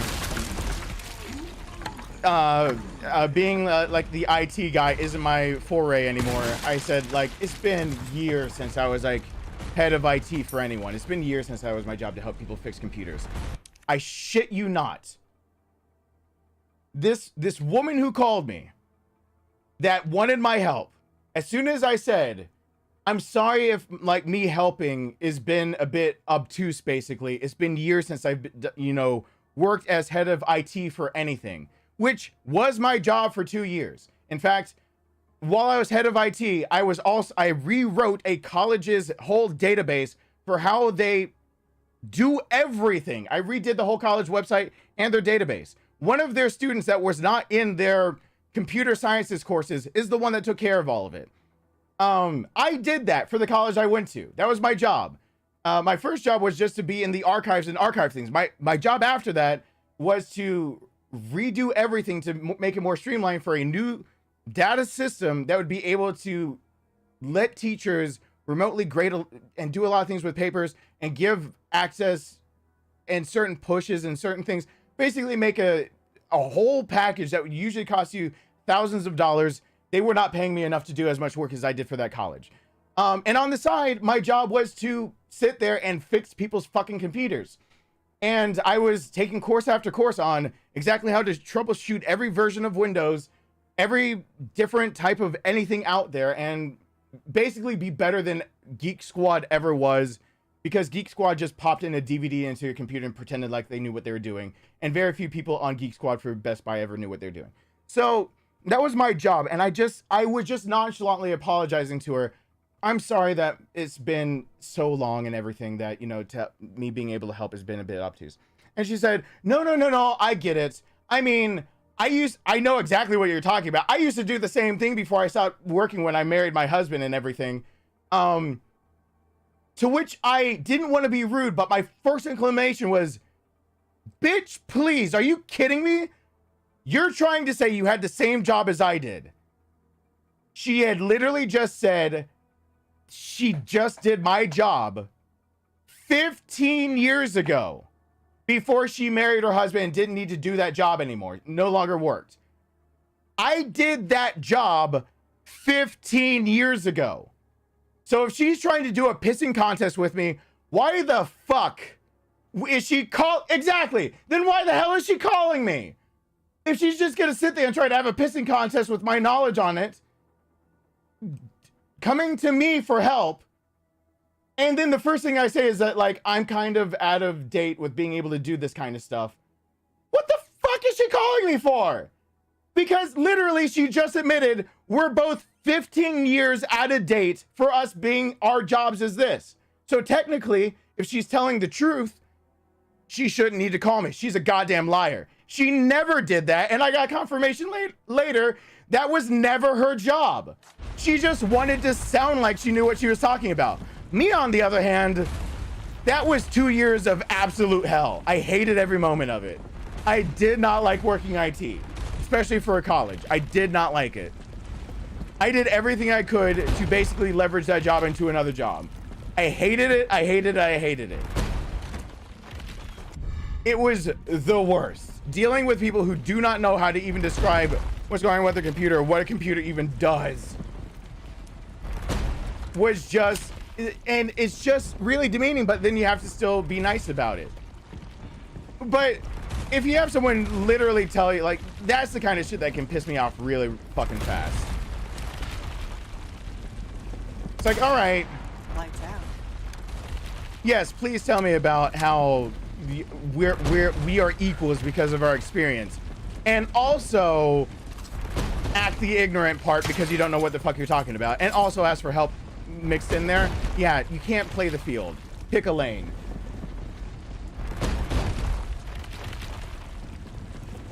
Yeah, it really, and especially since I really felt bad if I was rude to them. I felt like I was very much obligated to not be rude, but I really wanted to blow up right then and there because I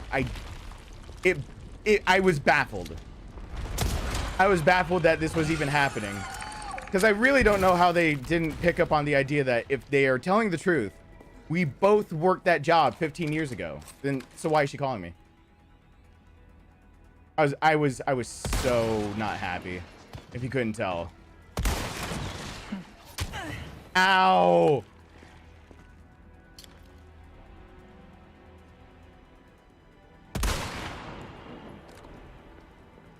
Because it makes you, I think what everyone can find of why that makes me angry in particular, but why it can make a lot of people angry. Anyone can relate to this. That was my job for 2 years.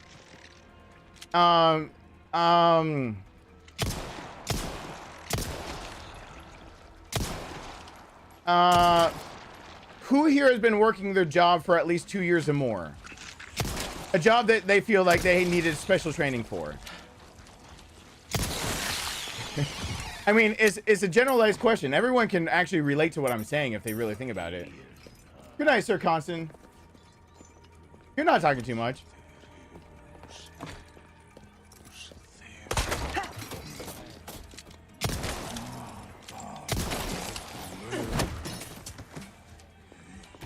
Because for anyone who's felt like they've been doing the job at 2+ years and that they needed special training to do their job, you know the frustration of someone coming up right behind you and telling you how to do your job, but you're the one hired to do it.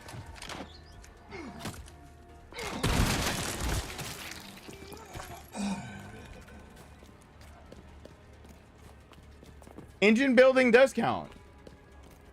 Same career, different places does count. Yeah, how would you like it if someone was like, "Hey, I need help with rebuilding my engine." And then you like tell them what needs to be done. Like you good night, Jess. You tell them what needs to be done. You go through everything step by step. You try to keep them informed and everything. And they go, "Yeah, right." Like, and you're like, but it's like a part that you're not used to having or whatnot. You're not used to having to basically tear apart that specific engine. I've dealt with that before, of like with my Mazda having to go for a rebuild because Mazda and Ford are the same. You know, I didn't know enough about it and I heard them talking on the phone. So someone needs, you know, their engine rebuilt, something like that. And they try to tell you, yeah, I totally get it. I mean, I used to build engines with my dad years ago, so I know exactly what you're going through. It's not their career, it's not their job, and they act like they know. Then why did they come to you? It's that kind of thing. It's like, but then again, it makes you feel like immediately it gives that idea of, so you're trying to say that we're intellectually on the same level when my job is to build engines and you came to me for my services, yet the last word you want to get in is that we have the same amount of knowledge. So why did you come to me? Yeah. Then yes, 4 years and my supervisor does that all the time. Yeah, that shit gets annoying. That's exactly what the internet basically is to me. They forget that I actually have knowledge on some of these subjects. And so they want to go ahead and let me know this shit that they think they know. And then I'm just supposed to suck it up like a good little boy on the internet.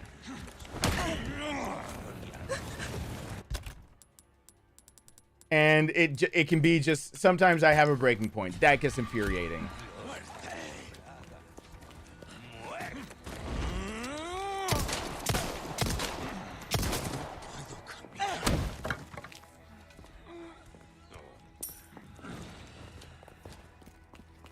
You do it in the powertrain level for the big 3? Yeah, see, that's a... That would be even more infuriating. My biggest infuriation was college students, because half of them always act like they know more than they do. And the whole meme of first year psych level bullshit. I found out how that meme was completely true. Before memes were called memes. Good God. Psych students are like some of the most insufferable. I learned that one. Sorry for anyone. Oh, there's a crow that sits over there. Where's that last bug? I want it. There it is. I knew you're in a stupid place. It's done. Ugh. Anywho.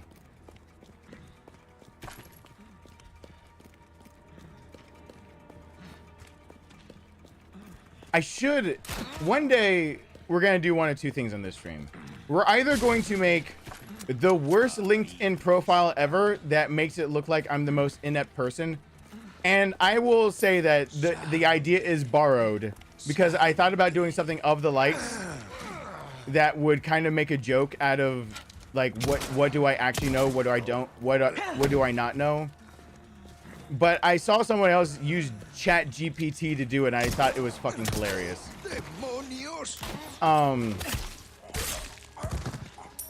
Giving it prompts and seeing what it comes up for their careers and whatnot. Either I need to actually fill out a LinkedIn so people know what I actually know, so maybe they stop, or we need to make all of my education into a joke so people actually have to ask what I know before they open their mouth. One of the two. I haven't decided which. Maybe we can make a LinkedIn for actual DarknessJackson. Can you do that on LinkedIn? Can I make my persona as DarknessJackson a LinkedIn account, and that we just make up what I know? Can we just make that shit up?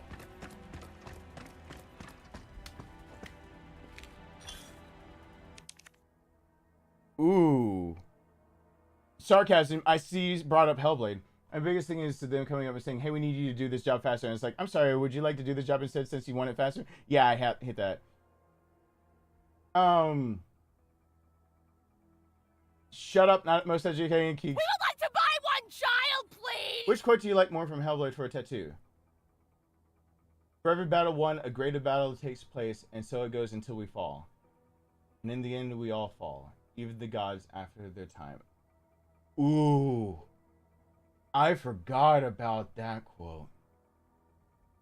Ooh, as a tattoo?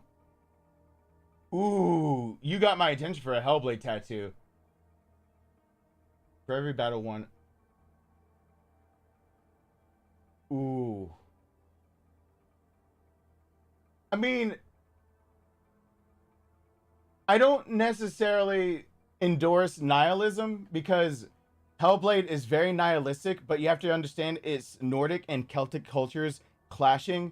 And so the idea of even the gods fall in that game, in the context, is that their gods do fall because it is somebody with one background looking at the gods of another, and her lover is of another background, so their gods have to fall, or she has to accept their gods, which make her gods fall, and the fall of her own family and the death of her mother is due to the gods that she wants to fall and to die.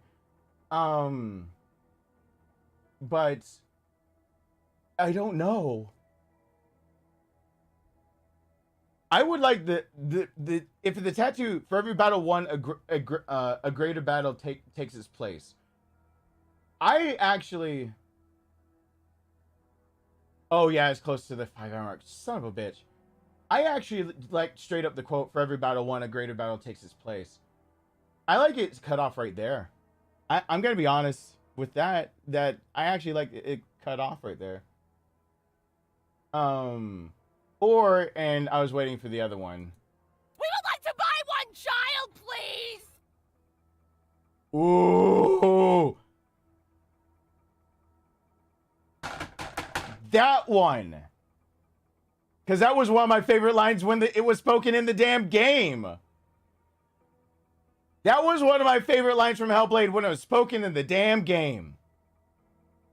Hell will not give you the answers you want, but you mustn't look away from the horror it does offer, because you cannot overcome suffering if you refuse to look at it. Not exactly a true Hellblade tattoo, with the tattoo being Nordic and the Celtic runes. Yeah.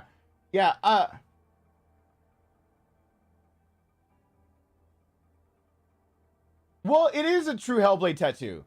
The idea is that her lover is... Do I have it backwards? That she's Celtic and her lover is Nordic? Yeah. I believe it's her lover is the one that's Nordic and she's Celtic. And her Celtic beliefs make her take on her lover's Nordic... This is technically a spoiler if you want to go watch Hellblade. So I'm not going to say any more than that, but it's the clash of those two things. You can have both runes on there. Because it is both Nordic and Celtic cultures. But the second one... Hell will not give you the answers you want, but you mustn't look away from the horror it does offer because you cannot overcome suffering if you refuse to look at it. I actually believe that one with my whole heart. Yeah. I actually do believe that one as a real life thing. I believe as a truth for myself. You cannot overcome horror you refuse to look at. You cannot overcome suffering that you refuse to acknowledge. It's not possible. If you cannot pretend it away. So, yeah, I go for number 2. The other one is earlier in the game, and she's being very... It's either very early or very into the game, but I believe it's early in the game, and she's being very nihilistic. Ashley! Such a fool, Mr. Kennedy, to have been bestowed with Lord Sattler's grace, and yet failed. Good boy. Just keep him busy a little longer. Yeah, if you wanted to have Celtic and Norse cultures with quotes you like inside of it, Hellblade is the place to get it from because it's covering both cultures at the same time. Yeah, you can mix those two. Hellblade is all about that. One day I should go back and do a breakdown of Hellblade because I need to play Hellblade 2. I need to break that down because my breakdown of it got me recognition from the creators of the game. So I think my breakdown does have some validity as I do have a voice to say something on that game. And before I play the second one, I think people should know how I viewed the first game. And it would be a big undertaking. But my view of the first game got the creators of the game attention enough. So yeah, totally. The words in runes saying these things that so I do may lose around the tree of life will be as well. And the quote from the Lovecraft possibly. You're mixing a lot of things there. A lot of Lovecraft and horror comes from, well, the great ones come from a few different things, but that's different. It also comes from a lot of, we won't get into the racist aspects of that, but and Tree of Life, yeah, I can see where that's coming from. You know, if you want to really, really get it in there, the Tree of Life and what alchemists brought up, like Fleming's work and everything, when they started bringing up the idea of how life and the idea of eternal life from the Philosopher's Stones and how life is intertwined, and the reason why you can chemically change any substance into any other substance, and the study into alchemy. The imagery for like the tree that is many times associated with alchemical studies actually comes from the Tree of Life, which is the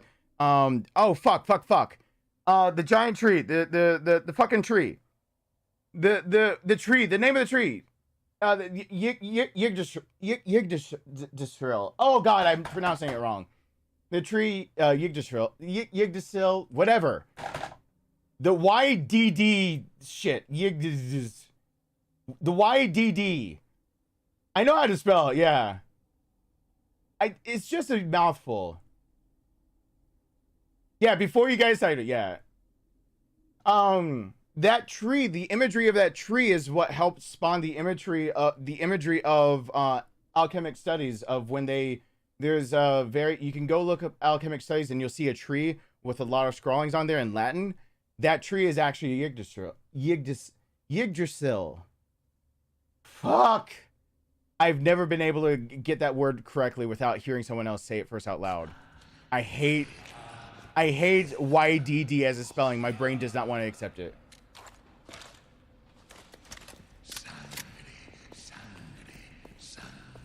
So you can even throw the tree in there and cover a few more cultures and early, I mean, alchemy was being studied for a longer time than people know. Alchemic principles were being studied as a means for even sanctioned by in World War II by people to as a means to possibly gain a one-up against ideas of atomic everything. The idea of reactions that could create explosives like that. One of the foremost things that was being studied in Europe was alchemy again. The idea of being able to change one thing into another with being able to bypass a lot of what we thought of in the scientific community as laws. And if you could do that, you could create a lot of weapons and a lot of havoc. And that much is true.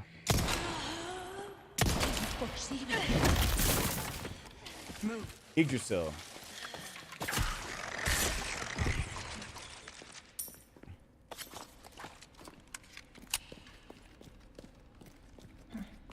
Yeah, but my brain pictures the YDD in it and does not want to accept how to pronounce it. I keep wanting to imagine the letters. That is my downfall. It is my sin, it's my crime. Damn it.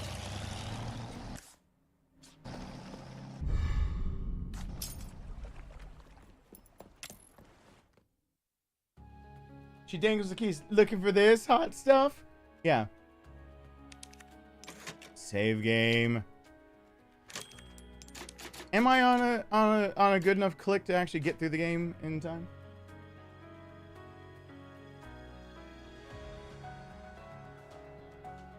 Oh, did I say YDD? YGG. I was saying it right. You made it worse. I was doing better when I had the G.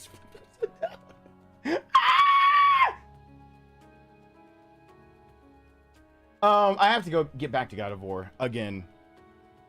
I have to get back to God of War again.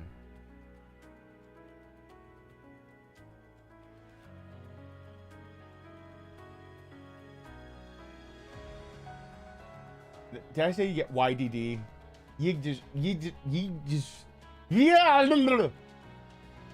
the Celtic Tree of Life, in specific with that line is things that. Ooh, from the Combat Managed Creatures. Oh, that would actually be.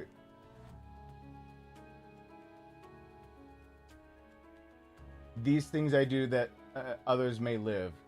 Yep. It has been a long time since I've heard the Combat Medics Creed. It's been a long time. It has been a long time. GJD, don't. Why'd you have to do names right then? No! Why is that? No! Celtic Tree of Life. That I would like to see that tattoo. I did not start Ragnarok. I have not finished the first God of War. Hey, Wing. I can pretty much guess what will happen for the rest of the first God of War, but I have not finished the first God of War. I have not started Ragnarok. My save data was corrupted transitioning to PS5, and so many times over I've tried to get back in the swing of it and then just lost track of time of doing other stuff. And it's so what's up on my channel, as I think I was uploading them in 4K, what's up on my channel is what I've played for it. I've got a ways. She's got a ways to go. I have an issue with time. I have to just run these things through. Yeah, an hour 10 minutes is very doable if I just don't stop. Leaving.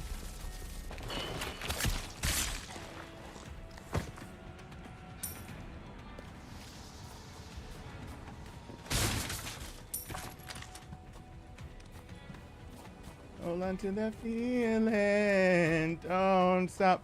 Why is that song always played at weddings when everyone's drunk? Like, don't stop believing that what? you still have coordination. Okay, you had the little icon for being able to shoot you or stab you. Not fair.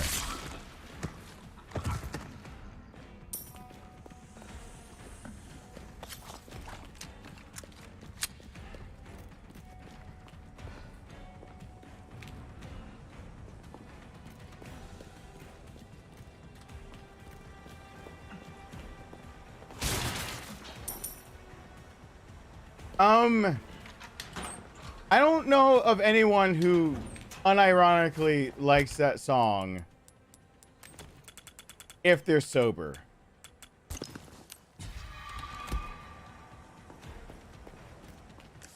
Just my own 2 cents on it, but I really haven't run into anybody sober who's just like, I want to hear that song. Like right now. I need to hear it.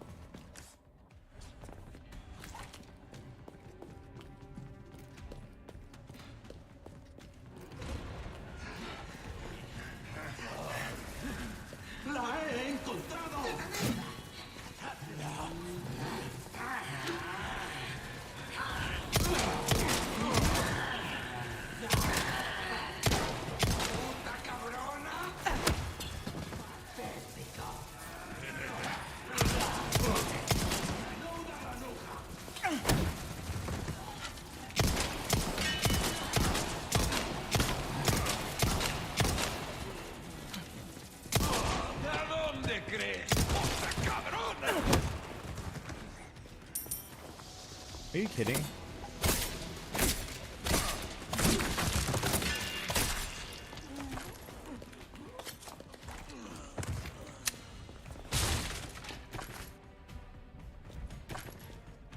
Oh, I actually don't think at any wedding I ever shot. I've done so in my career as being a wedding photographer. I shot well over 150 weddings. I don't know if I got to 200. So in my career of being a wedding photographer, being prolific enough to say that I actually have more than just like, oh, I tried it out. No, I had a full-on career for it.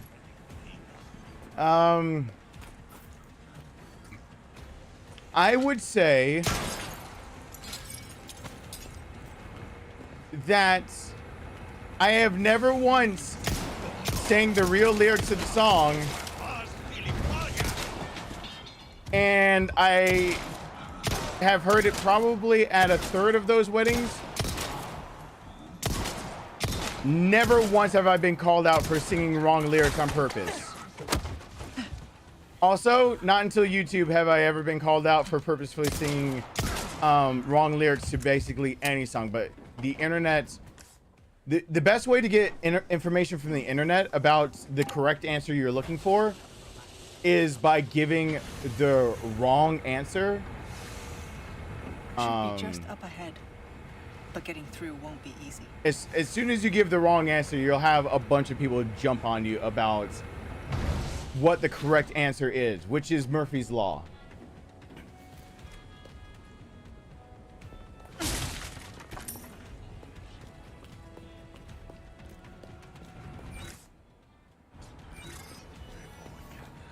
So that's a request done and dusted, eh? Good. Well, look at you, mate. I still have some new items you might be interested in. Your valuables won't... Stranger! Ooh, I'll pay a pretty penny for that. You have a ticket, do you? Nice. After you say something questionable, usually it's your best course of action not to sit there smiling like a moron. Dazzled? As if you cannot contain the idea that you just said something that you know is absolutely wrong. There you are, as you wished. Will that be all then? You know what? I don't. All Ah! are in The striker! Hope to see you again soon, stranger. Son of a whore! There. Wait. Hey Siri. What's Cunningham's law? From Wikipedia, Cunningham is credited with the idea: the best way to get the right answer on the internet is not to ask a question, it's to post the wrong answer. This refers to the observation that people are quicker to correct a wrong answer than to answer a question.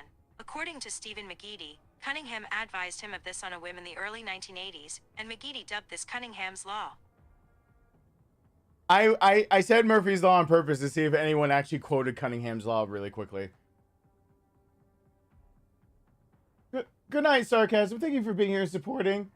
I was waiting to see if anyone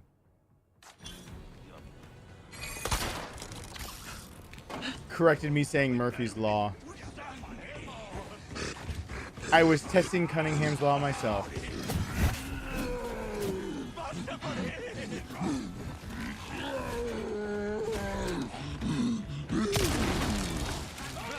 That is Murphy's Law. Actually, no. What did you just do to me? Murphy's Law is not, if something bad can happen, it will happen. Murphy's Law is, oh God, you just did it to me. And I think you knew what you did.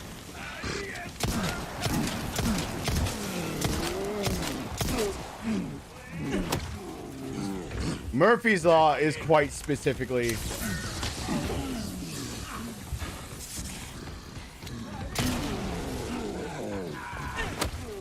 you just beat me at my own game. Yes, I realize. I said the thing. Not fair. Unfair tactics.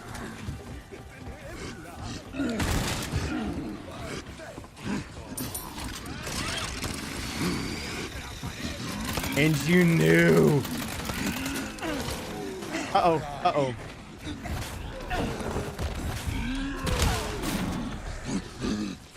Ouch! Motherfucking ouch!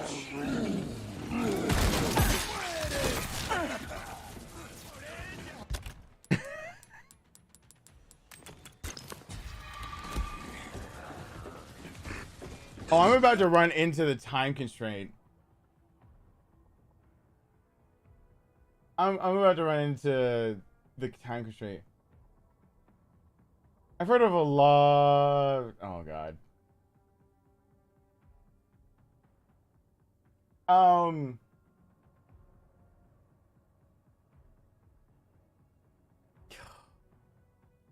But I made you question your whole knowledge. Murphy's Law is that with enough iterations of anything, all possible outcomes will eventually arise. Given infinite iterations of any certain set of circumstances, all possibilities will have arisen. And infinite because even if you said given a certain number until you get to it, you might not know about another outcome unless you gave it basically a number that would get close to being infinite. Murphy's Law is not if something bad can happen, it will happen. Anyway, that means I don't even have time to log in for credits. Shit. I have to log back in for everything. Crap, who gave memberships out? Amrock did, Roses did. Who donated during this? Sarcasm did, Vern did. Thank you guys. Whoever else gave membership out, because we have a few new shields that are back. Wait, it was Amrock, it was Roses, it's Sarcasm, and Vern. Yeah, I have to stop. I forgot I had to stop stream. Tomorrow, I gotta get to bed. Because tomorrow, to some people's excitement and to other people's discontent, I'm continuing on with The Last of Us. If you get to The Last of Us and I'm doing it live, there is no DVR function. If you watch The Last of Us later, or if a commercial basically makes you miss a part of The Last of Us, just watch the 4K upload. I will immediately edit it and try to have it up. Hopefully Ghost of Tsushima will be up if I have time tomorrow. I'll try to get Ghost of Tsushima of what we played today up tomorrow. But that is depending on early morning me editing that first, exporting that fast, and then editing The Last of Us, exporting that one, and getting Ghost of Tsushima up for everyone. I'm not against the Buffalo Bills. The Bills suck so bad. I will rename that. I will shit on the Buffalo Bills if that's what it takes. My medical bills, $260 of more of them came in. I gotta go. I'm at the 5-hour limit. Thank you guys so much for watching. Hope you enjoyed. Hope to see you guys back here for the next one really soon. Bye. I have to go.